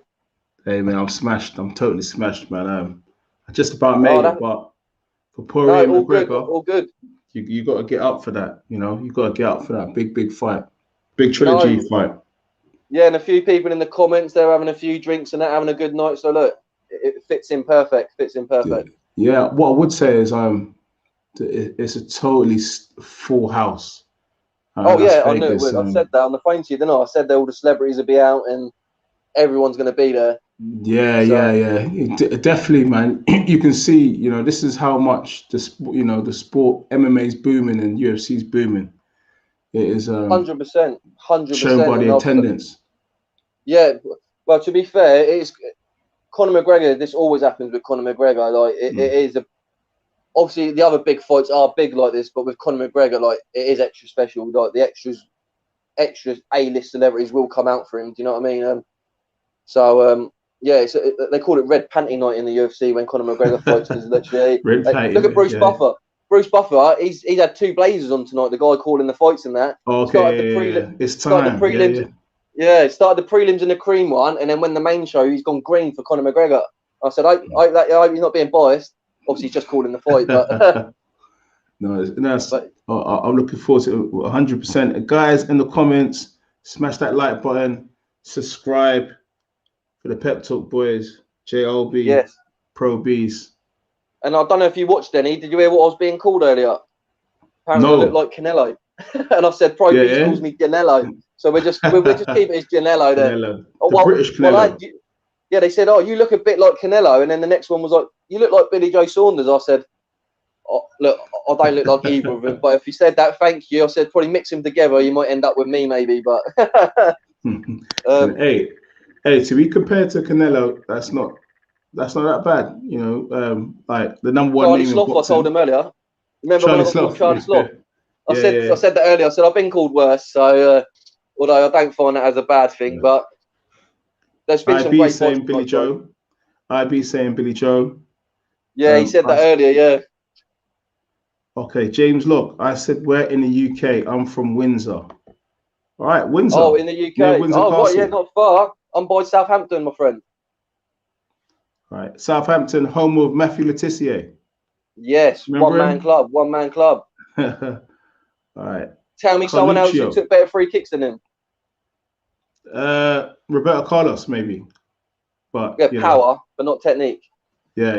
No, definitely. And at the moment, they've got Ward Prowse, whose free kicks is well, he's amazing. Like a mini Letitia. It's crazy. All right. Good fight, this. Yeah, great fight. Pro, to be fair, we've been blessed tonight. There's been some absolute great fights. Only one's gone to decision. And even, that was a great fight as well. Been some great knockout. Oh, mate, I swear down. The knockout in the last fight was epic. I swear.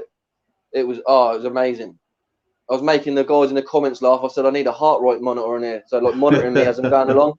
Because I just go from 70 to, like, 150, like, just like that. But, yeah, Burns is doing well in this fight. Someone in the comments has got Burns and McGregor to win, and he put $1,000 on it. Okay, put $1,000 on it. Wow, okay. Yeah. Okay. So, yeah, he needs Burns to win. And, yeah, it was a good first round. He took Stephen Thompson down, put him on the cage, landed some good shots.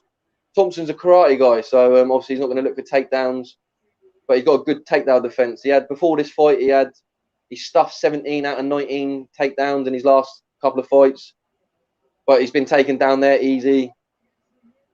But it's the good work from Burns. Like Burns' last fight was against Kamaru Usman, bro. Yeah, Usman. Usman's a beast, the Nigerian. Yeah, and they were teammates and they had to fight each other, like for the title. So it was a difficult fight for him, and he did drop Usman as well. He dropped him, but Usman stopped him in the second round. But yeah, Burns is an absolute beast. You want to see the side of his neck? Oh, here we go. This is what we like. Oh, look at that in the round. They're just smashing the crap out of each other. Wow. He's built a bit like Thiago Silva. Do you remember? Is it Thiago Silva? Do you remember him? What, Thiago Alvarez? The Brazilian Thiago. Yeah, Thiago Alvarez. I was talking about him earlier. Yeah, he does the bare knuckle boxing now. Oh, okay, yeah. And he had he had a thick neck as well. Yeah, exactly. So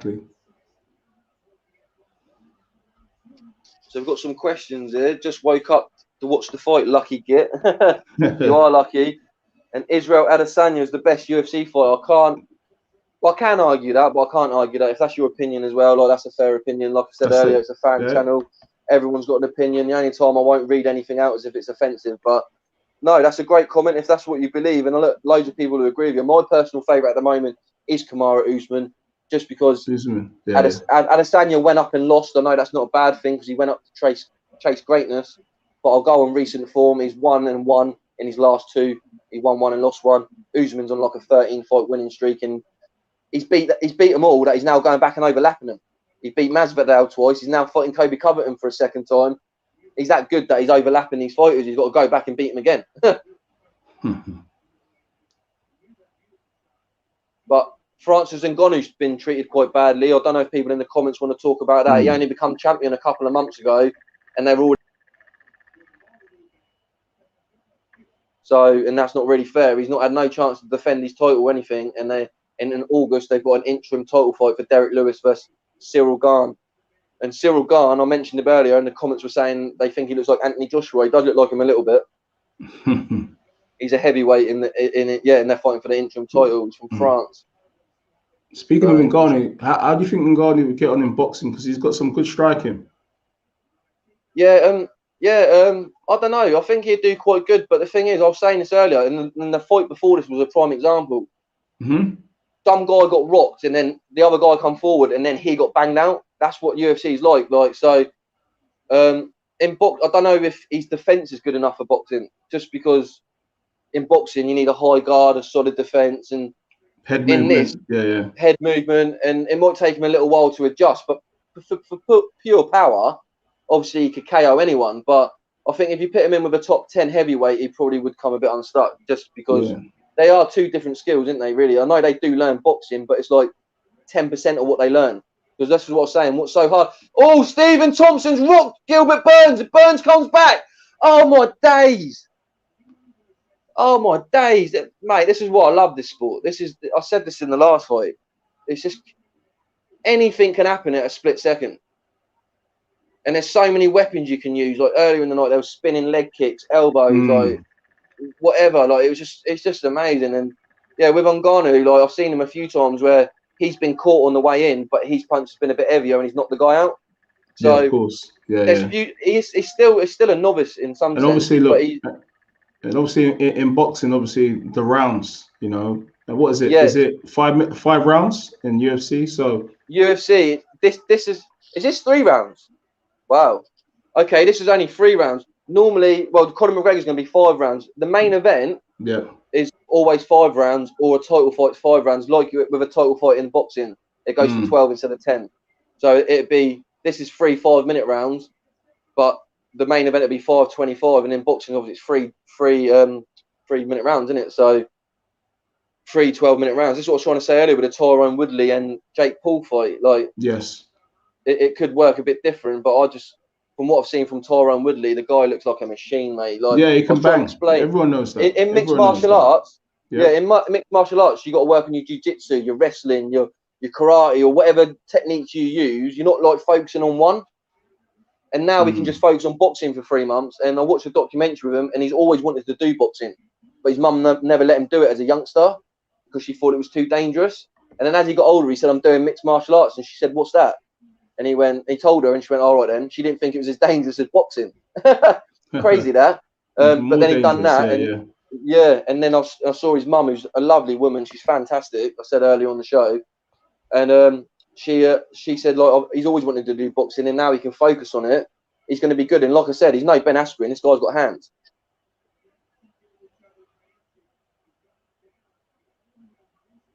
Yeah, and Ben Askren was in some terrible shape for Jake Paul. He was awful, like awful. An amateur, like not even an amateur boxer. Some people that don't even fight, maybe street fighters, have got better hands than him. That's no disrespect to him. If he got you in a cage, he took you down, he'd ground and pound you. But standing up, like, I think any YouTube boxer would beat him in a boxing fight.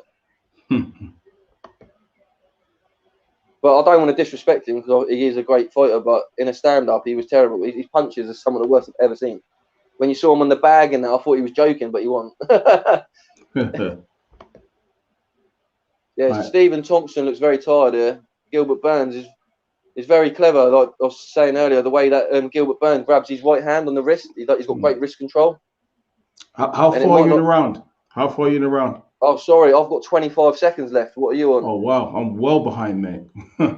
Well behind. Yeah. Well, what I'll do is I'll get to this end of this round and then I'll pause it. And then we'll be at the same time. No. Just keep it rolling. Keep it rolling for those rolling, in the chat. Yeah, no worries. I'll just flag up the comments. Guys, smash that like button. Yeah, Dustin, they've been great Poirier, tonight. So throw them in there. Conor McGregor. Comments.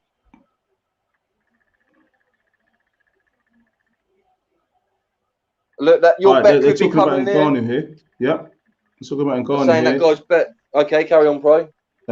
He would gas out. He's 265 pounds and he's only 6'4".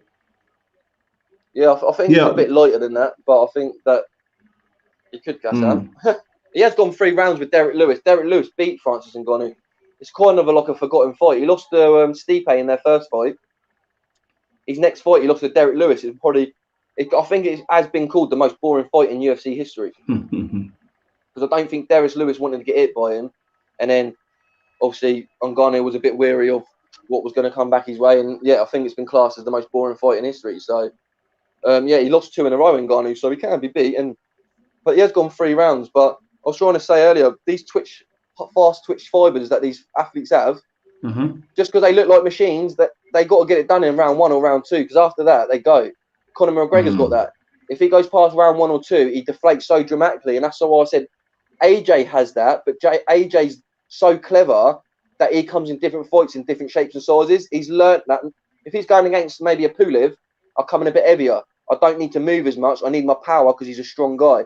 But when he fought Joseph Parker or Andy Ruiz, slimline. You know, I need to tread it down a bit. Experience. So he can manage it properly. A lot of fighters don't. They just stay the same shape and size, and obviously they fatigue really quick. But if they were a bit more intelligent and just depending on who they're fighting, change their style of or appearance, it might work a lot better. And Conor McGregor does that. When he goes to 170, he's a different shape. Obviously, he's going to be bigger, but he does that in 155. In the last fight with Dustin, he come in at 155. This time he's 156. But if you look at his body's in a different way.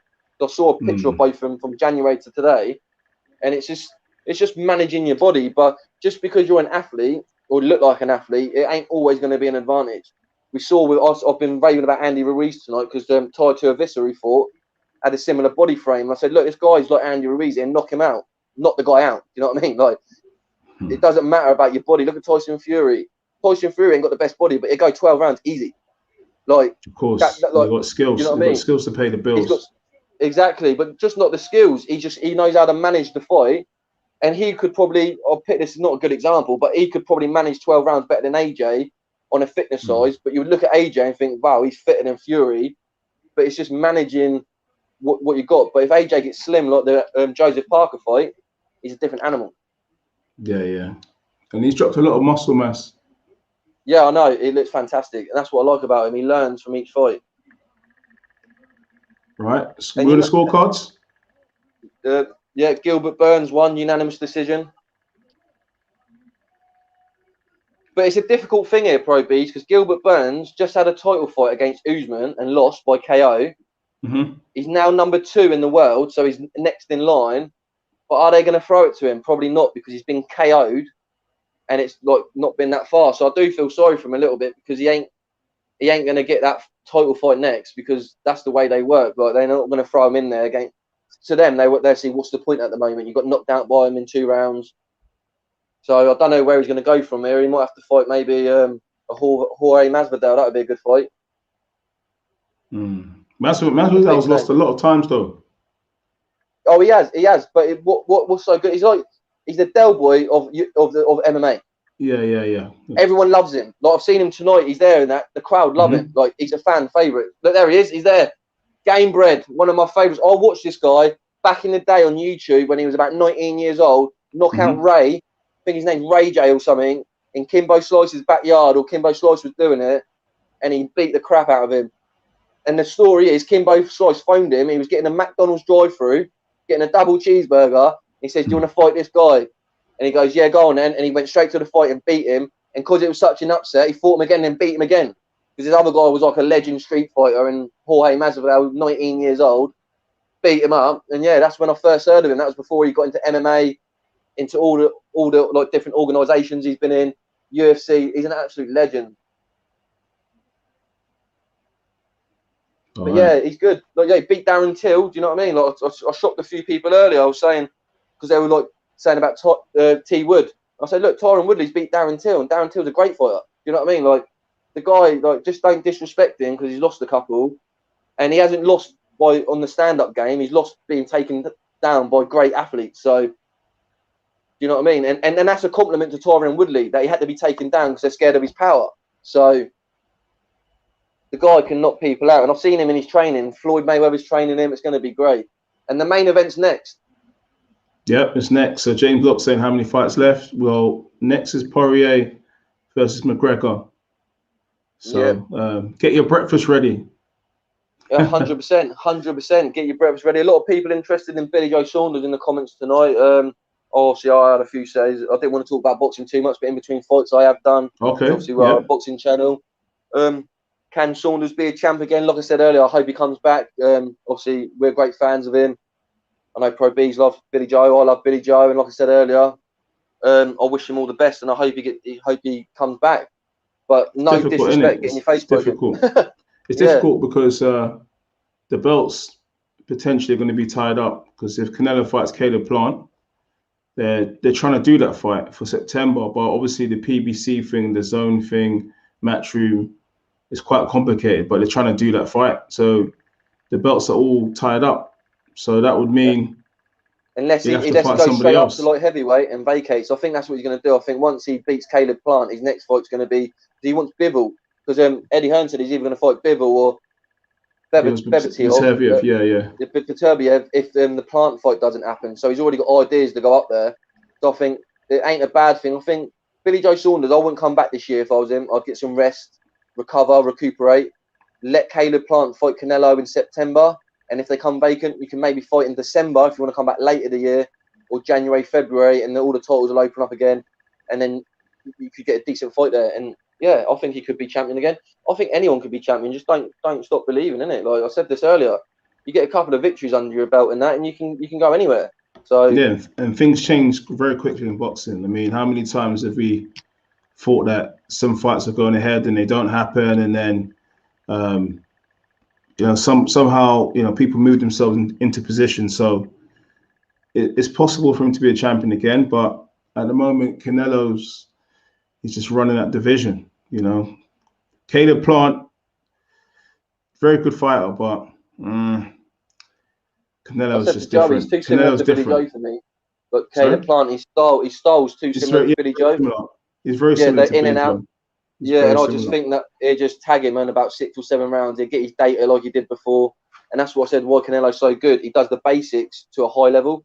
With a lot of fighters, don't do the fundamentals well. They're trying to overcomplicate it with 3 or 4 punches or just looking for the KO. What Canelo would do, it'll look basic for 5 or 6 rounds, but it's not basic. But if you actually know what he's doing, it's quite clever. But to some people, it's basic, and then boom, it'll pop out, because what he's done is he's seen what you've done. He's, like you say, got the data in, and he knows what he's doing. But he gets that because he gets the fundamentals right. A solid jab, keeps his guard up. You don't see him with his hands down or anything like that.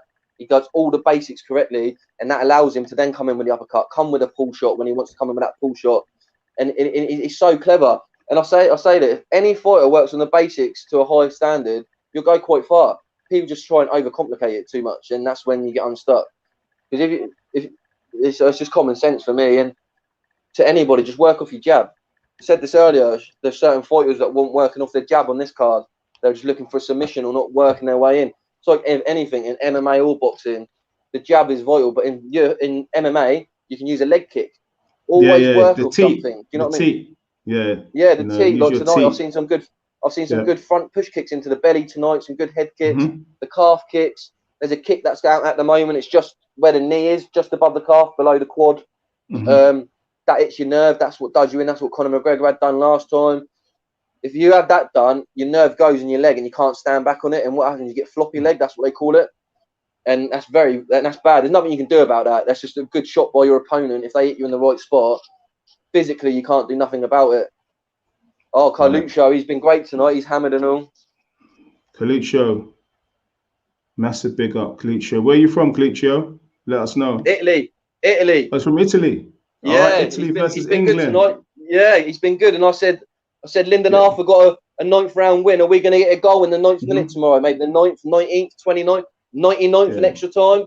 Is it a sign, Pro Beez? I think that, do you know, I actually think that game's going to be penalties. You think? Yeah, I think it's going to go to penalties. Wow. Because Italy can defend, and so can England. So it's going to be a very, very tight game. But I think the key for England is, the key for England is Saka and Raheem Sterling down the wings. Because when Belgium played against Italy, they were like piss scared of Doku on the left. The young teenager guy who's rapid, absolutely rapid.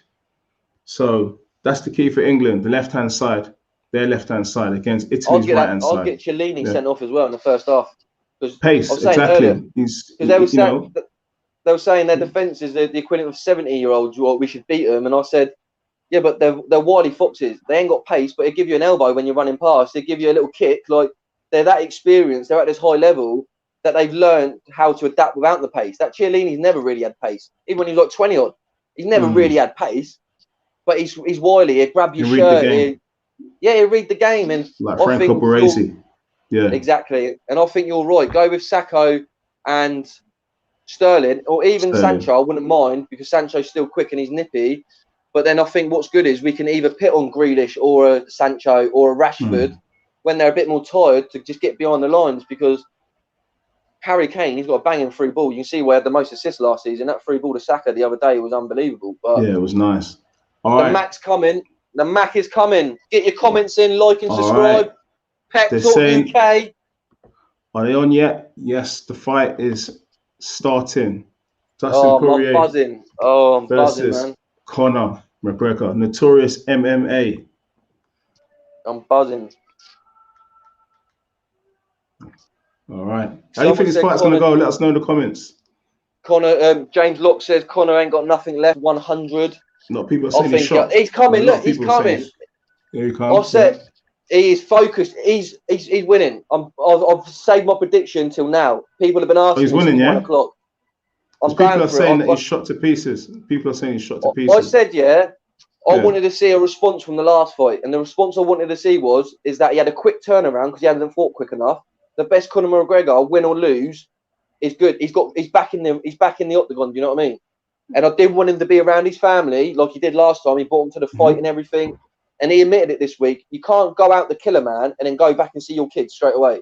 So this time he's left the kids at home, and he said, "I'm a bad man when I'm not with the family," because he does what he wants, and that's what I wanted to see. If he loses, fair play to Dustin Poirier. I said this earlier. Let me go through the list. He's beat Conor McGregor, Dan Hooker, Max Holloway, Eddie Alvarez, Justin Gaethje, Anthony Pettis. Dustin Poirier has lost once in about his last 9 or 10 fights, and that was to Habib. No, Dustin Poirier is fantastic, and he's a great guy. So if he loses, Conor, he's lost to a great opponent. Ain't a bum, but he may have lost it after that. But, But what I've seen is the reaction I wanted to see from the last fight. I've seen the changes. He admitted, I chose Dustin Poirier as an easy fight because I've knocked him out before, and I had the Manny Pacquiao fight lined up, and the UFC wanted him to fight before the Manny Pacquiao fight because he didn't have a fight for a year before that, and they said it was too long. It would have been like nearly 2 years after that Manny Pacquiao fight that he would have fought. So he goes, I chose Dustin Poirier. I overlooked him. Look at the weigh-ins last time. He was cuddling him, getting his sauce off him.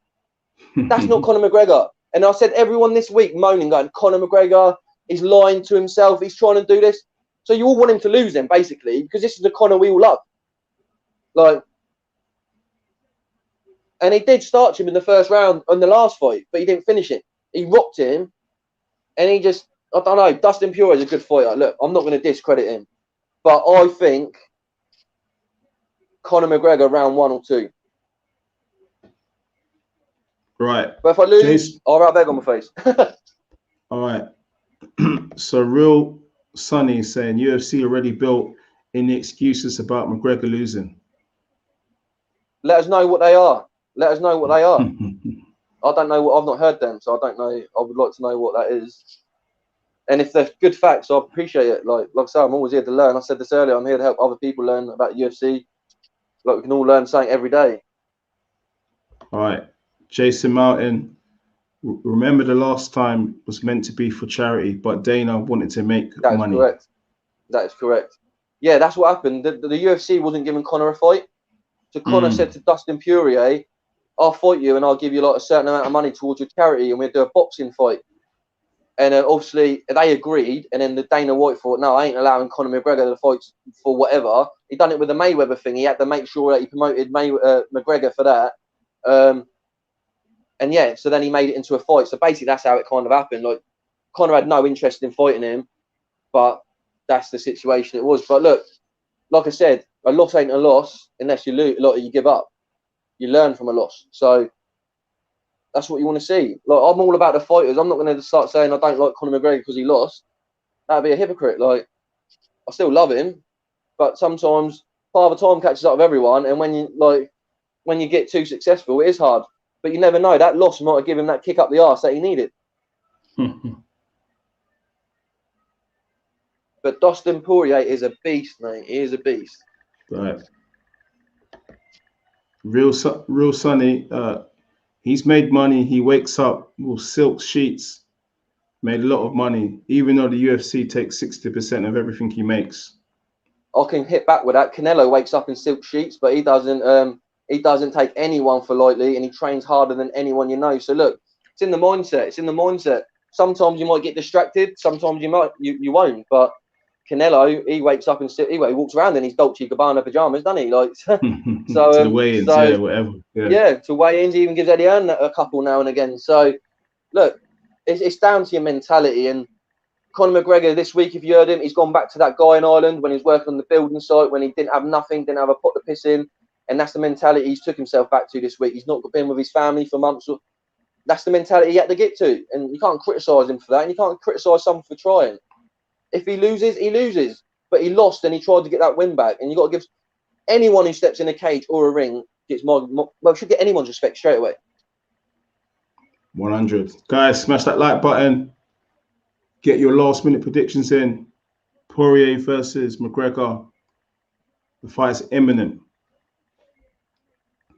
Yeah, a few comments agreeing there saying Canelo and Mayweather, they were in silk sheets, but they still performed in that. So it's a good performance. It's that down to your mentality. And like sometimes when you come from where you come from and life is amazing, you could forget where you've been. It's easily done because Conor McGregor ain't come easy. He was on the dole. He was working on a building site. He was fighting in little cages that no one knew about, and he started from the bottom. Do you know what I mean? He was fighting in the Forum in North London, that place where they hold a lot of concerts. Like Cage Rage and that, Cage Warriors and that, innit? Like I think. Yeah, back in the day.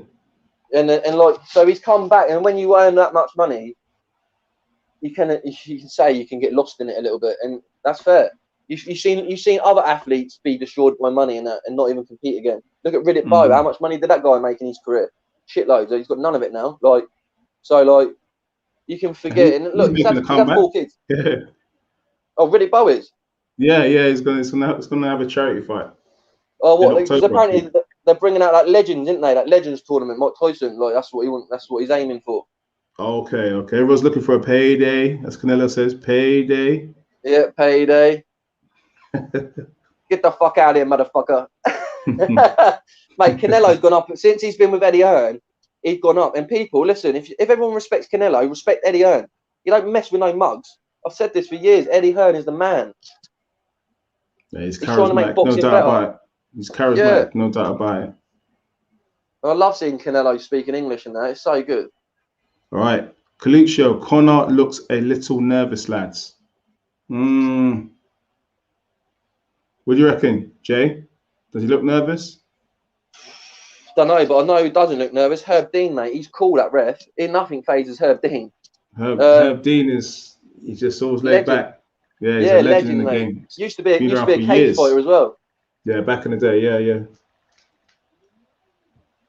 I don't think he looks nervous. I think when you're ready for a fight and your mates are holding you back and you just want to get to him. That's what I think he's doing. He wanted to ruck him yesterday. And this is what I wanted to see. That's Conor McGregor of old. Not like the last fight where he's hugging him before the weigh-in, swapping whiskey bottles in like Louisiana hot sauce with each other and that, and like all that. But Conor McGregor went old school this week, ripping Dustin Poirier's wife, going like proper, like ruthless, like he used to. So it's time. He don't look nervous. The last fight, he didn't look interested. He looks a little bit drained, not nervous. Nah, he ain't drained. He doesn't look energetic though. He looks a little bit drained. No, because look, he's got to be careful. He's got that fast twitch fiber. He can't be doing like running around like doing what other fighters doing. That yeah, he can't. He's working. He's just doing his heart rate and that. He's just being calm. But like anyone, your arsehole probably does go a little bit when you're in there. Do you know what I mean? You're in a cage about to fight a man. This is like gladiator style, isn't it? Like with a ring and that. Like going back to the old style, like just throwing two men in a cage and saying whoever wins wins. Look at Bruce Buffer. That's why I love Bruce Buffer. Like he gets them pumped.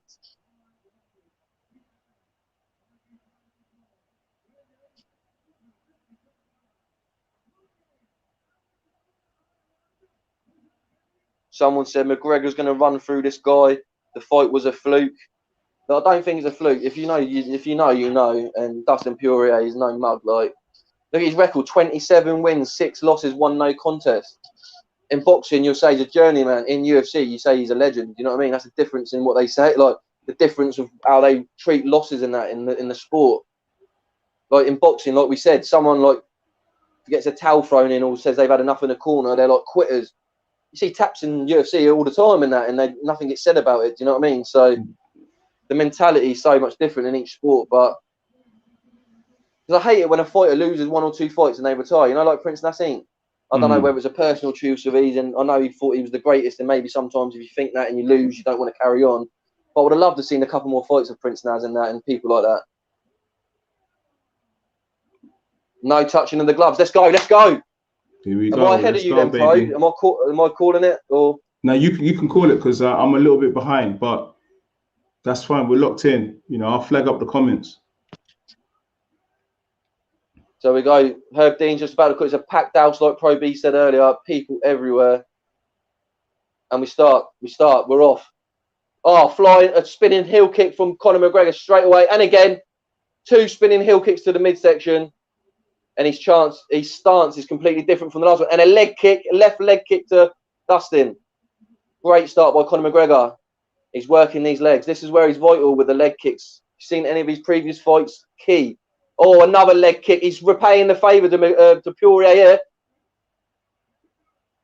So watch, people. McGregor will use his legs to work for a big left hand.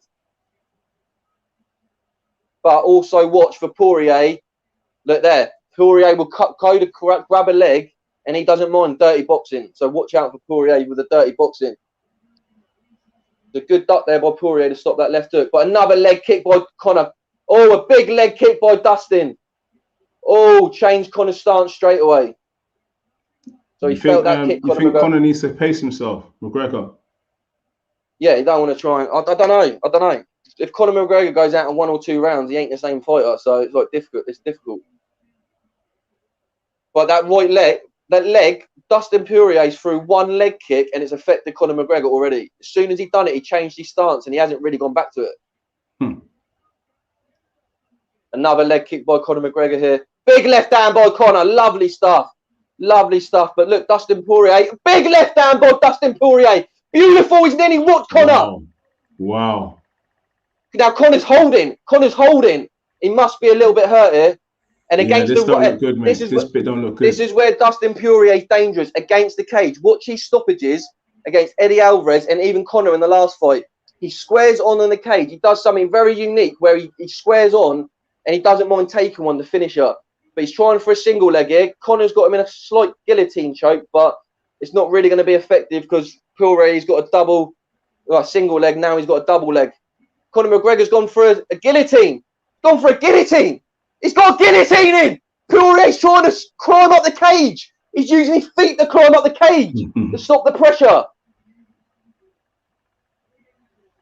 Look, see, this could be bad for Conor because if you try guillotine and don't get it in, you waste a lot of energy.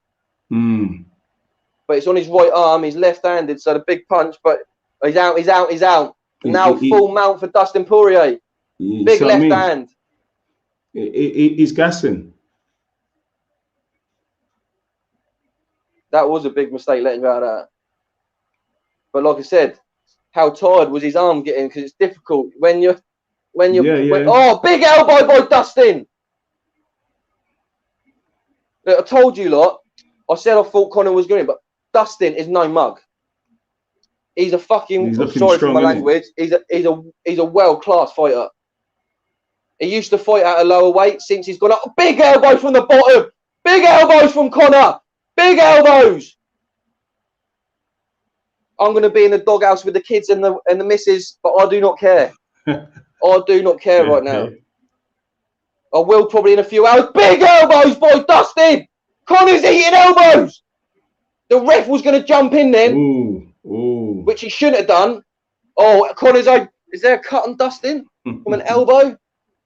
Conor needs this round to end pretty soon. He's done a few good offensive bits, but he needs to kick him off. Big right hand by Dustin. Herb Dean, what are you doing? Why are you standing there? Look, I'm not being funny, but Herb Dean is going to call this far too soon, mate. You think? Oh, okay. He hasn't took that much damage. He's not took that much damage where he's rocked or where he's proper ground and pound. Look, they're not all the shots are hitting. They're like coming off the top of his head. Conor's going to go, mate. He's going to go, mate.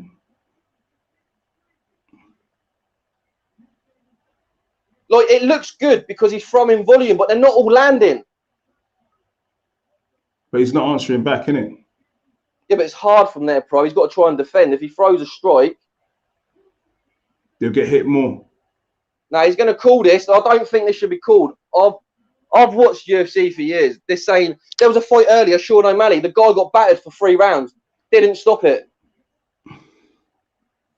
Herb Dean, you're too close, mate. He's in big trouble. He's in trouble. He's tired, but he's not taking any. Look, they're missing that left miss. That right just got. Like, why you just let him up? Conor's fucked, though. Next round is gone, man. Oh, he's been dropped. See?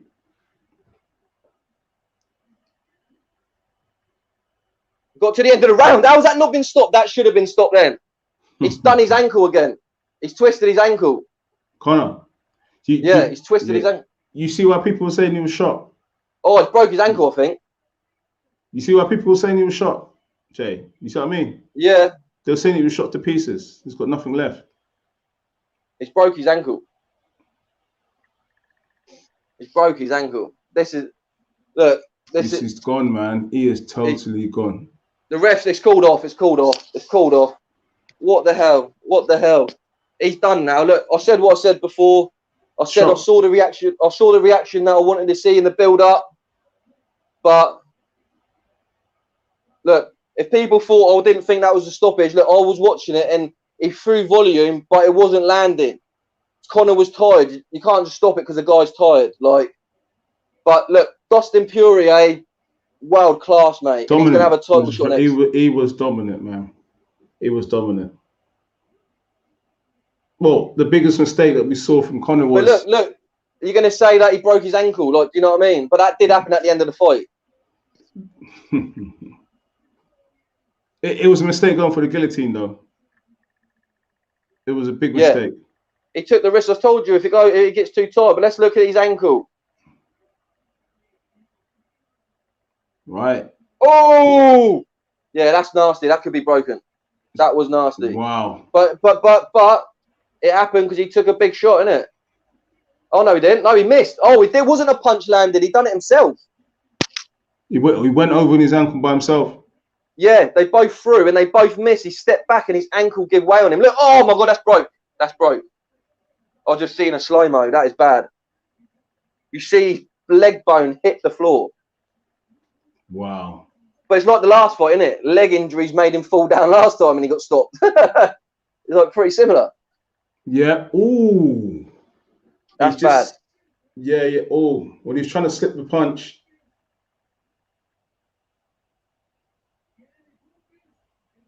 Yeah, trying to slip when he went over on it. Look at that. He's kicking off now because the Herb Dean's trying to say that it was a stoppage, but it's not. He's retired and he's stalled because it went to the end of the round. It went to the end of the round and he said, I can't continue. The doctor said he can't carry on. And they're saying to Conor, oh, it's a stoppage. And he's screaming, it's not a stoppage. It's not a stoppage. Of like an injury has caused him to do that. Although he would have been stopped next round. Look, I ain't going to bullshit anyone. He was going to get stopped next round. Yeah, it was done. It was done. It was done. But if you're going to read the result, read it properly, innit? Like, because a stoppage does look worse than a bloody retire, but he was going to get stoppage anyway. He's proper pissed off, innit? Yeah. Because even though you're losing, when you get beat by an injury, that's what you think is the cause. Even though he wasn't performing great, in his mind, the injuries caused that loss for him. Okay, but look, so props. All right, so we've got some of the guys in the stream saying, okay, he's finished. Maybe a Jake Paul. Jake Paul right now. Let's check his IG. Jake Paul will be going mad right now on his Instagram. Did you see his necklace he had on earlier? Yeah, and that's what he said. He says, yeah, you better win or otherwise. Let's have a look. People like that though need to focus on what they got next, not worrying about other people though. Yeah, because Tyron Woodley ain't no game. He ain't no game, mate. I think Tyron Woodley would have more chance beating Jake Paul in a boxing fight than Conor McGregor. Right, let's see. Jake Paul.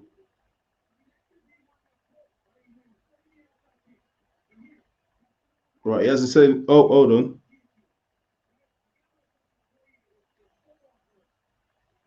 He hasn't said anything yet.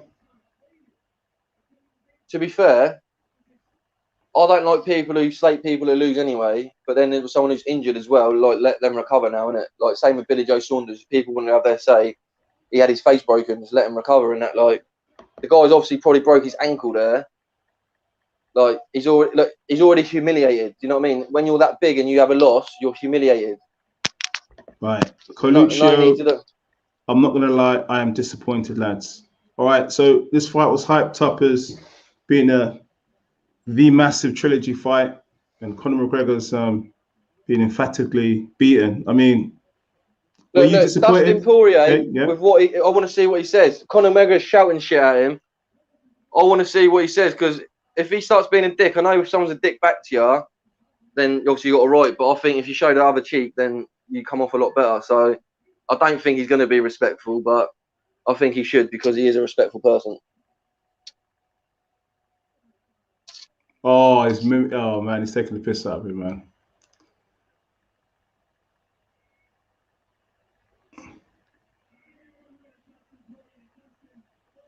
Oh, okay. Dustin Poirier saying that he knew that Conor broke a bone in his foot earlier in the fight. He said, I checked the leg kick and I heard a crack in his foot. That's what you did say, though. You did say that one of the leg kicks affected Conor early. Yeah, and he said that he knew that the fight was gone off him then, and that's why I took him down, because he said that he knew that he felt something going in his foot.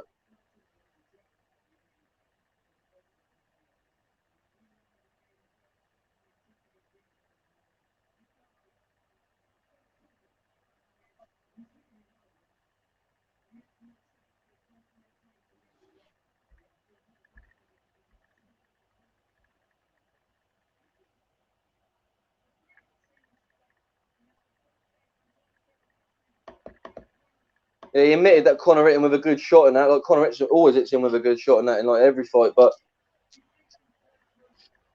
well, I don't know. I think Conor should just do what he does. This is a permanent retirement this time. Obviously, before he said he retired, then he came back.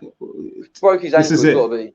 This is it. Got to be. Focus on your other stuff because he's that big that he could just be a brand on his own. Just work. He's got the whiskey as well. Yep. Got the whiskey. He could bring out. He's got his own gym now. He's got that fast gym. McGregor's fast gym. There's an app in that. So like, basically, a bit like that box fit that we got over here, but it's with Conor McGregor in that. And I looked at it. I looked at on it in his gym and that, and he has screens up, so people who are using the app, he sees what they're doing, and he talks to them, and like, so he's got that. That could be quite big. So look, he's that big. He could do other stuff. He could probably go into promoting. Right, he was getting smashed Khabib style. What's that, bro? He was getting smashed Khabib style. He was. Look. Dustin Poirier done a job on him. Let's not beat around the bush and that. Like, he done a job on him. But it's just styles. In this game, it's like I said to you, it's not like boxing in the sense of there's so many weapons. That like a leg kick, you wouldn't get that injury in boxing. Do you know what I mean? So in a straight stand-up fight, Conor might put him. You never know. But this ain't boxing. This ain't like. Do you know what I mean? This is the closest to street fighting you get. You can't kick him in the nuts. You can't bite him, and you can't like poke your fingers in there. And you can't headbutt him. I remember UFC 1 used to be able to headbutt each other. It wasn't until about UFC 2 or 3 they stopped that. Mark Coleman, go back and watch Mark Coleman. He used to get you on the ground and just headbutt you, like, and that's where the name ground and pound come from. Oh, Joe Rogan's on the floor with Conor McGregor. Don't interview him like this. Nah, man. If he's broke his ankle, no.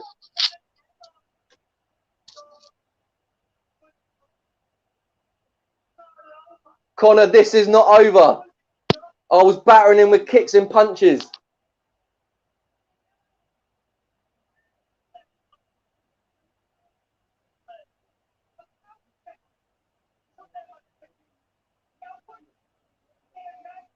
Conor shouting, your wife's in my DMs. Mate, like, it reminds me of, you know, you're like a drunk when they're down and they're just shouting abuse still. Yeah, That's what yeah. He's been jabbed down, like he's already been jabbed down because he's been talking too much, and then he just carries on.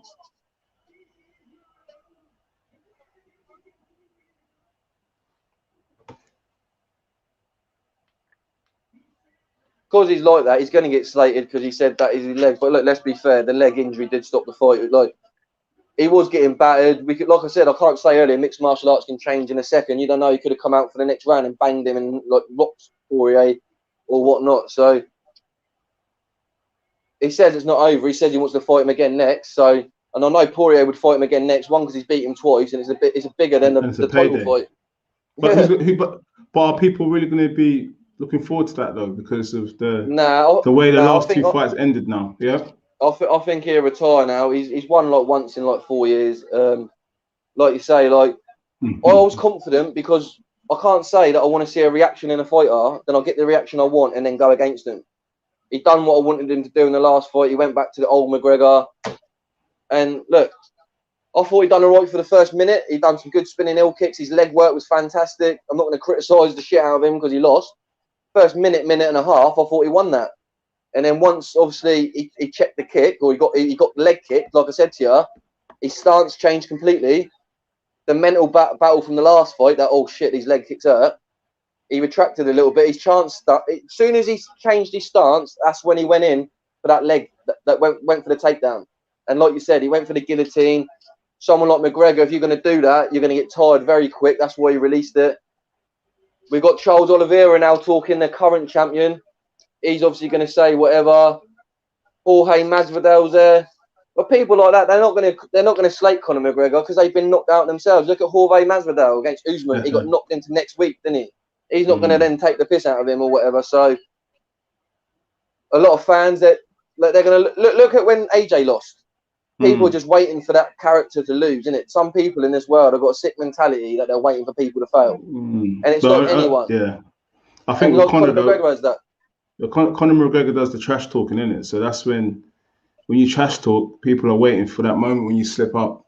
Well, yeah, good example is probably Tyson Fury. Like, everyone's waiting for him to slip up because where he's a trash talker, like maybe not so much now in the UK, but I remember back in the day when he beat Klitschko and that, up until that point, like people couldn't wait for him to lose, could they? Which was quite incredible. But like you say, it's because of the way that he done the trash talking.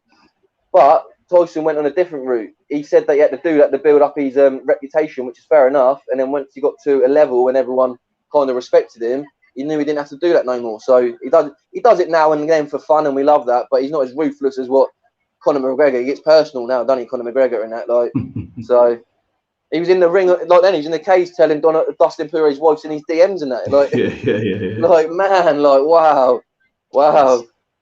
Oh, you see that? You see him gesturing towards the fans. Did you see that as well? Who was that? McGregor, whilst he was in a stretcher. Oh, yeah. He's gesturing. You see that?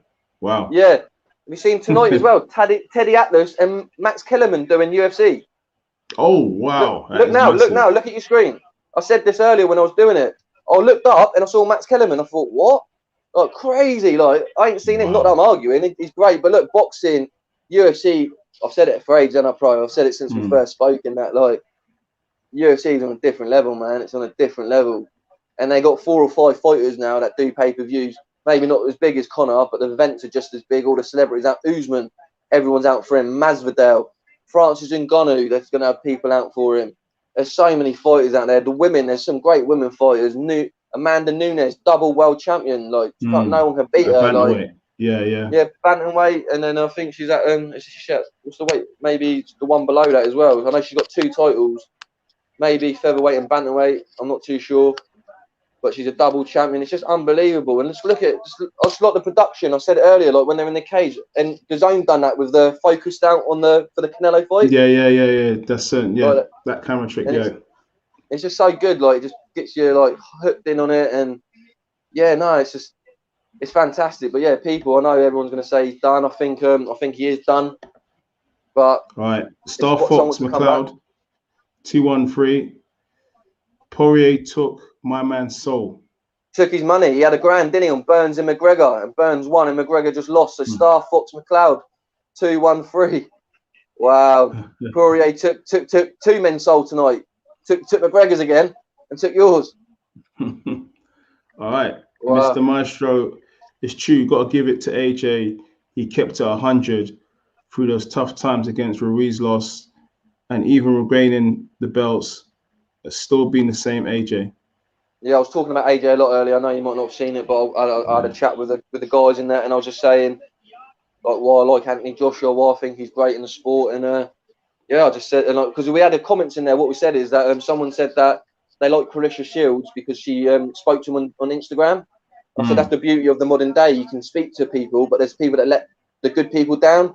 That people want to be abusive to the fighters, or they just say a comment because they think it's going to get a reaction. And trolling. Like, yeah. So 10% people let the other 90% down. But I said, because I said, like, tonight I spoke to Anthony Fowler, not in a DM, but I posted on his comments, and he commented back to me.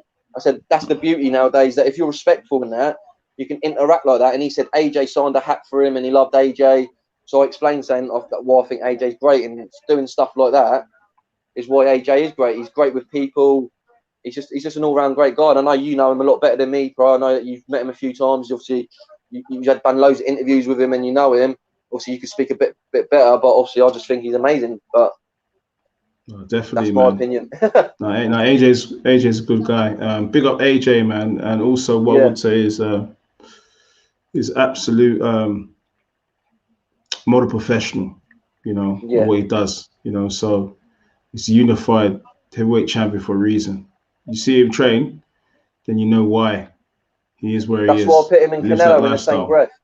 Yeah, they're both the same.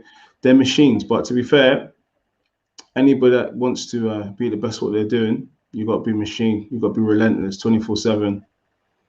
Don't get ready. You can rest when you're retired. Yeah, that's it. Greatness is 24/7. Yeah, right. No, that's so true. It's so true, and like you say, I think people. Yeah, you just got to keep working at your craft. You can't just take a slacking. And that's what I love about people like that. I think in the last 5 years, boxing's been like that. Even 10 years ago, you'd have part-time boxers like Ricky Hatton or other fighters. Probably 90% of the fighters just went in fight camp. That was it. They went into training camp. Kell Brook was a prime example. It's only been later in his career that he's kept the weight down. But these people have then made people realise that if you've got to stay ready, you can't just get ready.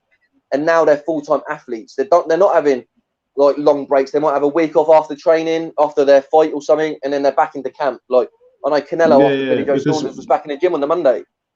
Yeah, because what you see is when you blow up, and then basically you get ready for a fight in 3 months, right? What happens is that shows up in the fight. You will gas early in the fight. You'll gas. You won't be conditioned to go the full course of time, and it will show. It will show. But if you're always ready, your body's like a fine-tuned machine. You know, that is memory, isn't it? Yeah, it's always ready to perform. But when you put the pressure, wasting a month or two losing weight, you can use that for techniques and training, can't you? Exactly, technical work, exactly. But when you're killing yourself to make weight, by the time you've got there, on the night, you're already done. And that's what I was saying to you, that Conor looked a little bit drained. You remember I was saying that? He looked a little bit drained, you know? So... It's because when he's not in camp, he bulks up, and that's his problem. He bulks up to like 170, maybe even heavier than 170 when he's not in camp. Yeah, he's been doing that for years, isn't it? And that's it. It always comes back to you. It always comes back to you. I think he's better at 170, but he's too small. All right, guys in the comments, let us know what you think. Should Conor McGregor, should he retire from UFC? Let us know what you think. Do you even want to see a fight between him when he comes back from his injury, which looks like now he ain't coming back until late next year? Let's tell the truth. Yeah, broken ankle, definitely. Jake Paul, probably the next option for Conor McGregor. Guys in the chat, let us know what you think. I think it'd be that long till he comes back, pro. Jake Paul will probably not even be around, or he would be onto other things because, like you said, it's going to be late next year if he comes back.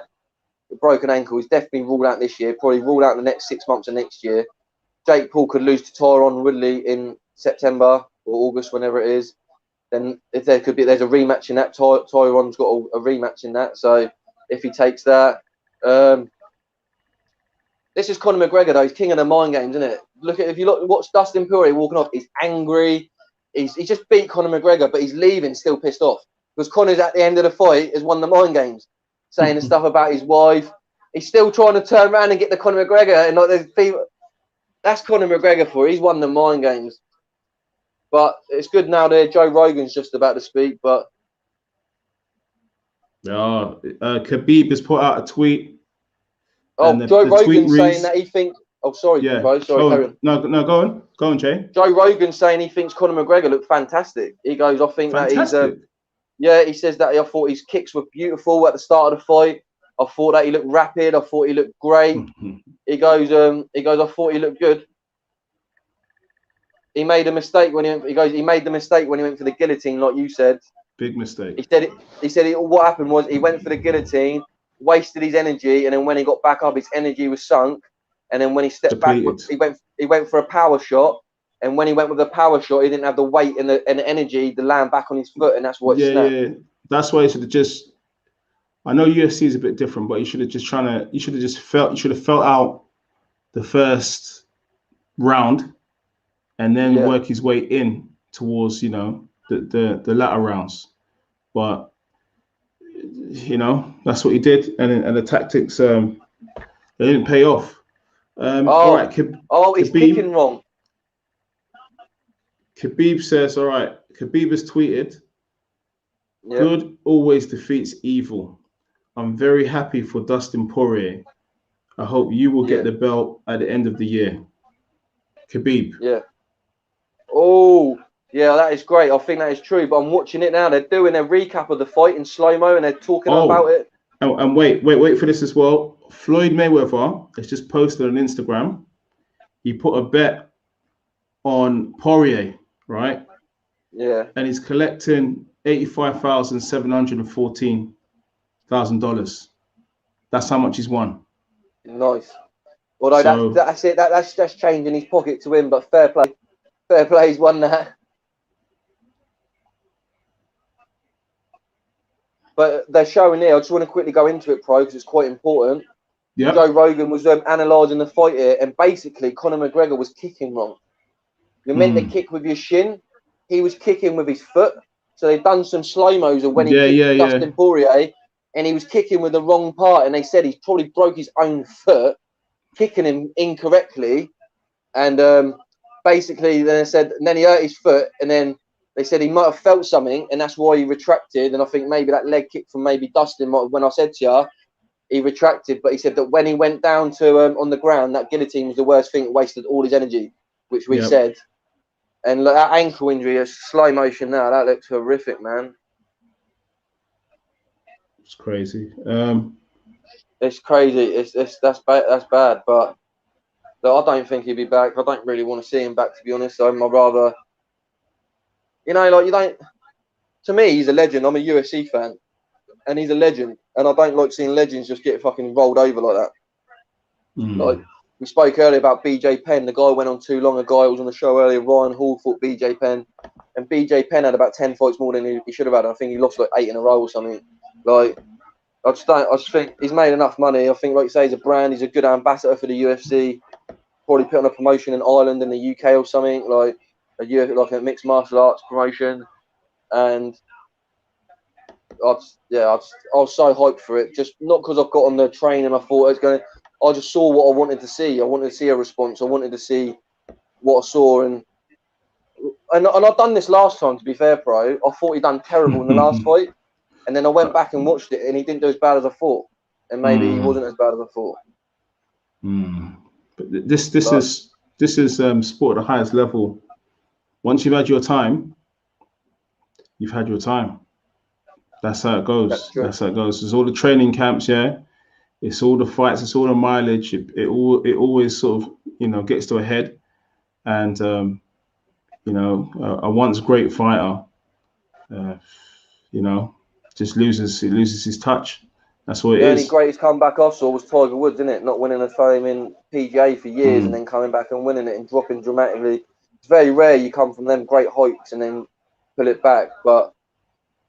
It's just like I don't like see it. Like I don't know. I'm a big fan. Some people might see McGregor getting explored all over the cage, and that I don't really like that. I think because he's such an icon in UFC, like he's like I don't want to say it because Muhammad Ali's a great, but UFC is such a small period of 25 years. He's like their version of that, if you know what I mean. He has that aura about him. I know even Muhammad Ali, as great as he was, he did used to trash talk. You know what I mean? He was awful to some of the fighters that he spoke to in that. So, but he was great, and he had some losses on his record as well, and they're nowhere near the same. So before people say don't put him in the same, I'm just saying he's the same sort of stature in the UFC. He's like their face in 10, 15, 20 years or whenever it's going to be Conor McGregor. Do you know what I mean? So I don't like seeing him floored all over the cage like that. It's not nice. Not nice at all. Like. Right. Let's engage some of the viewers' comments. Yes, 100%. Okay, so we'll take it from the TOP. Okay, so, all right, Kaiser Khan, KK. Khabib took his soul and Poirier buried 6 feet under. Ashes to ashes, dust to dust. Like we were saying then, it could be possible. Like we said, the mileage on the clock, the fights he's had. And sometimes when you're so good and you start losing, you can't accept it sometimes. Look at Deontay Wilder. I said this earlier. We had Sean O'Malley. Sean O'Malley lost a couple of fights ago. He's 13-1. But he walks around with a T-shirt on saying 13-0. Says he's undefeated. Because he hasn't kind of accepted that the loss. Like, he still says he's undefeated. And it's just different mentalities. Like, and to be fair, Conor McGregor was a beast at 145, remember? He wasn't really a beast at 155. He was a beast at 145. Went up. Won the title, and I don't even know if he's got a win at 155. I could be wrong. Maybe Donald Cerrone when he fought last year, but people let me know. But he ain't had a great record since he's gone up to 155. Because when he went up, he fought for the title straight away, and then obviously he lost to Khabib, lost to Dustin twice.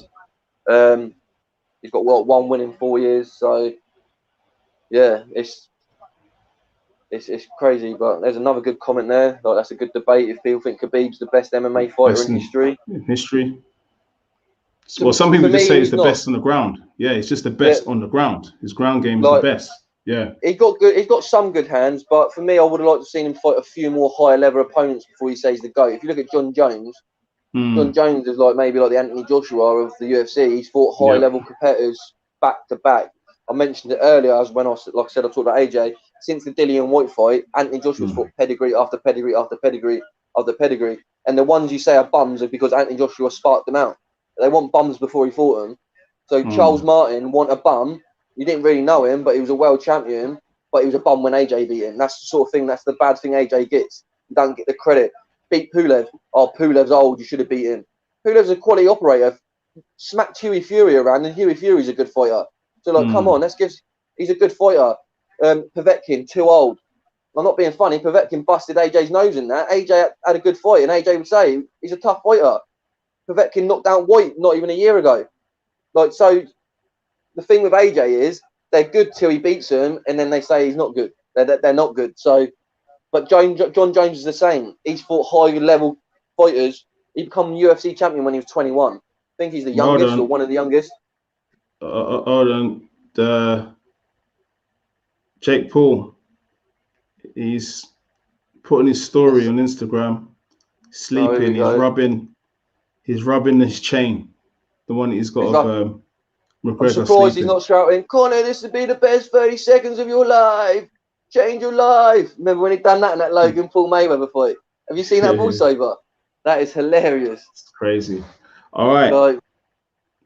Guys, we're going to head out now. Yes, it's been great. Smash that like button. It's been it's been our first UFC watch along. So if you want more of that, smash that like button, subscribe if you ain't subscribed, and we'll duly oblige and do more UFC watch alongs and try and get some UFC interviews as well. So yeah, that'd be fantastic. Yeah, that'd be great.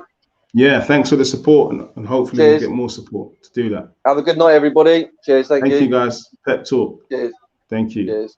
Cheers.